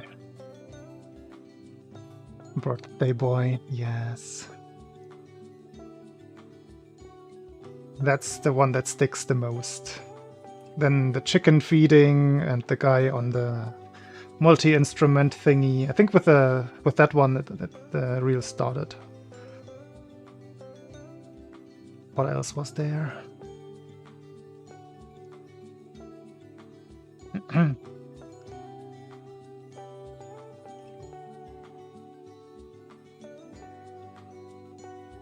A beer. Ah, everybody always wants to drink beer, and then I have to say no. Just have an orange juice with you. I'm not that German.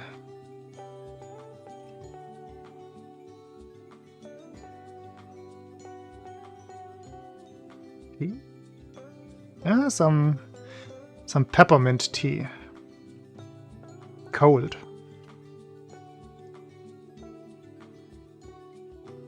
Symbolical beer?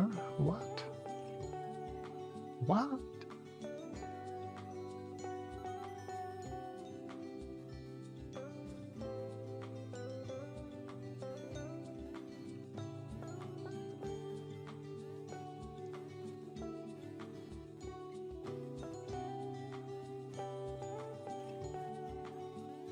I'm allergic to the culture, you have to remember.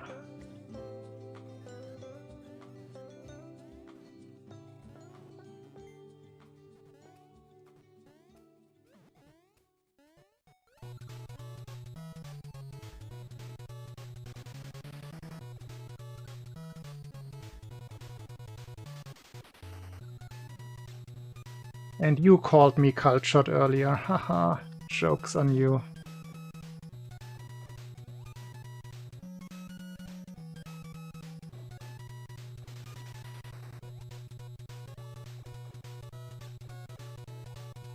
Ooh. What was that? I think I overlapped my two jump inputs perfectly to get that mega input. How do they?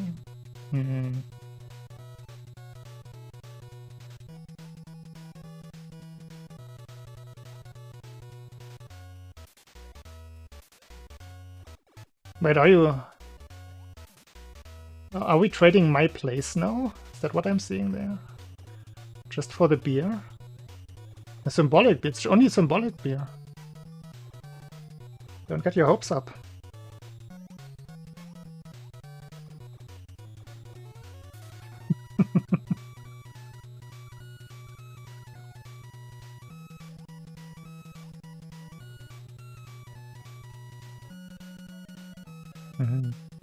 I mean, Bender, when you're in Dresden, like maybe sightseeing the collapsed bridge, I can show you around the collapsed bridge side.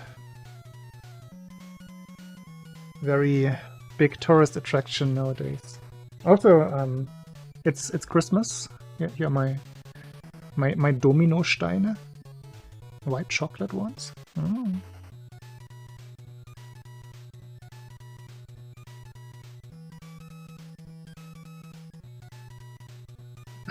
Hello, vampire crabs.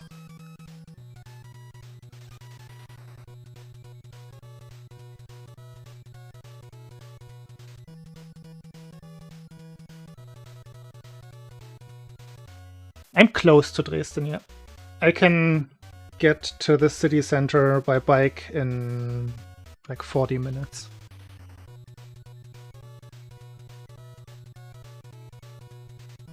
I don't wait. I just buy. Like, supermarkets filled their shelves with Christmas stuff like a month ago already. It's crazy. It gets. You always think, okay, they can't go earlier than this, but I bet that next year there will be Christmas stuff on the shelves in August. Or at least within the next 5 years. It's gonna happen. And everybody knows it.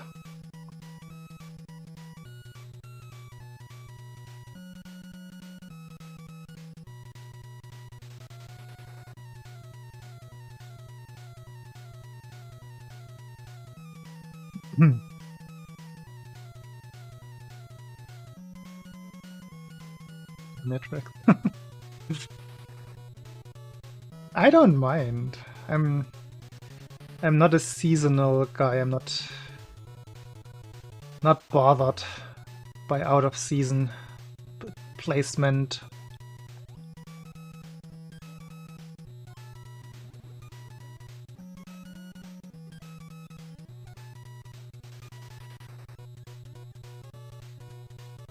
Yeah. Whoa.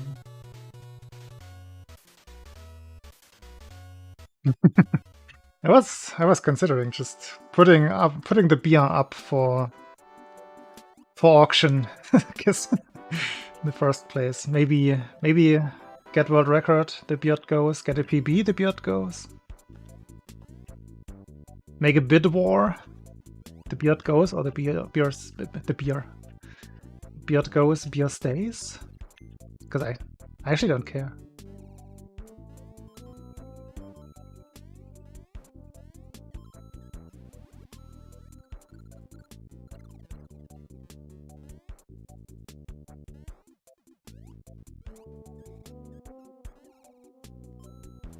But I also think most other people don't care.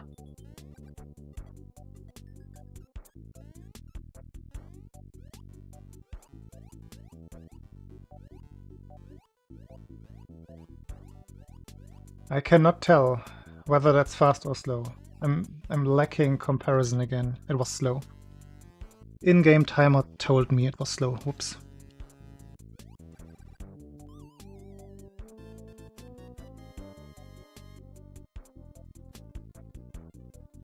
You don't even have to convince anybody. You can just stock up yourself. Usually the Christmas candy stuff is like very, very durable, storable for a long time. I could just buy enough for the entire year right now. I almost used to do something like that in the past. There is this... I think it's a mixture of Dutch and German specialty. It's called Speculatius. And it's this very rich gingerbready cookie. It's not gingerbread, but it has some of the same ingredients. And I used to love that. So I think it was in 2018, 17 or 18 when I did that. They put that out on the shelves in September, as they do. And I bought like 10, 11, like they are big packages, usually 600 grams. It's a lot of cookies, especially because they are so rich. I bought like 10 or 11, 12, something like that, packages over the course of 1 week.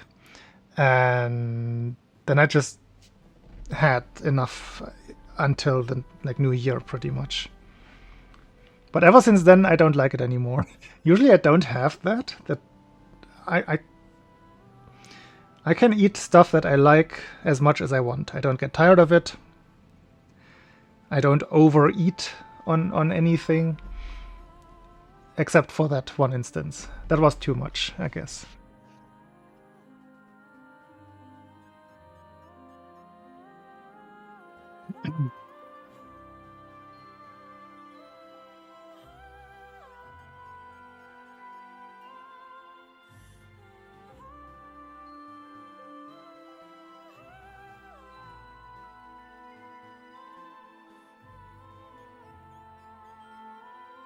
Oh no, we're talking Aldi again. We already talked about Aldi earlier, Bender. It was a whole thing at the beginning of the stream. And we ended up with that I would never even, even if the Aldi was right in front of my doorstep, I would probably not go to an Aldi if I have any other supermarket available. Because it's so weird, like so low quality.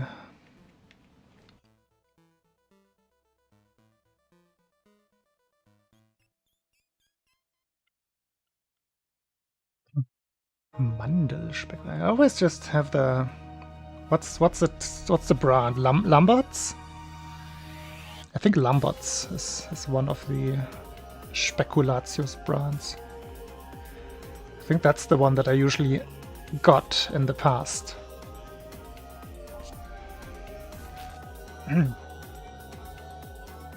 Now I stick to some proper gingerbread every now and then, and definitely domino stones.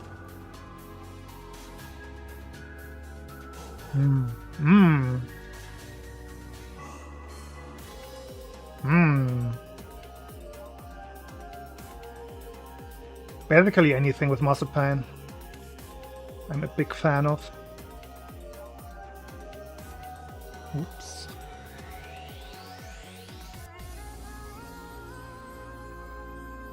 You hate the jelly? Why? Just jelly.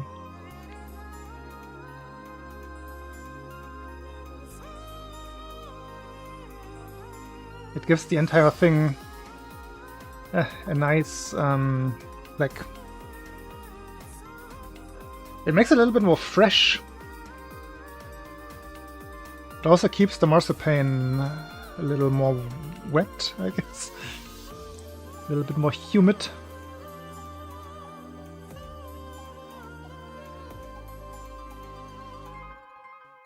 I prefer that over dry cookie.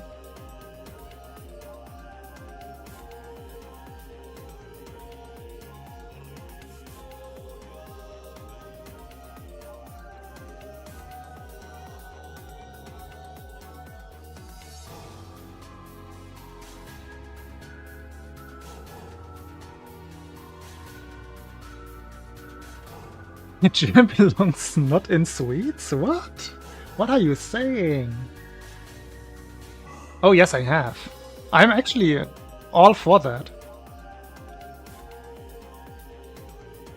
Like, you can buy it as a baking ingredient, and I have bought that and eaten it just like that.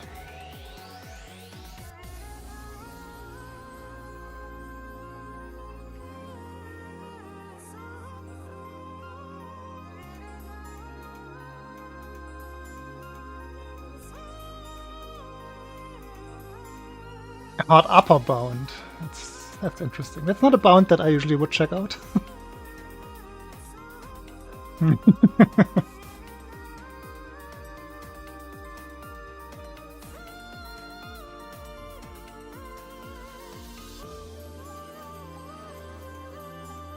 I can recommend the Marzipan Museum in Lübeck.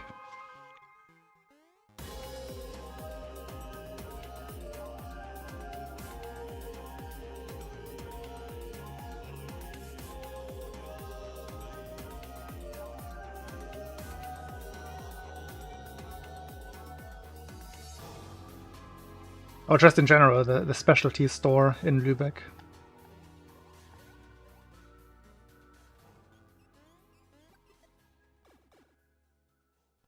Very tasty.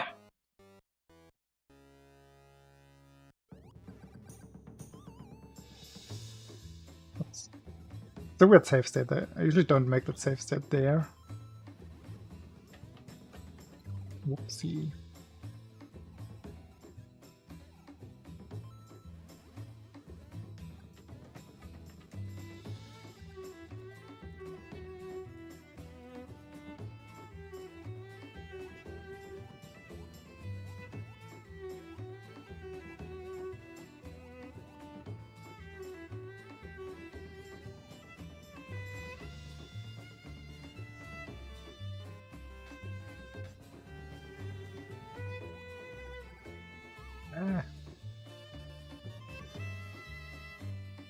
Vanilla cakes. Yeah, for €9, like if it's just small-ish cakes, then €9 is quite expensive.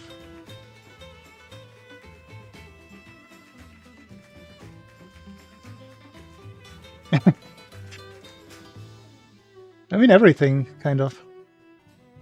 Cake like is like I sometimes buy these poppy seed what would you call it? There's a word for that, but I don't like Hefezopf. What is Hefezopf in English? Braided yeast dough cake thingy with poppy seeds. That's what I sometimes buy, and that's my entire breakfast. And I usually don't even eat the full thing.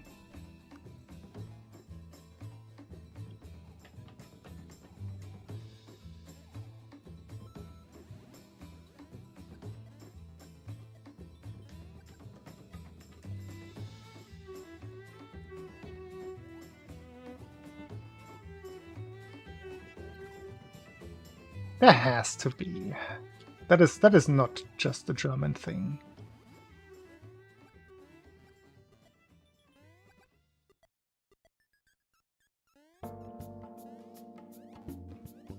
I don't speak Arabic, squirrel, sorry.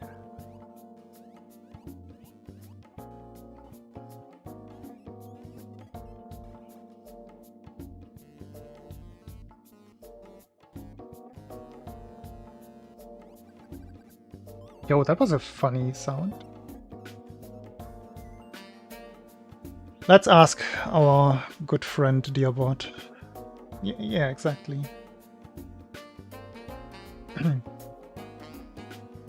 Garbage man.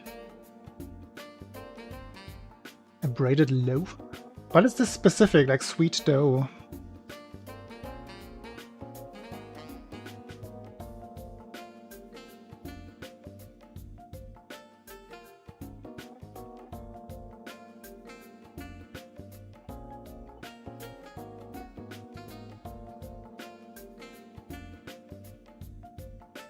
Trendless, no, I can't type.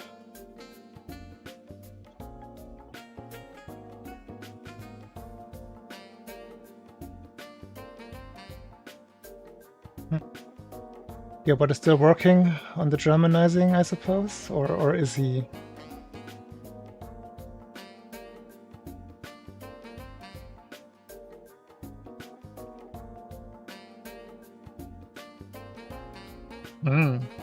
Like, do you mean something that you can buy in the supermarket, I guess?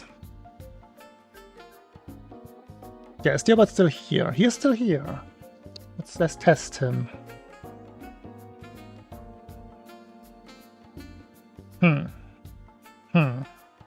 I am not satisfied by that.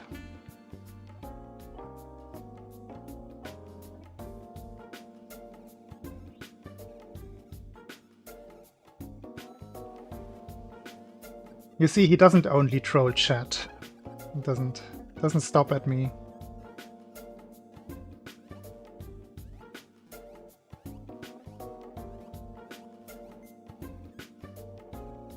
The save state is so odd.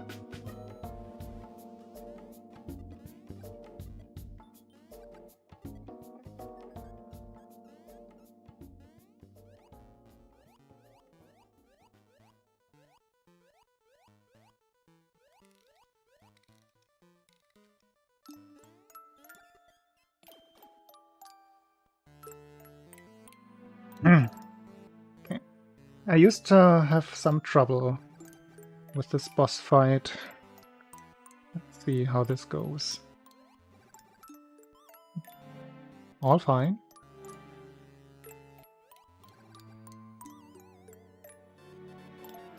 I'm trying to think what could be super expensive.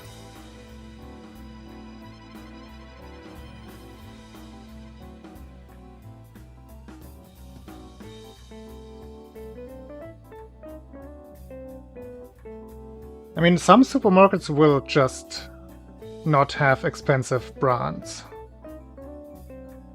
That's a thing to consider. But something like Rewe, for example, who pride themselves with having like high quality brands, maybe something in their assortment.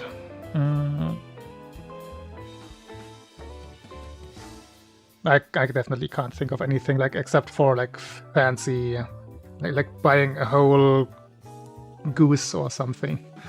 That's usually like 25, 30 bucks, I would say.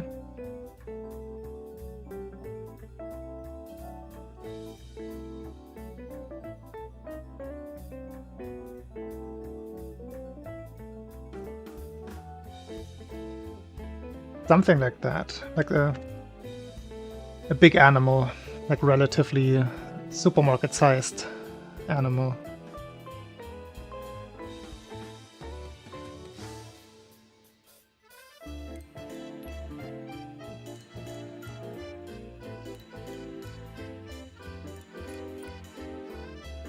Yeah, you're right.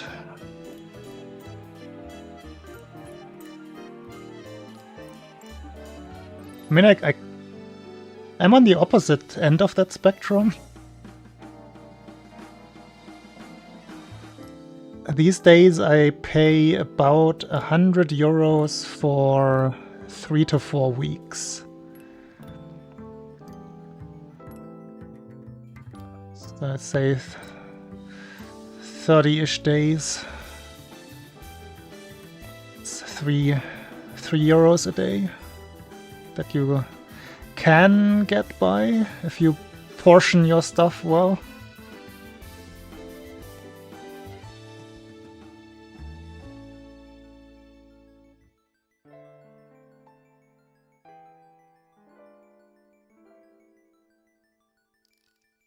Yeah, definitely would have a week of one big goose.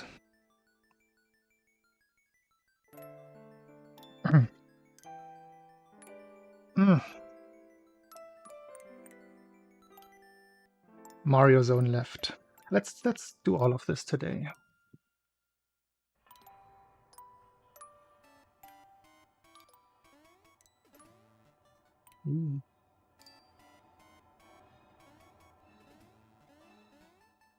Oops. Yeah, but those are fantasy prizes. I would not consider that fair game for this little game.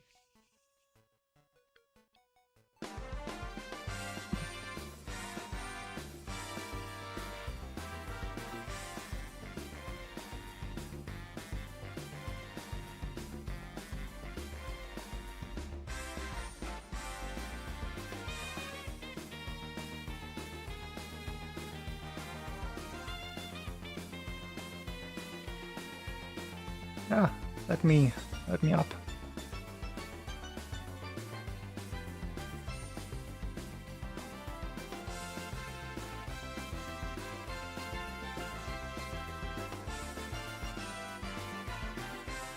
Forgot how to do it.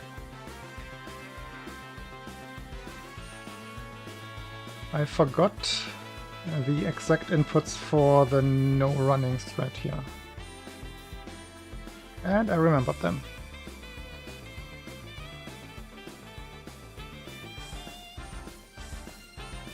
Ah.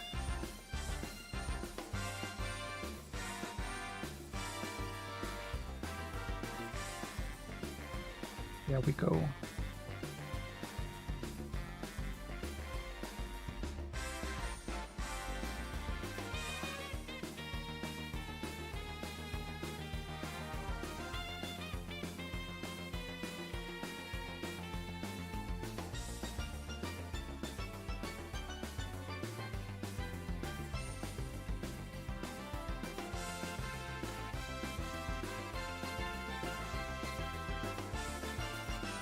Wait, 20 a day? Wait, no. 3 a day. 20 a day. That would not be sustainable. Or what 20 are we here?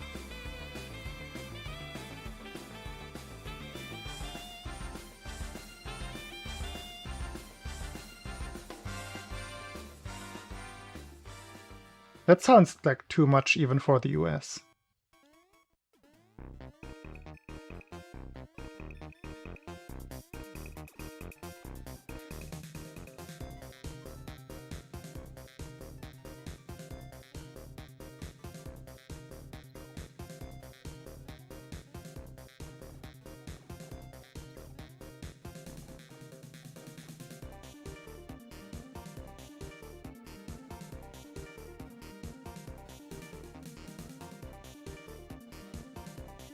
One.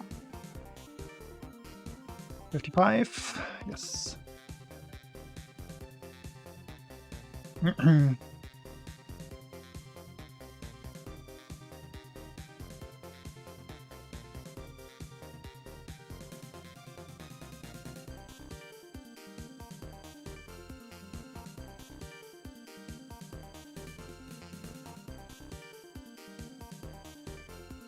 What is it with the Bündnerfleisch? What is that? That sounds so specific. Is it some local specialty?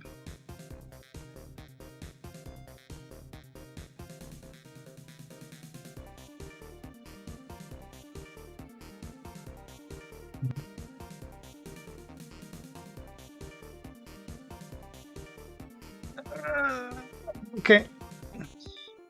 That's a price.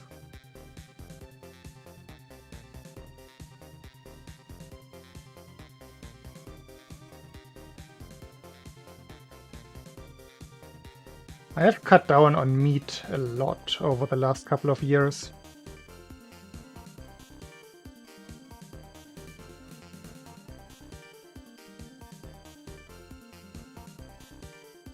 And I seem to be perfectly fine without it, mostly. Like every now and then I have a craving for like a bratwurst. And I will give in to the craving, but then I'm good.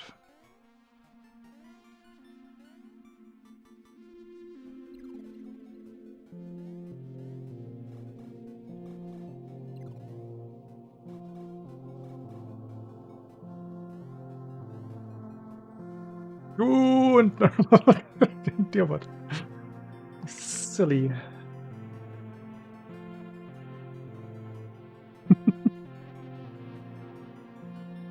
Yeah, you can even leave out the mustard for me.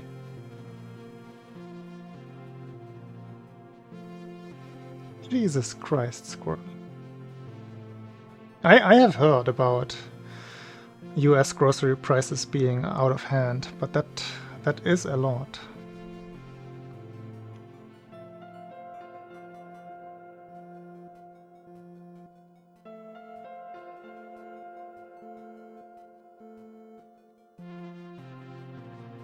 Mm-hmm.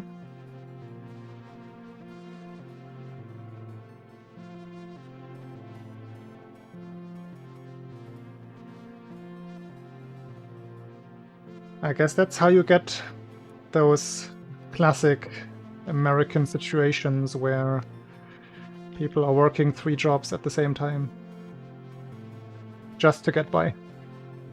Is that still a thing?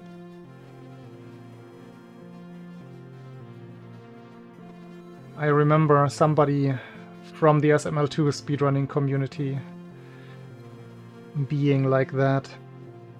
Like having to be like that.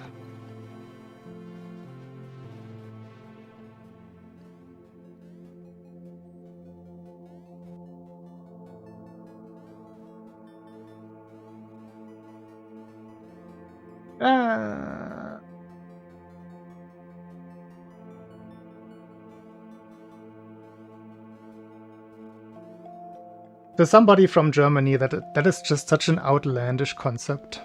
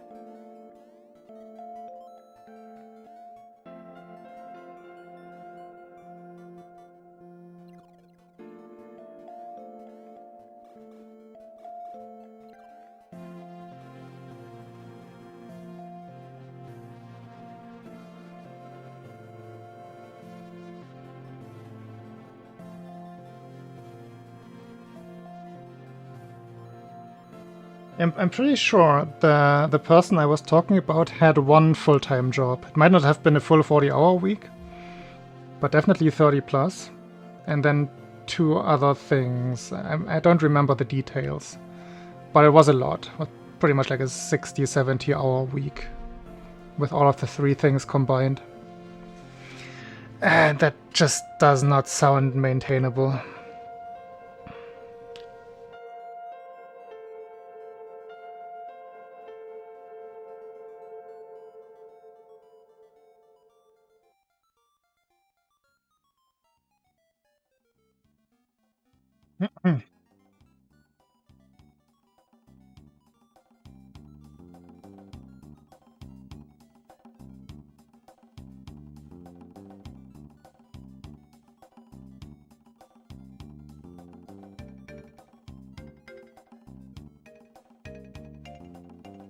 I'm pretty sure you wouldn't even be allowed to work those kinds of double shifts per German work law. They're pretty strict on that.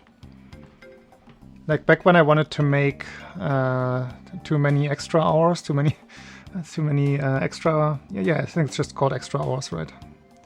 Paid extras.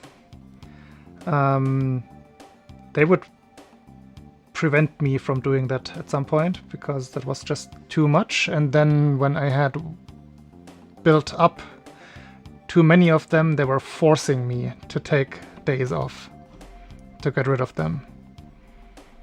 Just so the like timing, the thingy, my sheets were clean again. Overtime, yeah, of course. And yes, 10 hours a day plus, I think 45 or 1 hour of break time at 10 hours. Jace. Yeah. I think with shift work there can be some overlap, but then you also have to take like another day off to make up for that again. My mom used to work shifts in a hospital.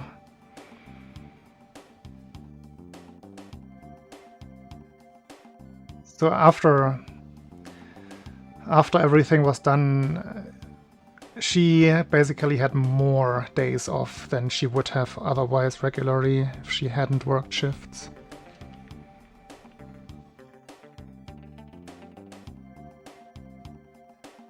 Yeah, but that would be regulated here as well. If it was 2 jobs, you wouldn't be allowed.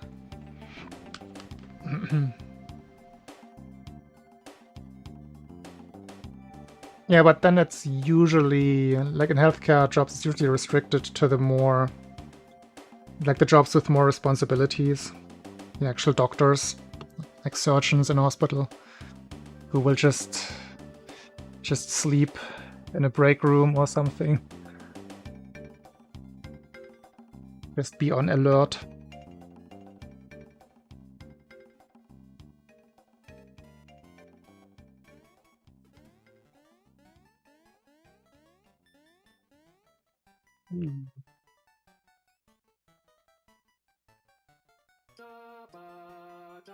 Yeah, that's what I was getting at earlier, Bender. I wouldn't even know how this would work. It's just such a weird concept. I'm sure it exists. I'm sure a lot of people have more than one employer. It's still uncommon.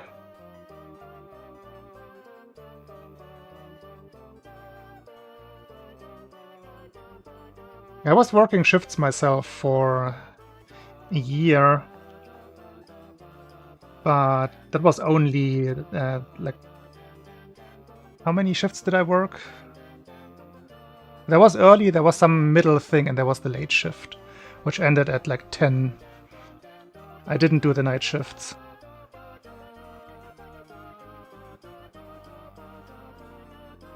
That would have been something else. Actually, I worked the other job that I had at a supermarket when I was quite young.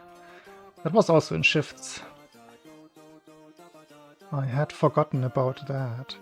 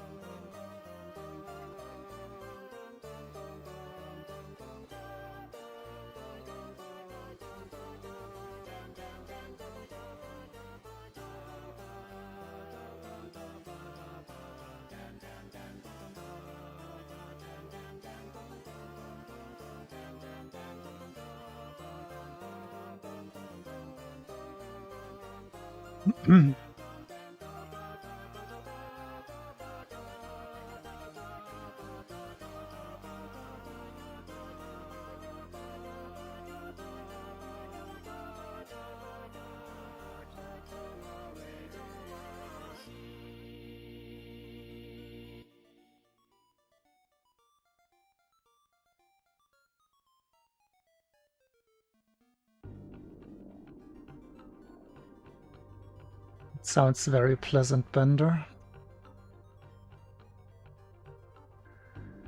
Yeah, again, just thinking about it, I see so many problems with that here.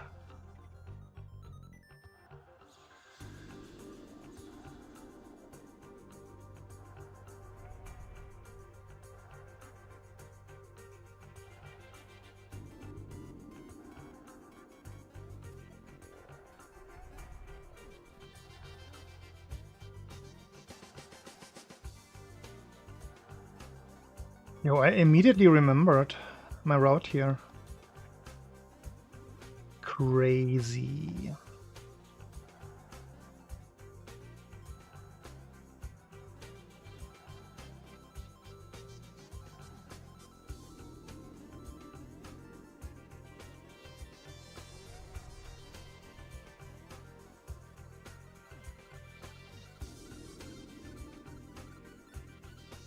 Beep, beep, beep.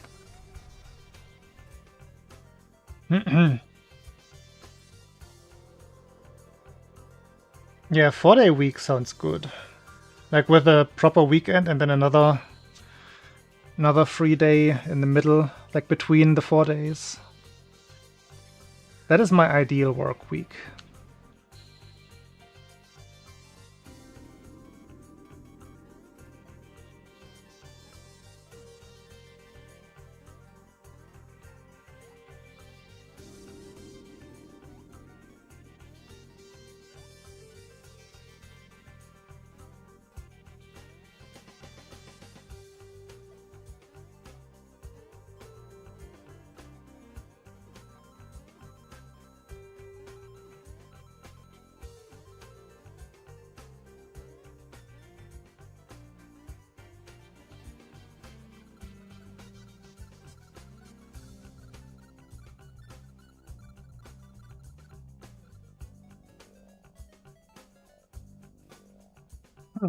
Interesting. I think I would always prefer like cutting up the work days in a row as much as possible. Current German politics seem to veer away from working less again, for obvious reasons. A lot of open positions in the higher qualified sector. So the people that they do have are supposed to work more and more. But it kind of goes against just our basic social progress. It's a little bit odd.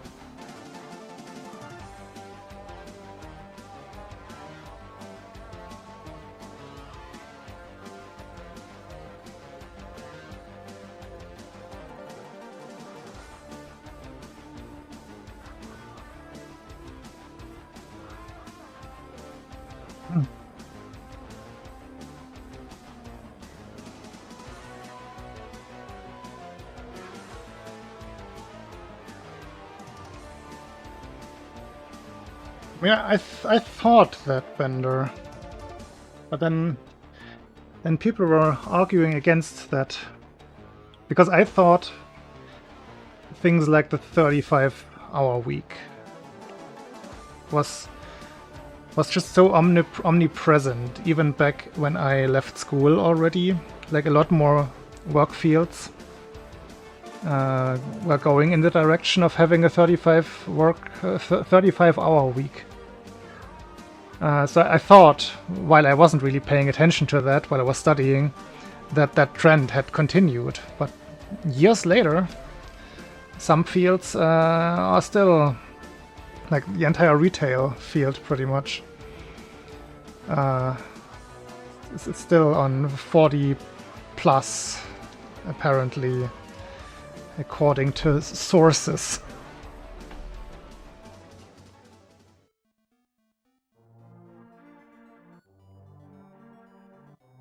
For example, that's my last retail job at the bike online store. It was not possible, or only for like long-term employees, to work less than 40 hours. They would not allow me. So that was that. If I had asked for working more, like 44, 48 hours a week, they would have been fine with that. But less? No.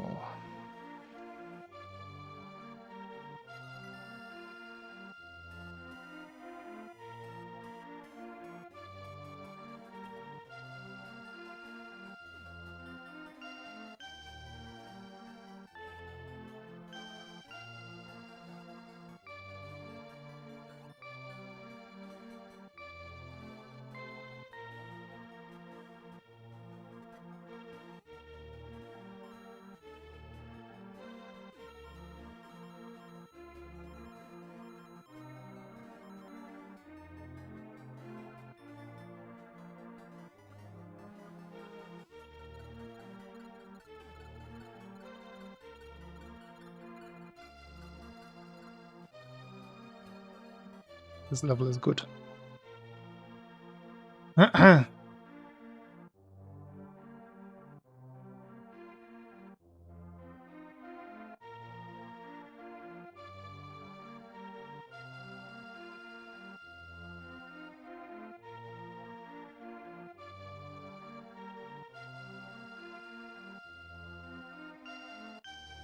mean, that's the reason right there. It's not that strange, right?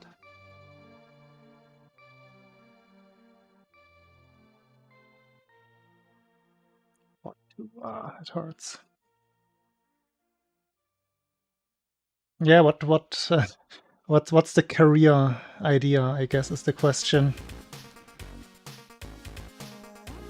That's where I pretty much landed. Asking myself that question and just deciding I don't have those big kinds of plans. I'm not planning to have a family, I'm not planning to have my own house. So why would I work myself to death to have all of that money if I don't really have the vision for the big project to spend it on? That's where I landed at. Yeah, I don't plan to get a car. It's another one that a lot of people have to figure out somehow.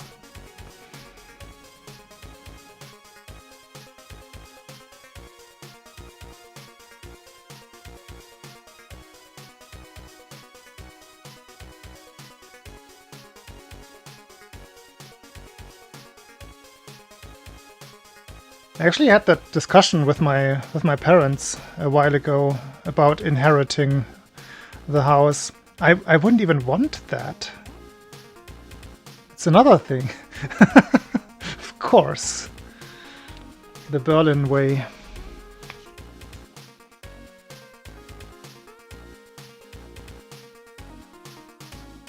Like, once you get used to a certain lifestyle, suddenly imagining having a house is more of a burden than something that you can make use of properly.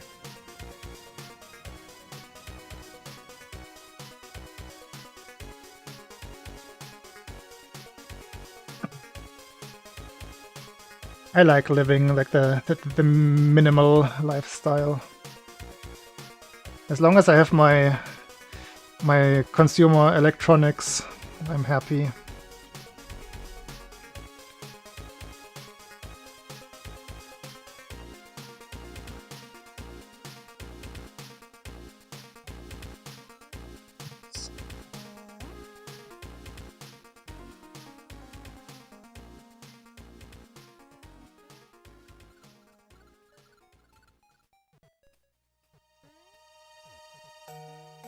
But I think the calculation drastically changes as soon as family is involved. I think that is still the biggest factor.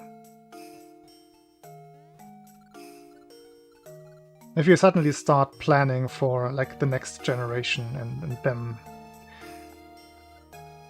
already starting with a startup gift pretty much, and things become different. Ah.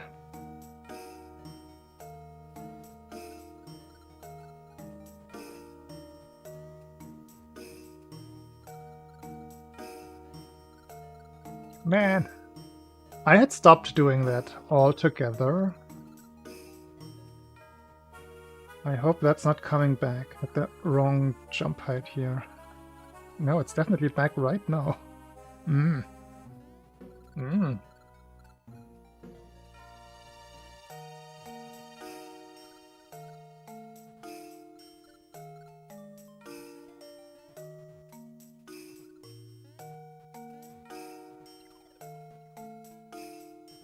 That was not the right jump height.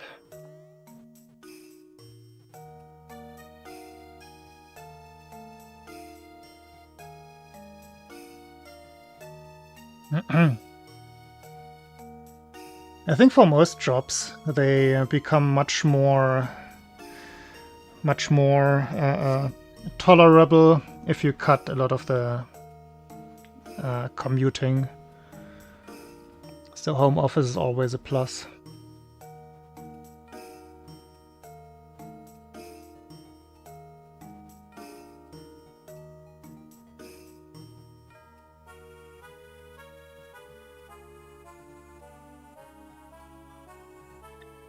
Yeah, that's my way of thinking, Bender. But then again, some people are paranoid, or careful, I should say. So they want to have this bigger reserve on the side, which I can also understand. Or if somebody just really wants to travel once a year, you will need that money. Really depends on your own standards. Yeah, that's the US version.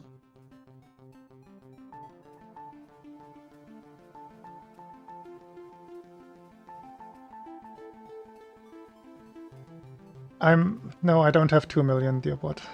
No, I don't. No, don't.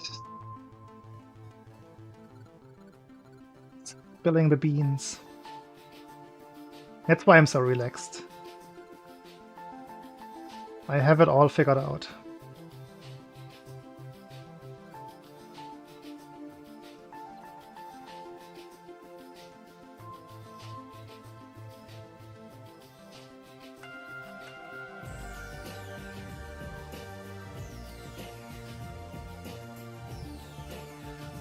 Exactly. Just have the money.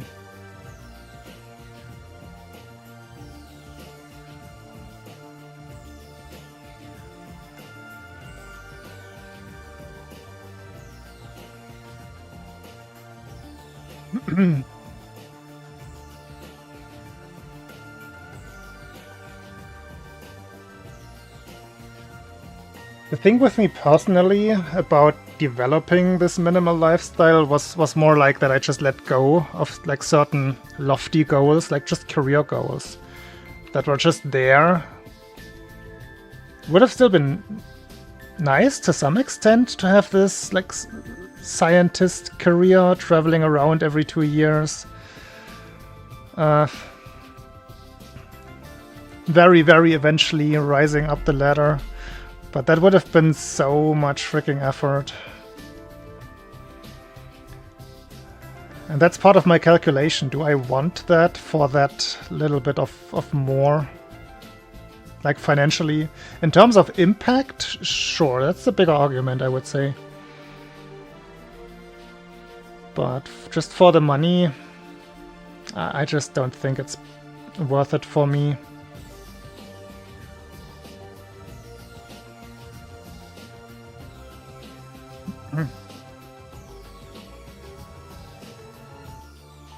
Oh yeah, some like tooth replacement stuff, implants, and that has always been expensive. But you can also just travel to Hungary and get your teeth done there, right? Dentist tourism is definitely a thing.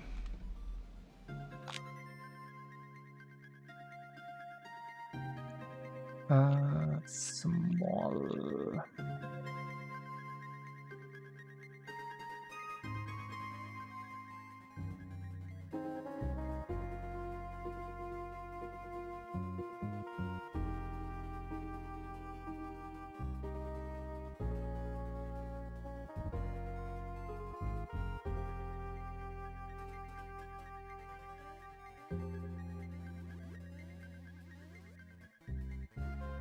Wasn't the greatest grab.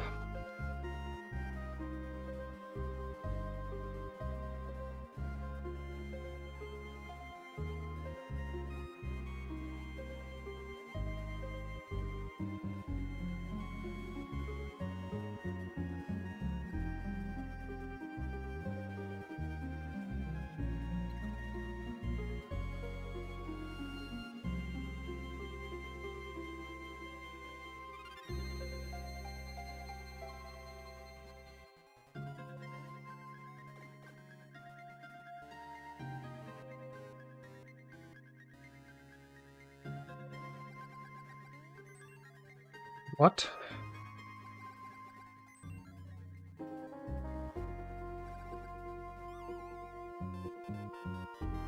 In what context was that brought up? That sounds interesting. That is my one specialty that I still maintain to this day, even though I haven't been working in the field.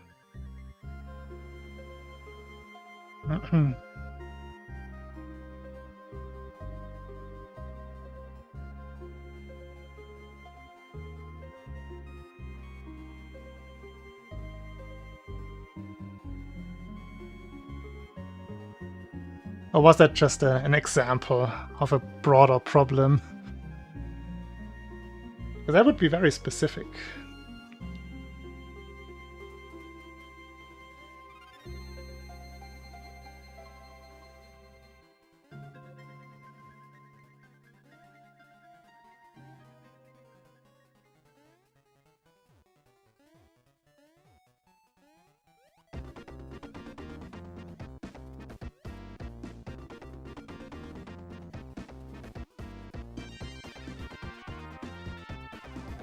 Yeah.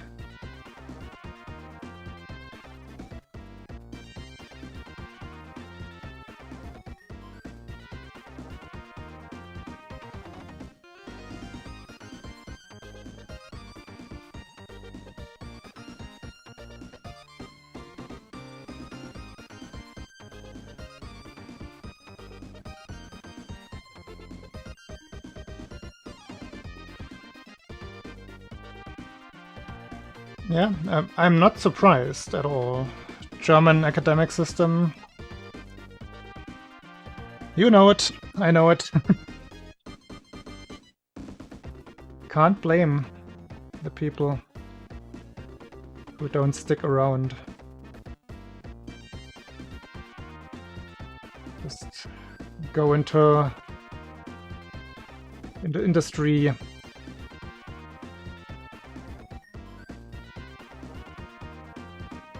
Or abroad.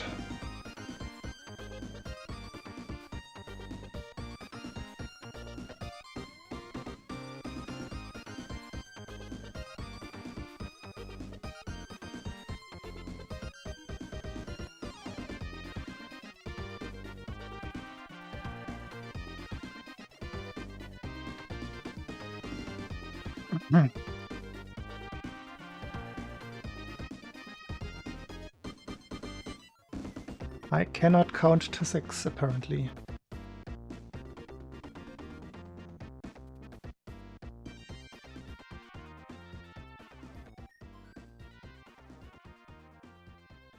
Yeah, Bender, what you're describing is exactly what was going through my head when my dad asked me about what to do with the house. I was just, you have another son who has a family. If they don't want it, I guess selling it is gonna be the option. Clutter, like even though I don't move around much, or almost at all, the feeling of having the responsibility of a house would weigh on me to some extent.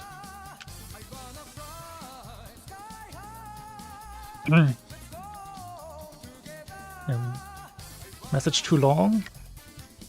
Yeah, I don't see anything after brain drain issue from you.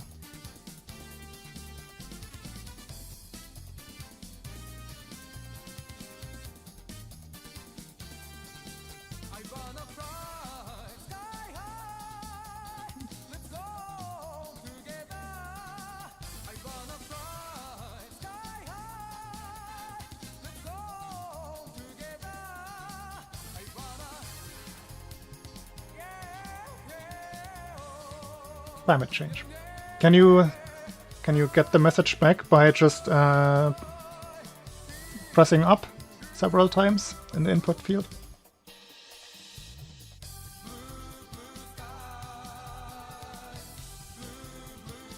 You might get lucky.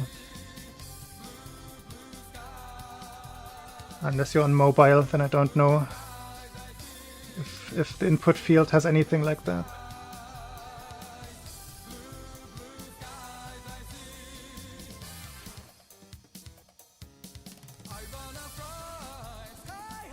Yeah. Please. All right.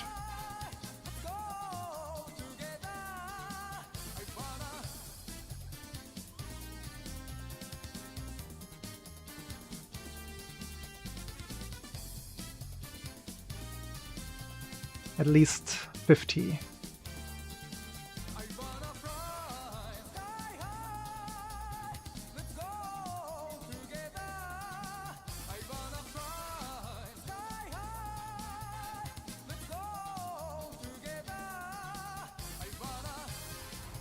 Yeah, oh, the maintenance things. Like when I hear my dad tell the stories, they have solar panels on their roof now, and now it's fine. But the like 10 years, the first 10 years of having that, with all of the bureaucracy around that to get it refinanced and all of like setting up all of the like redistributing of what you don't use yourself. So much organizational stuff, and then you have to do it right, and then you always have to pay so much attention to those kinds of things on top of everything else, on top of your normal everyday life. It's nice during the summer, you're pretty much completely self-sufficient in terms of energy. But the entire maintenance, like it always has to be maintained every 2 years or something like that. And every now and then you do have to exchange some of the panels, apart some cells of the panels. Those kinds of things. Or just having a bigger property, not even being allowed to like plant trees when you want to plant a tree. You always have to ask somebody if the tree is going to be too big, or if it's going to replace another tree. Then you have to ask, can I even replace that tree? The organizational part is just ridiculous.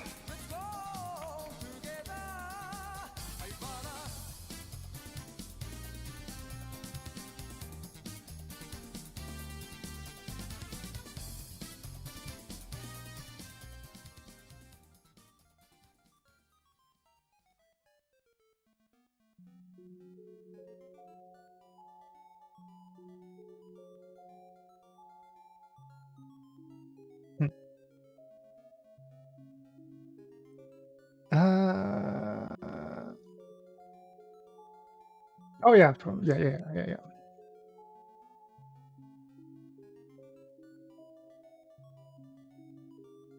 There was actually like an open position at the NABU, the German Naturschutzbund, the, what would you call it? Environmental Protection Agency.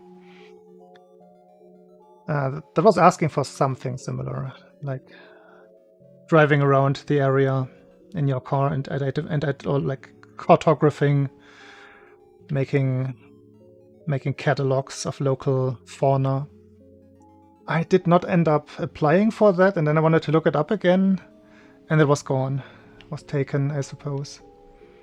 That would have been something that I could have imagined in that field. Like, not really active research, but more the hands-on stuff. Adjacent to academia.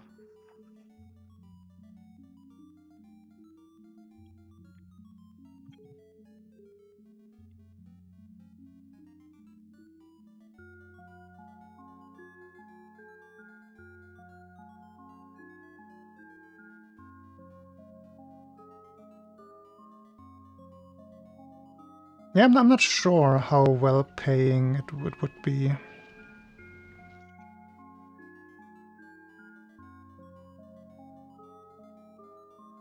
Ausgleich. That's such a nice German word, an Ausgleichsbaum, a replacement tree. And I immediately believe that is an official term.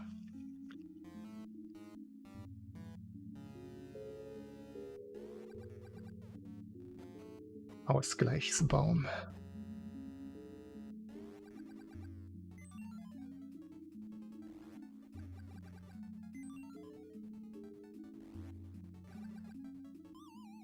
Brr. Okay.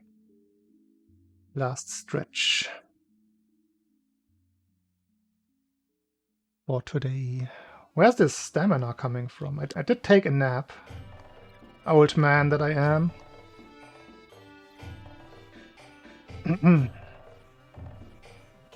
Still, that's a long stream.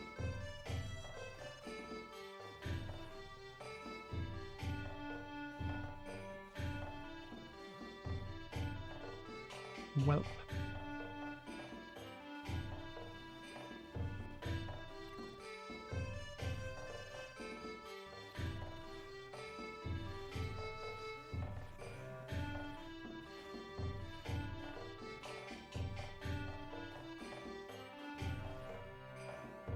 I have been avoiding naps in general recently, but today the nap was early, or the urge to nap was pretty early in the day, so I thought I would be safe, so I gave in.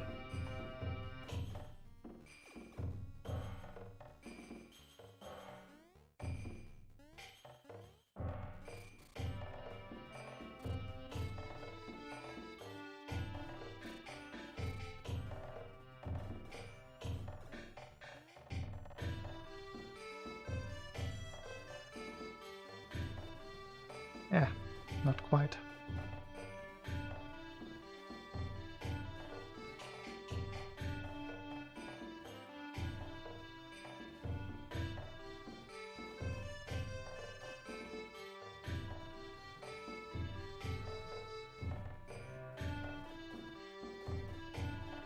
Ooh, that was completely wrong.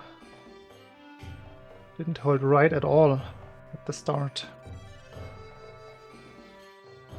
My bad.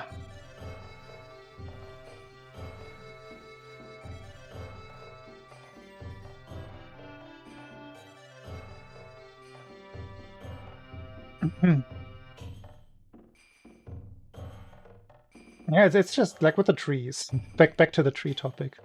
It's just if you have your own garden, you shouldn't have to adhere that much to what the community wants you to do with that. Like I get it on the one hand, because I get diversity and how important those privatized. Here's the thing: like the natural habitat of a what is called Obststreuwiese in German, like your general apple orchard or something. They don't occur naturally anymore in Germany. So the private ones are somewhat relevant for the connected fauna. So I kind of get that aspect, but usually it's so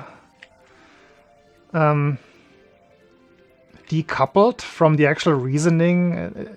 Like they forgot about why these things actually are in place. So if you have a reasonable plan for that, if you have all of that considered, they will still make you jump through hoops, which is the weird part, or the inconvenient part, I should say.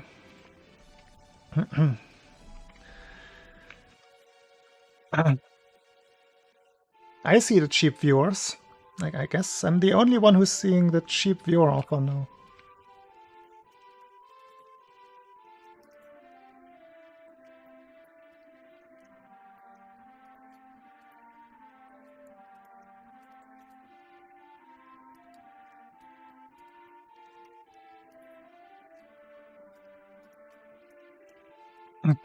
Gabioni and Kiesen. I mean, I can imagine what a Kiesgarten is.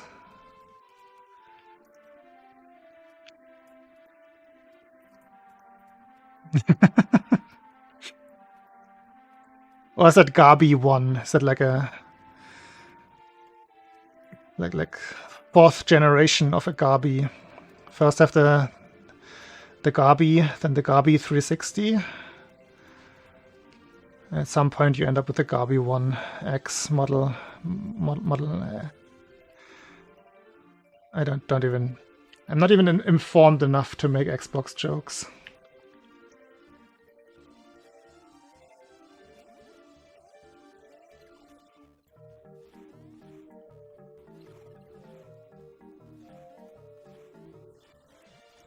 I was picturing like the German version of a Karen.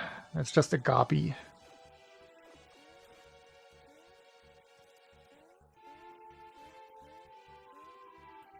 Are there still Garbys around?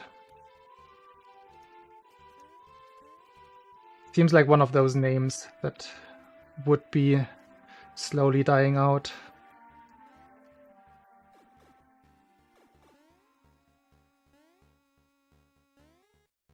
No, I will go with my explanation there.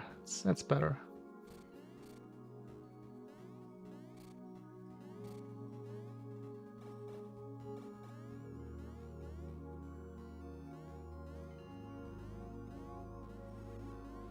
There we go. That's the jump.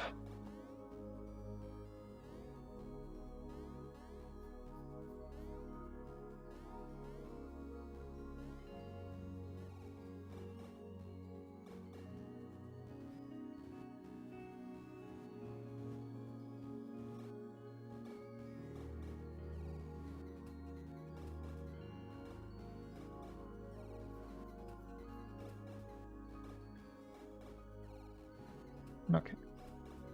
I was just not focused earlier.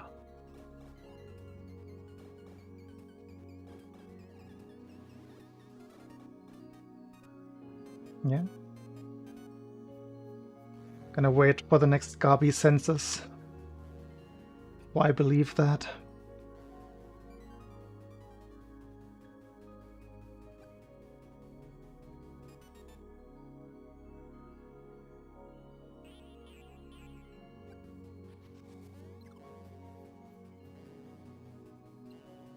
Ooh, don't get hit there.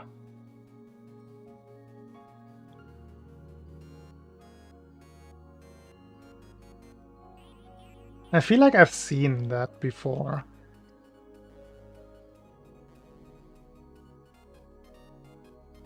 Like the description is descriptive enough, I guess, for me to have a good idea. I never knew that was a... of course it would be, but hadn't really considered that it was an actual thing. Garby 1. Yeah, that's exactly what I had pictured. I've seen that somewhere near my parents' place, I think.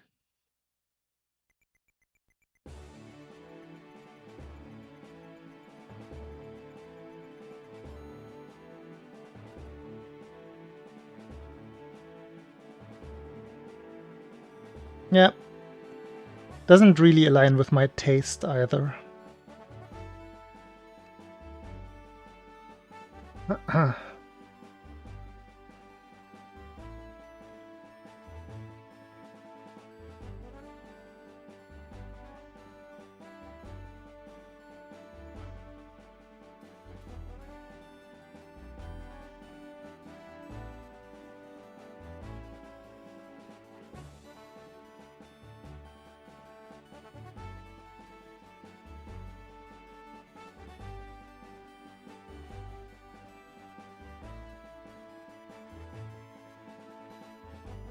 I mean, you definitely see those kinds of things in like newly built, like housing areas around here. Like you usually have those kinds of settlements outside of bigger cities for the people who just want to live in quiet, in peace, and are moving out of the city into those kinds of living areas.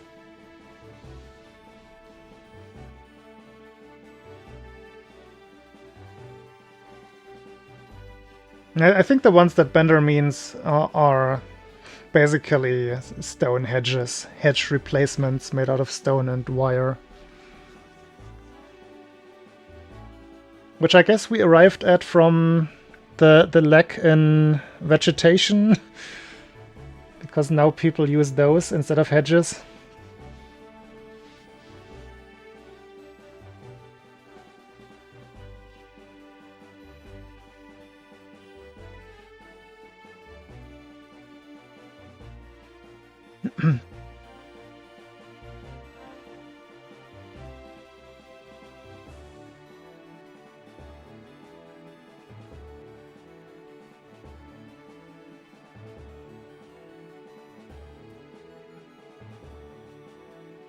But yeah, the thing about the, I'm curious if Dearbot knows a translation for this, because this is it's technically a common habitat, a cosmopolitan one, if I spell it correctly. But those specific habitats are very, very endangered in Germany. Obsttrewig. I don't believe that that's... Do I believe that? Not sure.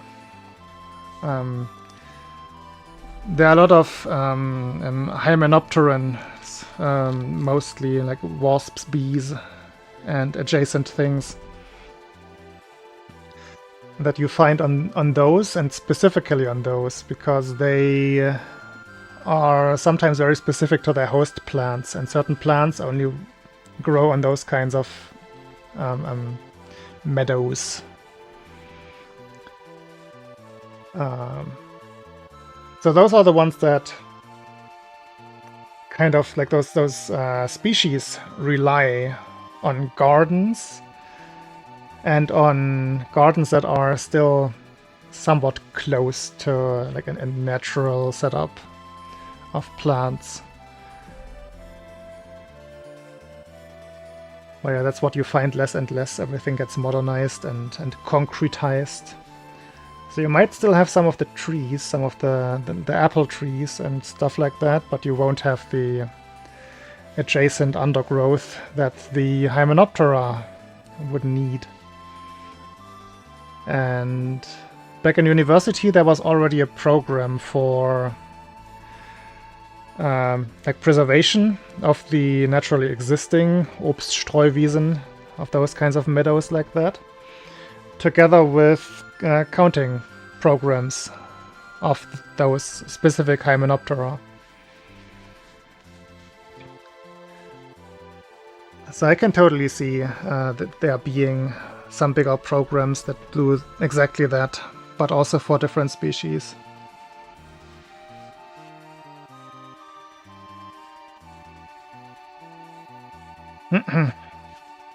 Anywho, I think I'm done for today. It has been a long day. I have enjoyed the conversations about all kinds of topics today. Thanks for hanging around. There have been a lot of private beekeepers. Generally a good thing. Not everybody is well enough equipped skill-wise to be a beekeeper. But I think it's a net positive in most cases. Let's see. Anyone streaming right now?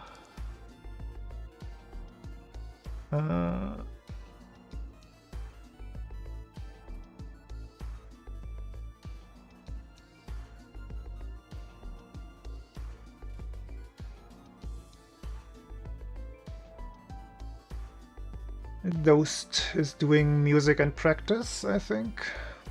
That's perfect. Is it practice?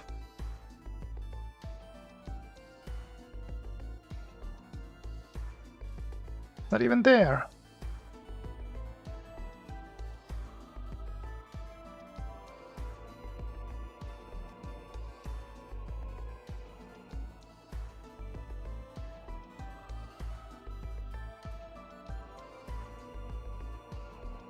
Snoring is a good idea. I will do the same.